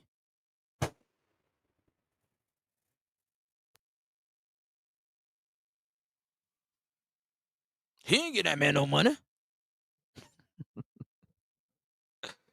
but he was upset because he wasn't there. Kevin didn't owe the Black Manosphere anything. Yeah, it was the community that he came up in, but he didn't owe the Black Manosphere anything. He did enough for it when he was living. But in Black Manosphere fashion, at the time, everybody's right in hindsight, y'all. Always remember that. Many of the content creators dropped the ball. It wasn't his fault. A lot of guys who were cool with Kevin Samuels when he was not doing well and was struggling, oh, they got upset when Kevin got to fame. Oh, because Kevin, quote unquote, stole my ideas, or Kevin Samuels stole my talking points. Now, I'll be honest, there was a time that Kevin Samuels took. And he did. And he did. And he did, because there was so much legitimate stuff said in the Black Manosphere. And like I said, the Black Manosphere didn't choose Kevin Samuels. Hip hop did. He was on Vlad TV. Hip hop did. Girl, thank you, girl. Sprinkle, sprinkle. Hip hop did. Some verbiage from Tommy Sotomayor, and I believe from other creators, and kind of mix it around, and didn't give a person a shout out for doing what they were doing. But that was few and far in between. Now, should he have done something like that? Of course. But hey, if they were not cool at the time because you insulted him, he wouldn't do that. You want to know the reason why the Black Manosphere fell apart? It had nothing to do with Kevin Samuels. Had a lot to do with you, though. Everybody on notice. All of the people that Kevin used to shout out all the time were getting subscribers and were getting new people. Want to know who destroyed the Black Manosphere? Black men destroyed the Black Manosphere. Nah, dog, don't do that. But niggas did, but you also, you can't be, oh, I'm the founding father, or oh, that means you were a leader. That means you were a leader. That means you had power to condone certain things. That means you had power to stop certain things. And trust me, y'all, I know as much as anybody else, power corrupts. Power corrupts. Yeah, he trying to step back from a fire that he helped create, which is definitely a half truth. But no, don't act like you didn't have any influence on what was going on. Because niggas was running around, oh man, these guys are bringing women into the space. O'Shea done brought a bunch of women into the space that had no business being here. Even at that time.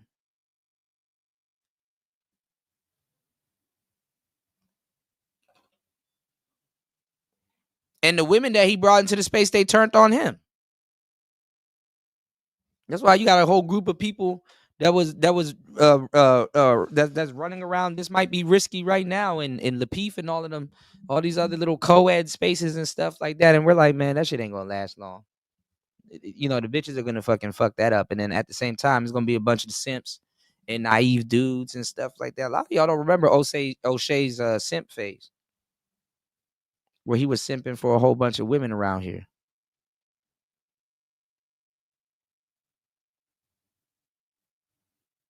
Yeah, that too, New. A founding father of a space that already existed, right?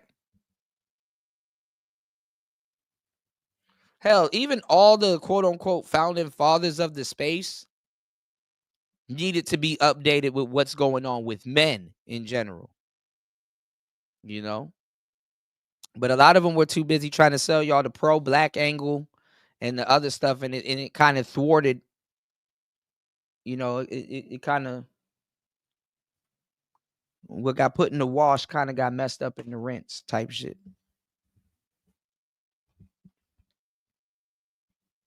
That Hotep shit is over. That's why, like, when niggas are now backtracking with this FBA shit, it's like, bro, the Hotep shit is done, bro.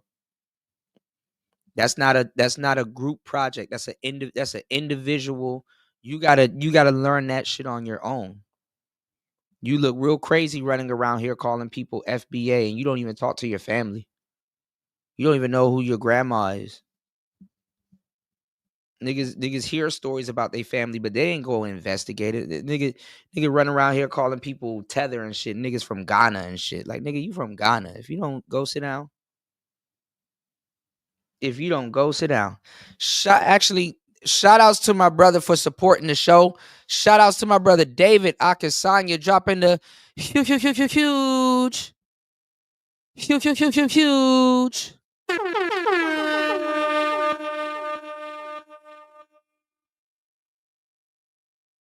Shouts to my brother David Akasanya dropping a huge $5 on the PayPal. Thank you so much for supporting Player Talk Radio, bro. I appreciate you.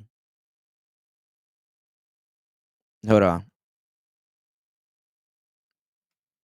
Shout outs to David Akasanya. Y'all make sure y'all hit the like button. Support the show. Give me 1 second. More. Wendy? Thanks, Chuck. We're standing here in front of the Olympic Liquor Store in Queens where scores of African Americans have been lined up for hours. We spoke to a few of them earlier. Ladies, may we get a word? Hide the money, y'all. There's poor people around. With your broke ass. The real Manosphere came right before the original Wall of Silence. That's where the real Manosphere came from. It came right before the original Wall of Silence.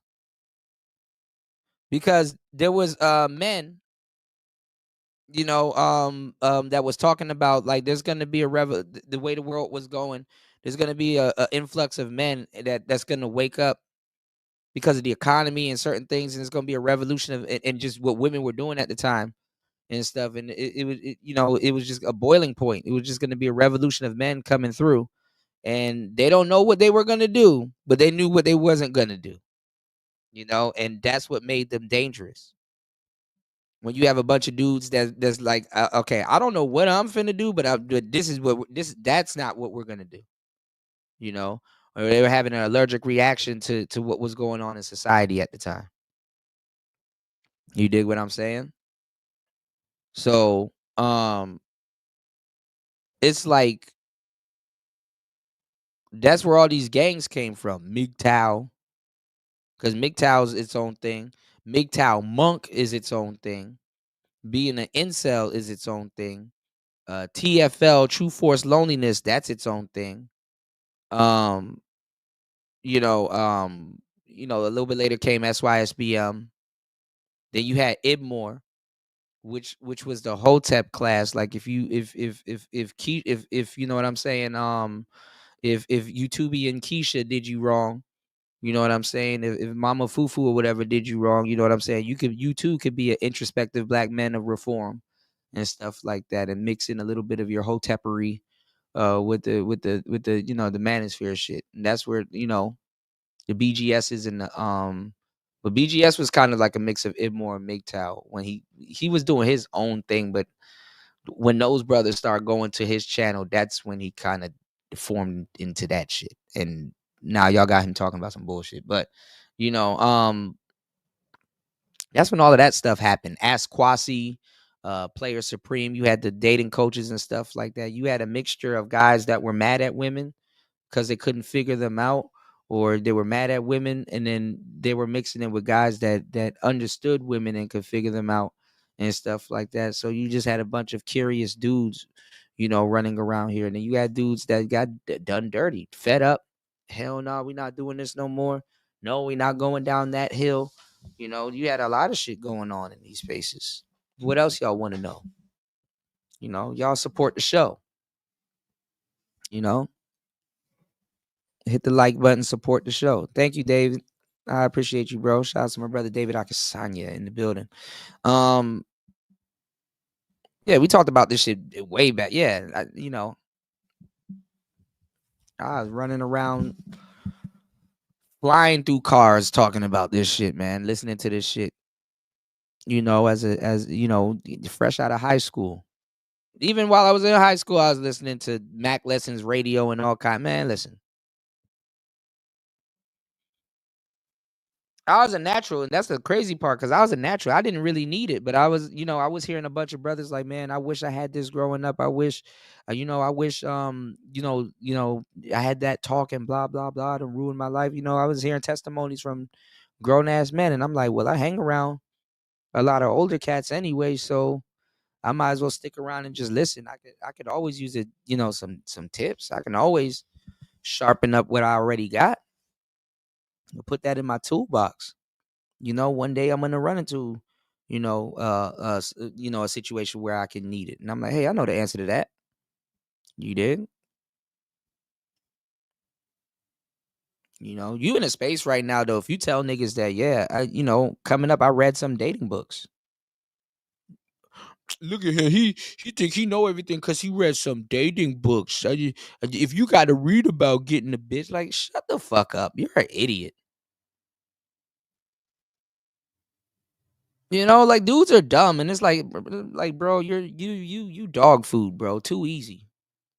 How you gonna talk shit about somebody that read a dating book that will get more out of a little bit of game or some more game out of a book than your goofy ass sitting up here doom scrolling, watching podcasts all day and not doing shit?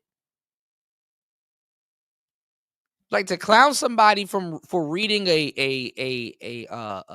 deep, notable book with some literature on the subject. That means I studied.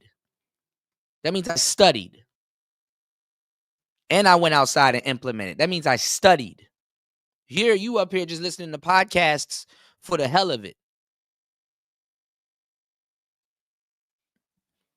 And the equivalent of making fun of me for reading a book back in the day is the equivalent of somebody making fun of you watching these podcasts and listening to them. You're just dumbass. I see why bitches don't want to be around you. Niggas don't want to be around you. Niggas be around some of these niggas, they get their ass whipped.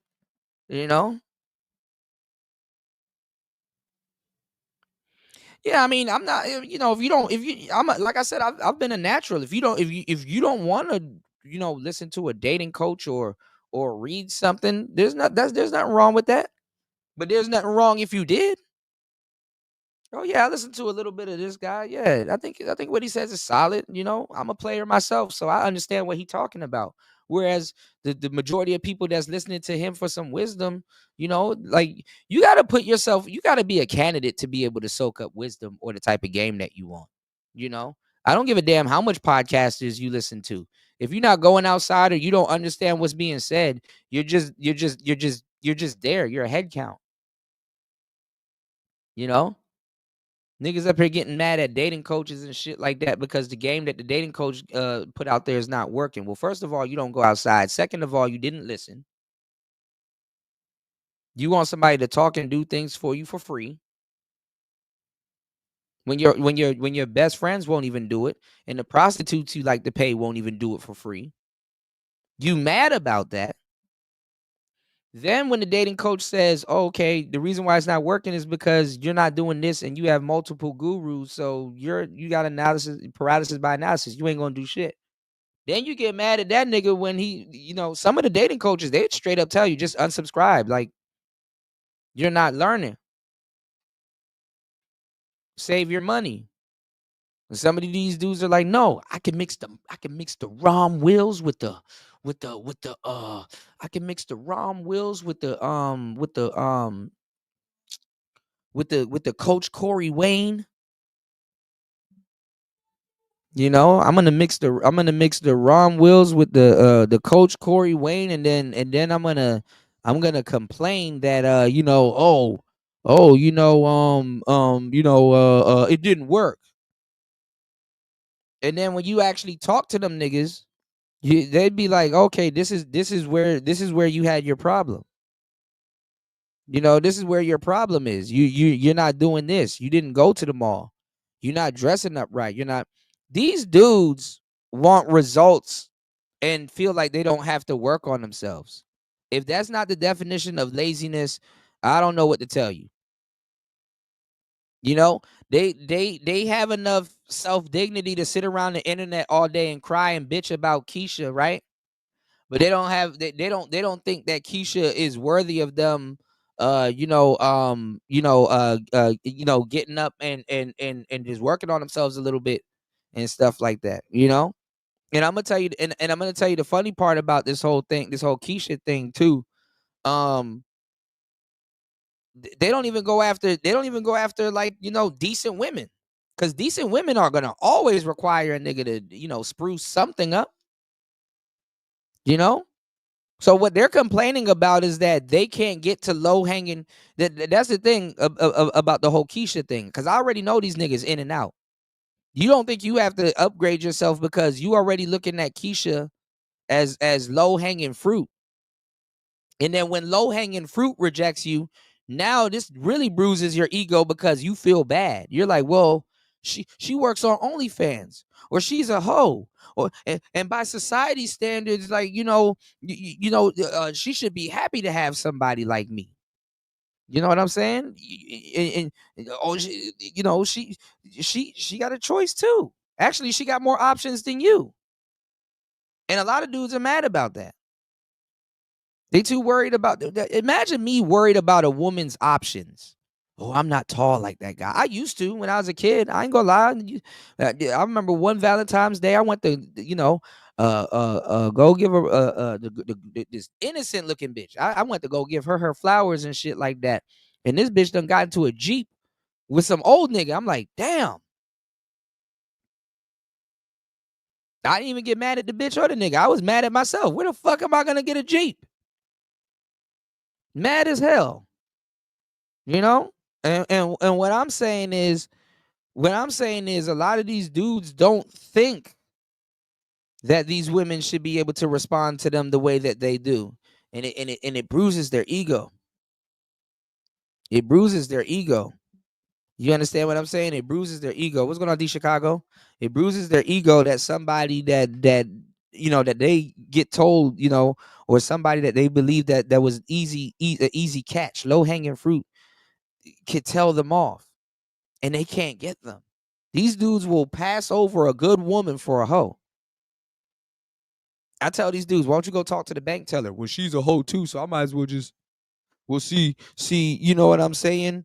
Why do we got to go out on dates and stuff like that? You know what I'm saying? Because you end up paying anyway. I mean, if you're gonna pay anyway, you might as well just be up front and stuff. You know what's funny? I see a lot. What's going on, Fighter? I see a lot of niggas use that logic. I see a lot of niggas use that logic when it comes down to enabling themselves to, I see a lot of niggas use that logic when it comes down to them enabling themselves to go buy prostitutes, right? But I never see them use that logic in conversation. I'm gonna pay for her because I'm just trying to be straight up and let her know what I want. Well, you could have took the Alan Roger Curry way. You could have just took your conversation and say, you know what? I'm not even going to say all this extra shit I want to say. I'm just going to say what I want directly to her. Oh, but you don't got the balls for that. So you gotta hide your insecurity behind money. And you think that women don't see that. You missing out on women that would have hooked up with you and done whatever you wanted them to. You missing out on all of that. Just to go pay for one night and then still lust after her broad because she in a lifestyle and you think you can fix or save her. And it doesn't work. It doesn't work out the way that you thought it would. You dudes are perplexed by hoes and don't understand them. And you messing up the game. You even messing up the game for the tricks. And then that's the thing. Like a lot of niggas really try to take shortcuts in life, and it ends up being long cuts. You try to take a shortcut, it didn't work, and you try to you thought you had the game, but and now you got to learn the game on the back end. And then now you mad at a dating coach because he's telling you to do some shit and you don't see the point in doing it. And it's like, well, nigga, then just get the fuck out of my face and go pay for some coochie. Hopefully she don't rob you. Hopefully you don't catch nothing. Hopefully, like at what point in your dating career do you start breaking the law? And then you come back here and you think people want to hear your jargon about Pookie and Ray Ray. I don't understand how you pay for how you monger with prostitutes and have a disposition with Pookie and Ray Ray. Nigga, you Pookie and Ray Ray already. You gotta look over your shoulder for the police. or some gangsters with that's about to seduce and reduce you or relieve you. You laid up with sketchy women. Dang, all you done did all of that. You done did all of that in even squares will look at you crazy. That's fair. Because you want to know why? And that's what O'Shea was pushing. O'Shea was pushing prostitution in the manosphere. Kevin even alluded to it also. Hey, if you got the money to pay for the play, then and honestly, y'all have poisoned a generation of younger men that really could have used your help when dealing with that. Gen Zs are dealing with straight up pros. I would be scared as fuck to be a Gen Z right now. Some teenage bitch wanna lick my ass. Like, who raised you? What are we talking about? Nah, get out of here. I want to go watch Pokemon. Like, nigga, I'm still trying to be a kid. You trying to eat booty. Bitch, if you don't get the fuck back.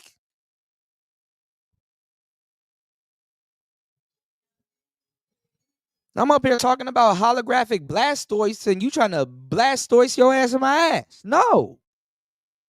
These girls are turning out these dudes. They turning a lot of Gen Z dudes. Hey.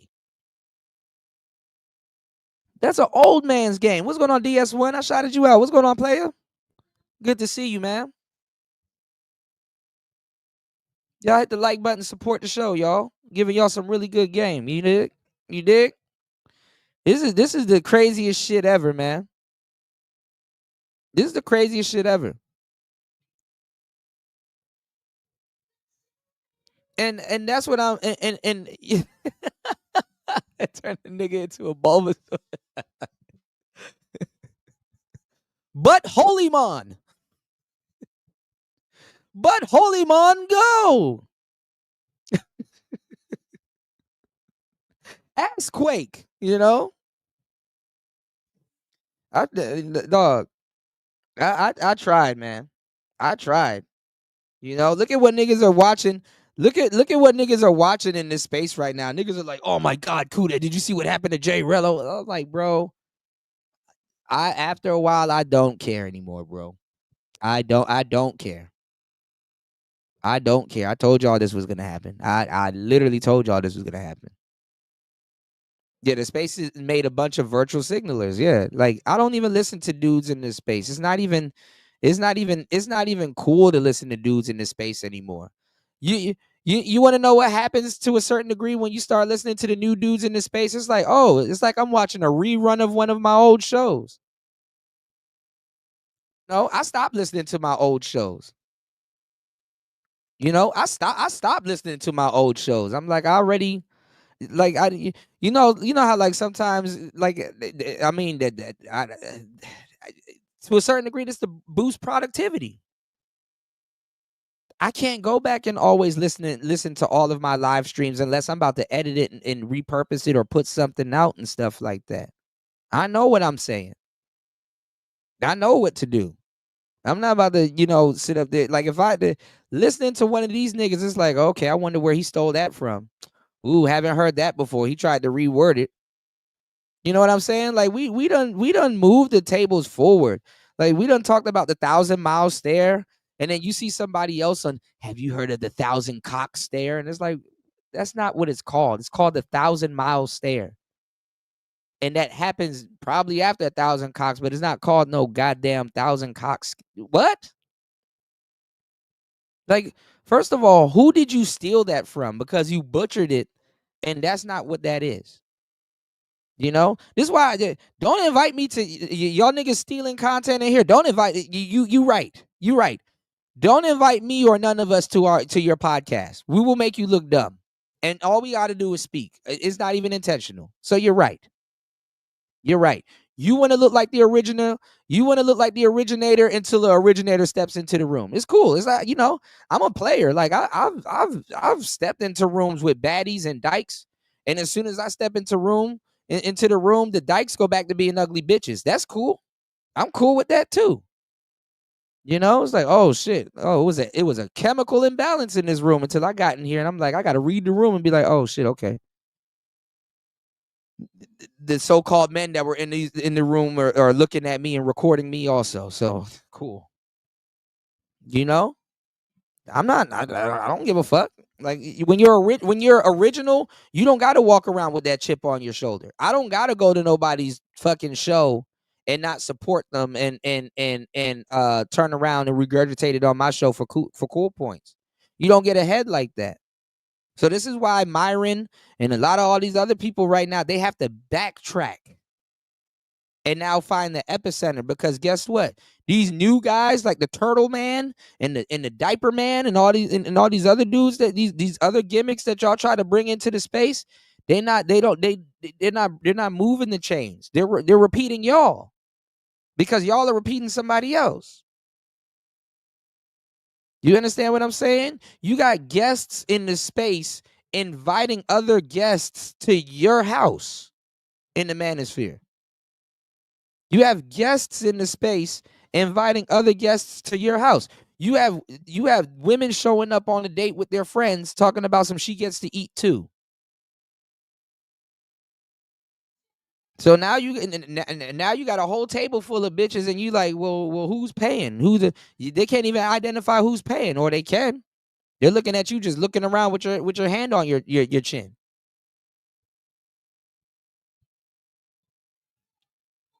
Like, this shit is stupid. Yeah, nothing can faze me at this point. I done seen it all. Did it all. Produced it all.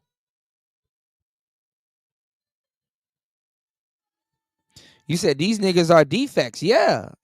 I mean, this is why I was telling dudes like, yo, go get some microphones, go get some equipment, go do something, because you got to have some type of pride in something that you about to sit down and do for hours. Imagine sitting down for hours, glazing and repeating some shit that you're infatuated by, but it didn't come from you. It didn't come from you. And imagine just copying other people well into your adulthood. You know, imagine, and I'm not even gonna lie. We're gonna talk about it from a business standpoint. Imagine building a podcast that literally is a carbon copy of something else. It's good for a money grab, but if you actually start falling into these talking points and actually giving a damn, it will psychologically fuck you up. You know, it's not even. I'm gonna tell you the truth. It's not even worth becoming successful that way. You actually are better off stopping your podcast and taking that capital and go doing something else that you really wanted to do, instead of sitting around and copying dudes all day, and then you really don't know you really don't know. If y'all gonna steal something, steal that and support the show. If y'all gonna steal something, steal that. You're better off stealing that. Y'all want some new content to steal from Kuda? Steal that. Why don't you steal that? You take whatever you got right now. Stop looking for more content. Take that, flip it into something else, and go do something that you like, because you don't even realize that you started. A lot of y'all don't even realize that you started your podcast off sucking somebody else off. I hate to say it like that, but that's literally metaphorically what happened. You started your podcast off believing in some shit you don't even believe. And you've practiced and you put in the work, and you may have done it and stole it and stuff like that. But guess what? You live in flawed. Like it's like a false religion. You want to know why this seems so effortless and easy to us? Because we believe this shit. We lived it. It's beyond a religion at this point. You know, you're a Muslim that never read the Quran at this point. You understand what I'm saying? A nigga that read the Bible or the Quran can tell when you're quoting scriptures. We can tell. You're quoting scriptures when you could have just simply read the Bible or the Quran.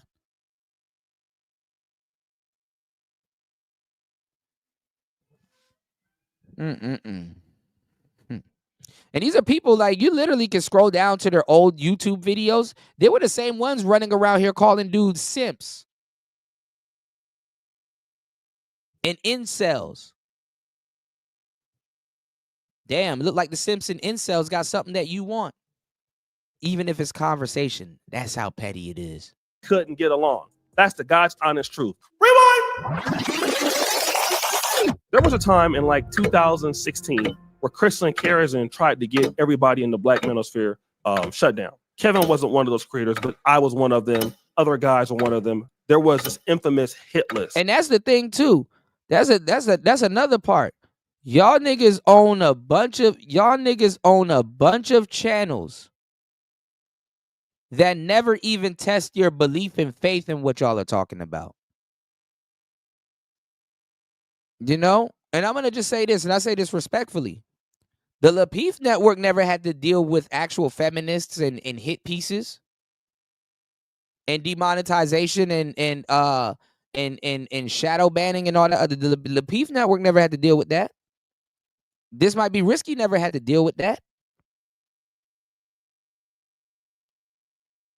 Them niggas over there ain't losing their jobs because of an opinion. They don't got to deal with none of that.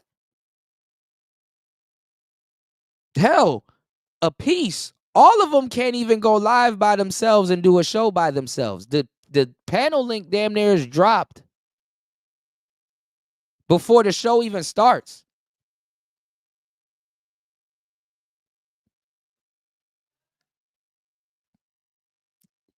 Like, come on now. Not on your own. You can't say no thought-provoking shit on your own. Yeah, Anton didn't have to go through none of that shit. Anton just skated through. It's easy, y'all. Effortless. Easy. Yeah, it's easy now. They don't got no stipulations from 2020 put on their channel that's still affecting their growth today. A lot of these channels never even been through eras. Never been through eras. A lot of these channels, the reason why they're big now too is because, at the time, YouTube is pushing shorts. Start making YouTube shorts. Why is that a thing? It's not a thing where somebody's complaining about getting passed up or nothing like that. No, see, you got to read between the lines. You got to read between the lines. Some of these people started their YouTubes in easy mode. YouTube don't care as long as it makes them money. They started their channels in easy mode. And then the thing is that the funny part is that they didn't really get no practice in. They've just been having people on their panels all day. They've been on their phone all day. So guess what happens? When you put them in a studio, they don't know what none of those. When you put them in a studio or a captain's chair, they don't know what none of them knobs mean. They don't know what a gain is. They don't know how to increase nothing. You take Streamyards away from them, they can't make a banner.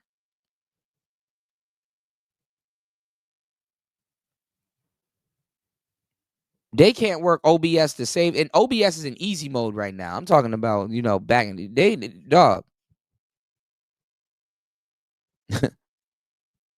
David Banner. They don't know what to do.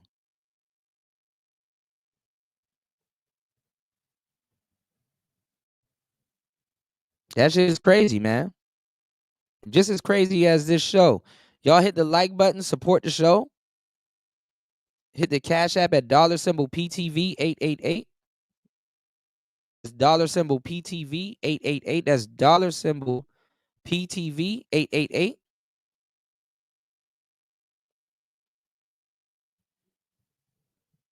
These shows take a lot of time. These shows take a lot of energy.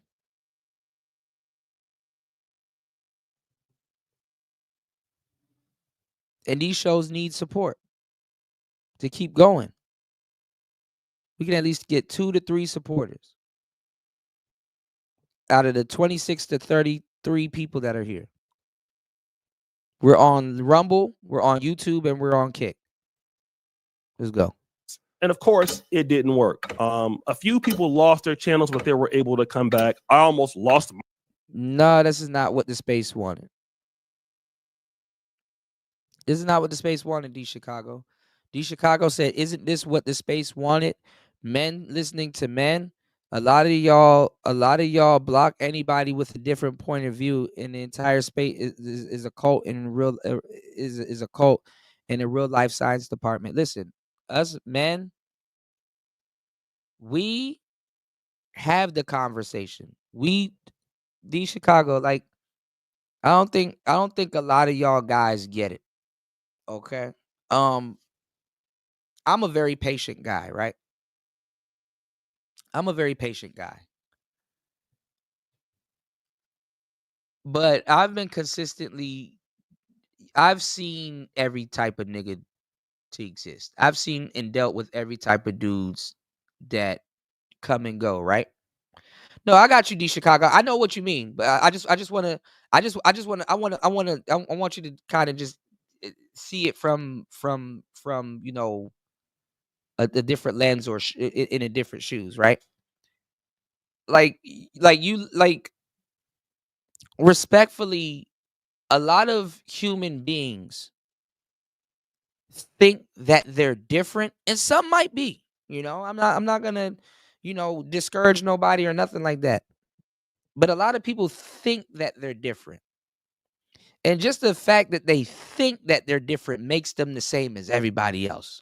You know, that it's stuff that society and stuff that people tell people to keep them from not realizing the reality of life. This is the black pill of the situation.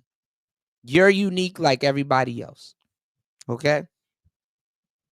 Every guy, whether he's a player, whether he's a square, whether he's I got my own methods of getting women, or I got this, or I got, this is my philosophy, or this is my politics, or this is how I grew up in.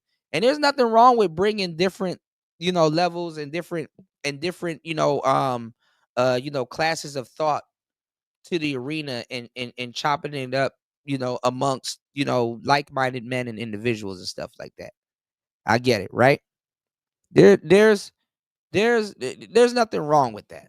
But it's like when you hear the same thing over and over again, it's like, bro, it's a broken record. You know what I'm saying? It's a broken record. It's like you will say something and niggas didn't listen. And then you got to repeat yourself. You got to slow the show down for that one dude that don't get it. You know what I'm saying? And got to repeat yourself. You got all of this shit on your head, and then you got to put that shit on hold. You understand what I'm saying? To help somebody out with a listening problem or something else. You dig what I'm saying? So, to a certain degree going forward, between dealing with people that want to have the conversation, dealing with trolls, dealing with all kinds of different stuff, and just not even and it's not just with black dudes, but this is with guys in general. You if you want to see a real echo chamber, watch women. Women will sit there and agree with everything, even if they don't agree. They're just unless they mad at the chick, they'll just sit there and agree. Guys, when you say something, especially if it's some flammable shit, you can expect as a guy that says flammable shit for one guy to be like, "Nah, I don't think that's true," and then you respond with a situation, or you say something, and then the guy will be like, "Well, we could agree to disagree," or "Okay, I see where you coming from with that." You know what I'm saying? And that's how other guys look that's taking notes and be like, okay, so it's, even though I might not do it, but there's some legitimacy to it, because guys, that's how we are. But then you have guys that abuse that.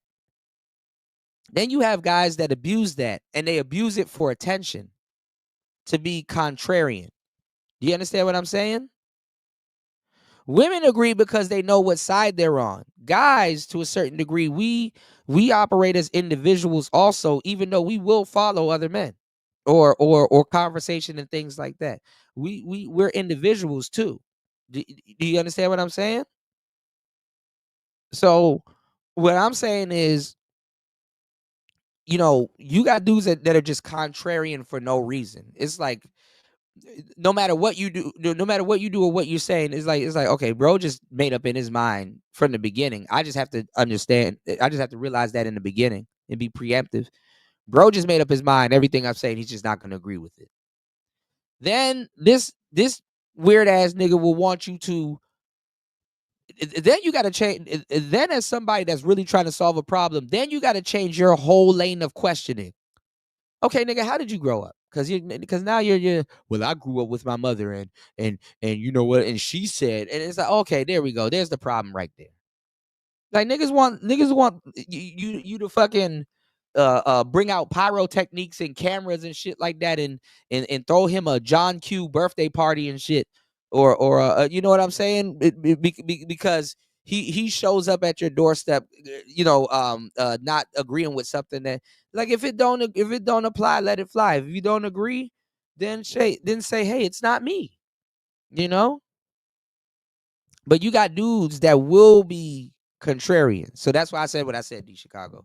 Like, after a while, I do understand that it's an echo chamber, but it's like you got dudes that are you know, contrarian for no reason. And I will say this too, you know, I agree with what you're saying to a certain degree with it being an echo chamber, because when dudes do need to speak up, they don't. You know, they don't. And then what you're saying too right here, D Chicago, that's a part of the problem. Because nobody had to show and prove their talking points. It's allowed and anybody can get up here and say anything. No. What happened is people just got up here and said anything. We, in a lot of cases, and that's a slippery slope also. And honestly, I'm not even gonna lie, amongst niggas, that's kind of borderline G-hay. You know? Like, for example, I can tell.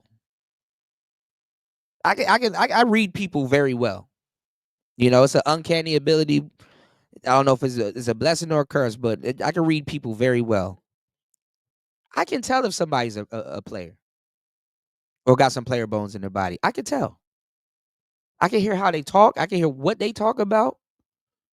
I can hear what things that women will see. I could just even if they're an avatar, I can see what things women would see in them, and what the woman sees versus what a man sees.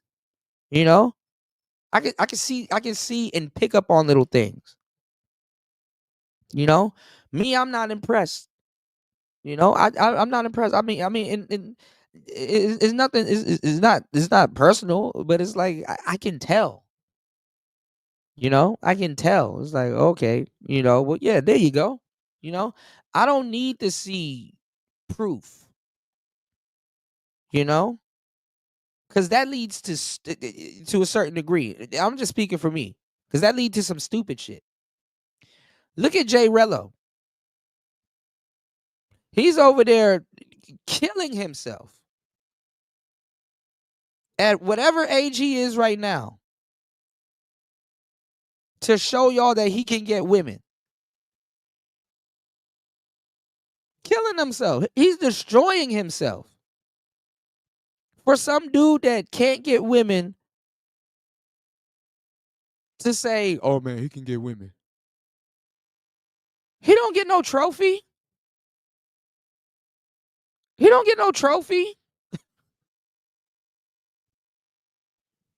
The STD might be a trophy. He don't get no trophy. Some dude, oh, you get women. Then guess what? That same dude will go to another part of the internet. Let me see this other guy get women. And nobody ever turns the mirror back on him and like, yo, okay, do you get women though? Let me see how you operate in your day-to-day life. You got niggas on here calling dudes broke, and they owe Comcast.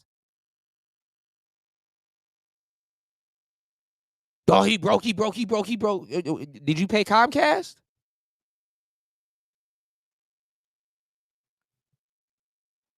Like, it's pointless. I don't give a damn what a nigga situation is and shit like that. I don't be into niggas' lives like that.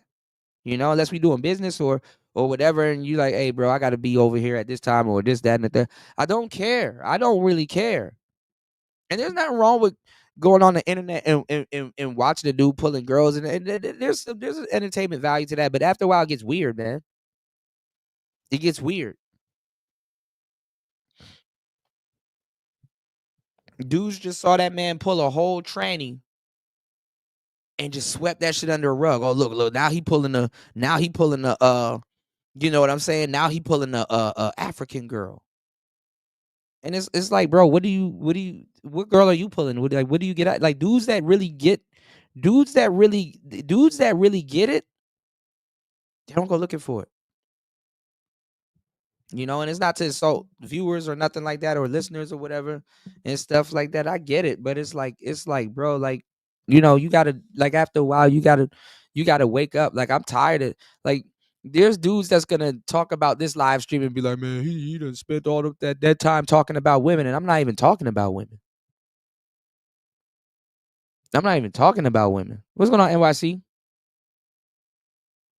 He said, I'm sorry, but not as a man. I'm just not going to believe you because you tell me to. Maybe that's just me.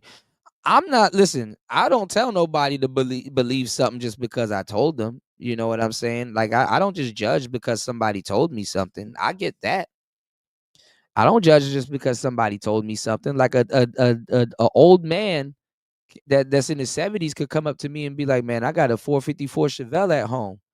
And in my head is like, okay, old school probably not lying. He probably do. He might be lying his ass off. You know, that probably might be his favorite car or whatever. And he just, you know, he felt like, hey, I had to tell Kuda that, you know. And I'd be like, he probably not lying. If he does, cool. If he doesn't, well. No, let me see it. Does it start up? Let me see the VIN number. Let me line it up, dude. I'm not gonna do all of that.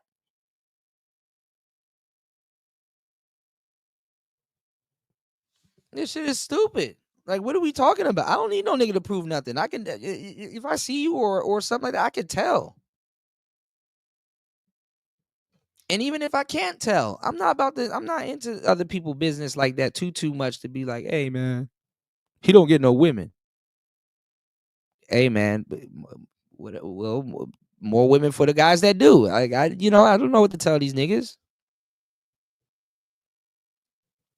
You know, I'll go on a dating show right now and every bitch can pop the balloon and I don't give a damn. I don't give a fuck.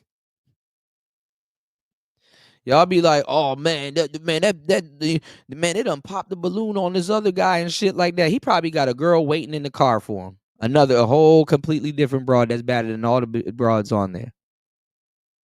You know? He probably got a whole nother breezy in the car. You know? You got dudes that got whole fiancés going on to pop the balloon show and like people are really looking at that as a testament to their lives. You got all these dudes up here passing away from getting BBLs on their legs and shit like that and going through leg aches and shit like that, thinking that it's gonna make them better with bitches and they forget that they didn't BBL their mouth. You need to BBL y'all mouthpiece and soak up this game. Y'all support the show, man. How about you BBL your damn mouthpiece and soak up this game? Y'all niggas change everything but your damn mindset. BBL your mind. How about that? Now these dudes are talking and they just act like hoes, bro. You listening? Niggas will get on here. Oh man, Kuda ain't got no game, and then go share some goofy video in the Discord with some nigga with a bonnet on, talking about Riz. That's how I know y'all niggas lost. Niggas are, oh man, you know what, man? These Manosphere cats don't know what they talking about. But watch this video. It's like the 15th video I done shared in an hour span because I'm sitting around watching videos all day and not doing shit. Watch this video of this guy in a bonnet riz up this girl in Kmart and shit like that. Like, these niggas are stupid. Then they get mad when you don't listen to them for suggestions for your channel. That's another part. Then they get mad when you don't want to listen to them on how you should run your channel. I guess I should just go get a bonnet. Go get a pink bonnet and just start using verbiage and other verbiage that we done came up with and some other shit and try to convince. Like, I'm not sitting around convincing no dude that I get women. Like, women are everywhere. Women are fucking everywhere. I'm trying to get rid of them. I can't sit down. Broads will be calling you, hey, what are you doing? Blah, blah, blah. What you know, they everywhere. I enjoy my peace. Niggas be like, man, I want to be on a boat with 5 bitches. Until you actually on a boat with 5 bitches. Like, man, these hoes annoying, man. You could tell who really did something. Like, you could tell. You could tell. After a while, these dudes run out of material. I've been on here for 5 hours. Have I ran out of material yet? I probably was here yesterday and the day before that. Have I ran out of material yet? What type of script is that? You dig? You could tell who's been around. You could tell who's done something. You could tell who has wisdom and stuff like that. You know, I'm not running out of shit. I'm not running out of goddamn thing. You know? Like I said, I'm running anything under my feet, man. I'm telling you, these people, they reinvent themselves. They steal from people. They lie. They cheat. They steal. They me, I'm chilling, man. I am chilling. You dig? I am chillaxing, And like I said, women can pick up on that too. Like, I don't understand why a lot of dudes don't understand this. Women will pick up on that. And then dudes will run back to the space, man, she won't allow me to lead her. Because you can't lead yourself. Women aren't wrong. Like, how much J Rillo videos are niggas gonna watch, bro? Like, he led himself over to Thailand and overlooked all of those broads. He could have got him an ugly girl. He could have got him a fat girl, but he could have just made sure it was a girl. He overlooked all of those broads to go get with some street meat. Then y'all niggas get mad at me or make me seem like I'm a fucking magician by getting on here and telling y'all, hey, man. Y'all make me feel bad and when I get on here and tell y'all, like, hey, man, won't you go get the bank teller? Won't you go get the cute girl at the sandwich shop? Go get the girl at Popeyes. Go get a woman with an honest job. So you know where she at and she not in the club just standing around. Go, like, what are you doing? Go get you an honest woman, a woman that got somewhere to be. She got conversation. You can talk to her. She's square up. Nah, Cuda, man, they hoes too, and man, if you don't get man, now listening to these niggas, that year after year after year after year, we talk about the same stupid shit.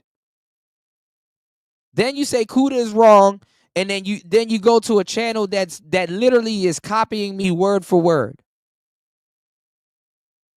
I know why some of y'all are here. Some of y'all family members, some of y'all best friends told you the same shit and you didn't listen to them. And they probably mad at you because you came to YouTube, found me, and I said the same shit that your homeboy was telling you. Hey, don't mess with her. She gonna break your shit.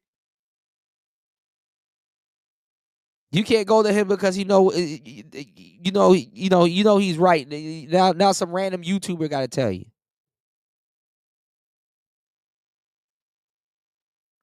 And damn near risk his freedom and shit like that. I can't run for the president. Y'all niggas gonna bring this up, man. Cool to remember Player Talk Radio? Nah, man. I'm trying to sign this executive order.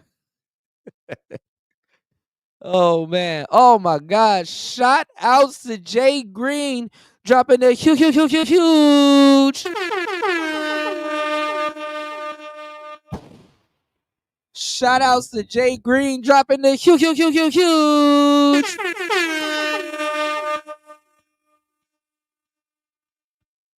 $10 on the Cash App. Let's go. Girl, thank you, girl. Sprinkle, sprinkle. There she go.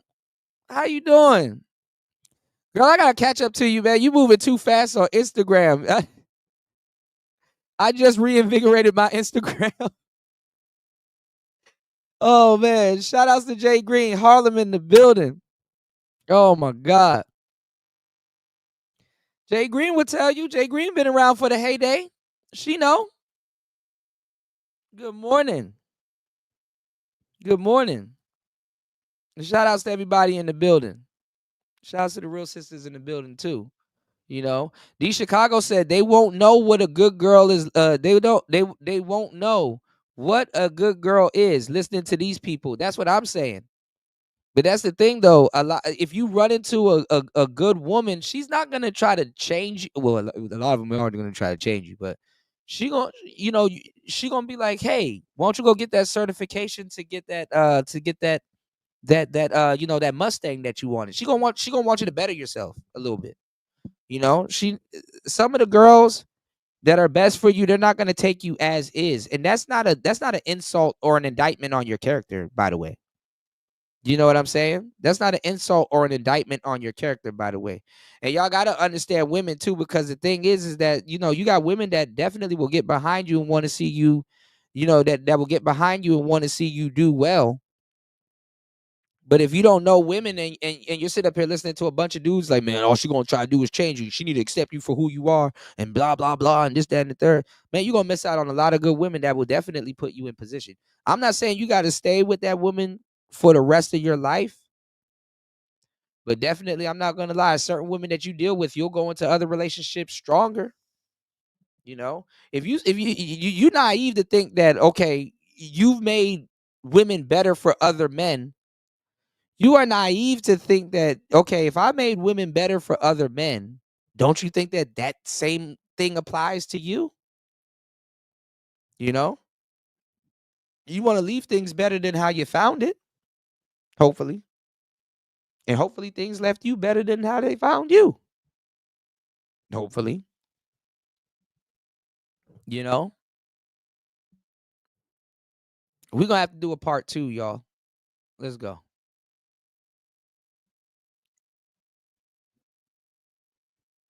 Right, Sin.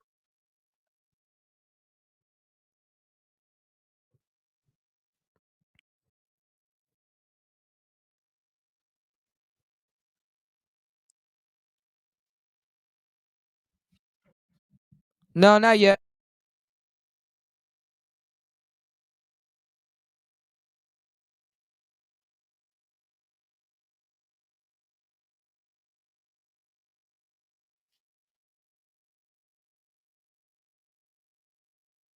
Oh shit! Hold on. I'm playing this thing and y'all can't even hear it. O'Shea up here lying his ass off. Hold on. Here we go. Hold on, y'all.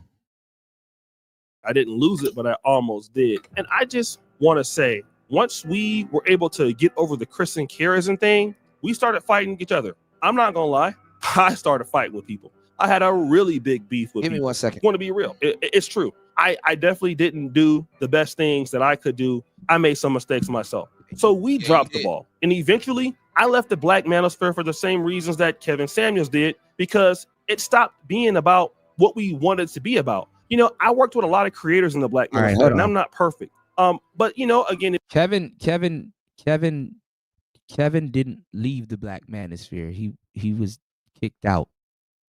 And it was under O'Shea's watch. Like O'Shea watched and listened to people did Kevin dirty. It wasn't until Kevin got big that's when all of a sudden, all right, let's go. It became for like begging for super chats. It became like begging for cash apps. It just wasn't as much about black men as it was before. And it wasn't really productive. And there was just a whole bunch of guys fighting. and I left it. And then once I left it for the very same reasons that he left it, I left it a little bit later. Hey, the Black Manosphere guys died on its own. Well, died on its own. Some guys got deplatformed and never came back. And, you know, we all had different motives. The one thing that the Black Manosphere just had in common was just calling out Black female issues and problems with Black women. But there was really no plan about working with Black men or working with. That's not.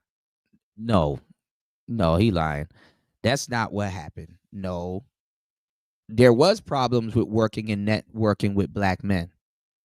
There was problems with working and networking with Black men. It's when the women started coming in and stuff, because in the beginning, we were talking to women that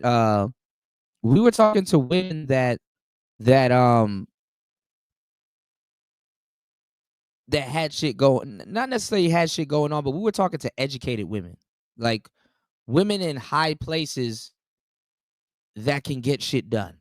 You understand what I'm saying? We wasn't talking to some broad that just came out from behind the dumpster and shit like that. We were talking to women that you know, that was, you know, CEO of certain magazine companies and stuff like that. You know what I'm talking to? The women, and even I ain't gonna lie, niggas are talking to, you know, and that you know, we're feminists and college students and shit like that. You know what I'm saying? Just to kind of, you know, get a, you know, a taste of what they were pushing in college, because they were pushing a bunch of feminism in college, and it turned out bad. You know, they were pushing endless feminism in college, you know, on these women. Now they're pushing the L. Gibbet stuff on them, but it just turned out bad, right? But what was I about to say? And it turned into a bunch of other different stuff. You know what I'm saying? Because like Lipstick Alley, and like you know, some of these magazine publications, you know, it turned out later on that, you know, a lot of these women, the reason why you had a lot of sisters divesting was because they were reading articles from African women. Did y'all know that? Huh? They were reading articles from African women that was writing lust pieces over, you know, white American men. You know what I'm saying? And other different things. So when the sisters were doomed, a lot of the sisters were doomed, even with the idea of divesting, you know? So it was when Black men started to investigate, like, bro, like, where is this mindset coming from? You know, because they you know, we got to worry about shit like that. Kuda, why do you got to worry about shit like that? Let's say you want to raise a family and you got some daughters and you don't want that, you want like that, you know? You don't want them to think like, you know, where's the, you don't want to date somebody like that. You don't want that in your household. You don't want to facilitate that. You know, where is this coming from? You know, men have to think, men and women have to think, you know, but definitely men, you know, because a lot of women are like, shit, if I don't think a type of way, oh, you know, it should have kicked into him. You know, even women would look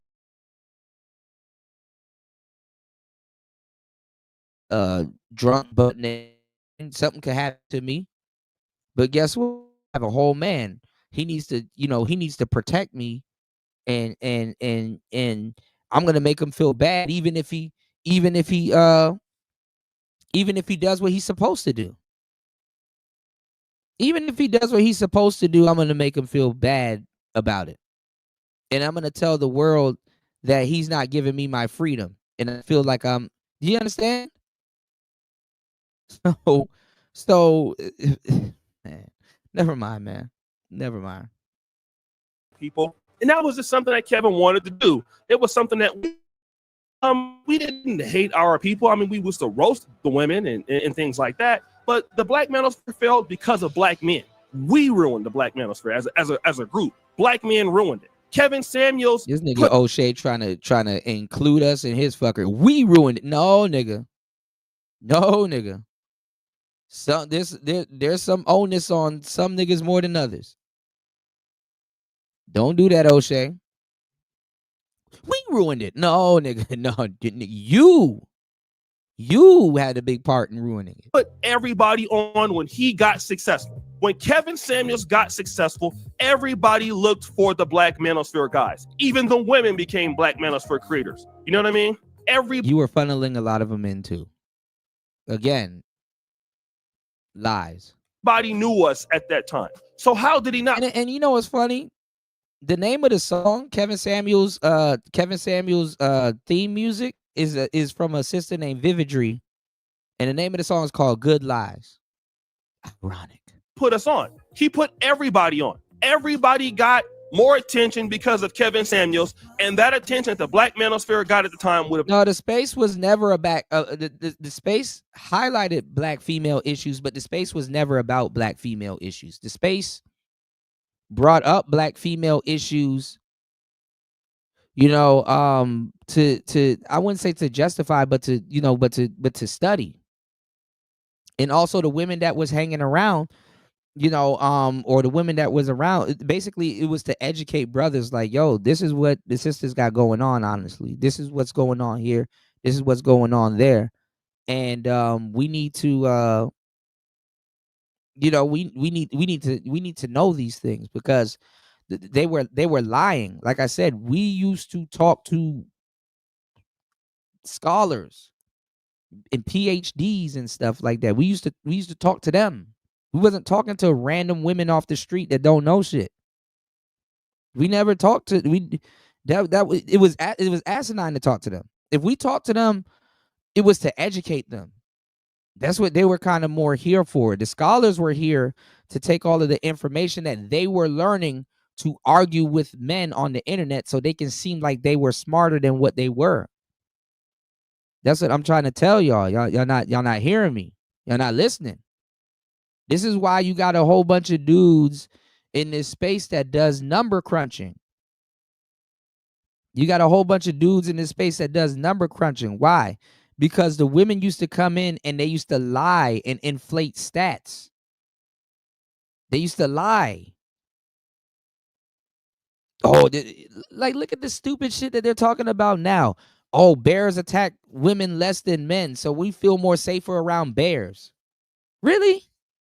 Never gotten it if Kevin didn't go viral. And we just didn't do enough with it. Now, some guys like myself, I benefited, true. But Myron doesn't know what he's talking about. Myron wants to act like he is doing the right thing. He put people on. But he's the same person when you put Myron on, he calls you the F-bomb, the F word that rhymes with maggot behind your back. He throws people under the bus. Just ask all the YouTube creators that don't deal with them anymore. Oh, well, I put on these people and Donovan put on. How can you insult somebody and lie on somebody when they pass away? Because you're a fraud, that's why. And that's why nobody likes you anyway. The thing is, Myron still hates Kevin Samuels. To this day, the only reason why he can't go out on Kevin Samuels like he would the other people is because he would get too much backlash. But he wants to call Kevin Samuels all kinds of names. He hates Kevin Samuels. And he wants to say that the reason why Kevin Samuels didn't like him is because Abba preached. No, Kevin Samuels didn't like you because you were a B. Yeah! So guys, what do you think? It's your boy O'Shea Duke Jackson back at it again with another episode of The Celebrity Drunk. I appreciate you for all of you. All right. Well, listen, we're going to do a second show. I got to go get some water and go take a break. I already did 5 hours and 27 minutes, but we're going to do a second show. Responded that quick. Myron has responded. You know, he responded to people doing what I'm doing right now. You know, calling this out and talking about the actual I wouldn't say fresh and fit response. Responded. You know, so we're gonna go over that also too. You know. But you said not women scholars. No, we were talking to younger women that were starting college. We were talking to women that, you know, were educated, called themselves doctors and all kinds of shit. We were talking to all of those. We were talking to them. And it was crazy to see. It was, and it's not about men outsmarting women, because no one gives a fuck. But it was crazy to see niggas that just got home from work, from trucking or doing something, you know, like not manhandling, but like literally dismantling a woman's argument. And it's like, what are they really teaching y'all in these schools? Because, you know, see, now it's cool to rag on schools. You know what I'm saying? Because, you know, now y'all know a lot of these schools are ripping y'all off. A lot of y'all know, you know, it's like what type of education is that? You know, a lot of y'all know, to a certain degree, you know, a lot of these schools are money grabs and stuff like that. Now it's kind of cool. I mean, now it's cool to, fry somebody up that been in university or some shit like that. But then that was like the end. That was like the top. You know, then it was like, oh, you know, you talking to a real scholar, you know. So you know, so you need to get your, you know, you need to get your debate skills up and all this other goofy shit. And it's like, okay, you know, but you know, I'm just telling you, man. I don't know if this thing is gonna work. I was just telling, I'm telling y'all, man. Hold up. I don't know what the hell they playing outside on my balcony, but anyway, I'm just telling y'all, man. Like, you know, times have changed. You know, times have changed, and a lot of the guys here, we've been here for a long time. Like guys like Mediocre Tutorials and Reviews, I like them, but like at the end of the day, like I said, they're still guests. You know, a lot of cats here are they're still guests in the space. Fantastic, he's a guest. All of the newer cats, they're guests. You know what I'm saying? My Fresh and Fit, they're guests. You know, I don't know. I mean, I do know how this happened, but you know, but they're guests. You know, and we gonna see. I mean, I wonder if Fresh and Fit gonna put people on. You know, shout outs to Double M, shout outs to Mike Matroke, shout outs to, you know, a lot of the cats in these spaces. You know, that be over there. You know, hopefully they I'm gonna say they know about us. You know, because my thing where I got upset or mad about, not, well, I'm not gonna lie, I definitely got upset about it, was they just pretend like this space didn't even exist. They just pretend like the people in this space don't even exist. You dig? But anyways, Player Talk Radio, I am your gracious host, DJ Kuda. Come kick it with me in another hour. We're gonna be back in another hour. Y'all make sure y'all hit the like button, support the show. We're gonna be back in another hour. Myron done responded, and we got to go over the original video that prompted me to do this live stream, which was Mediocre Tutorials and Reviews. And yeah, Myron responded. It's Player Talk Radio. I am your gracious host, DJ Kuda. And guess what? We out. Peace. Let's go. College campus, baggy full of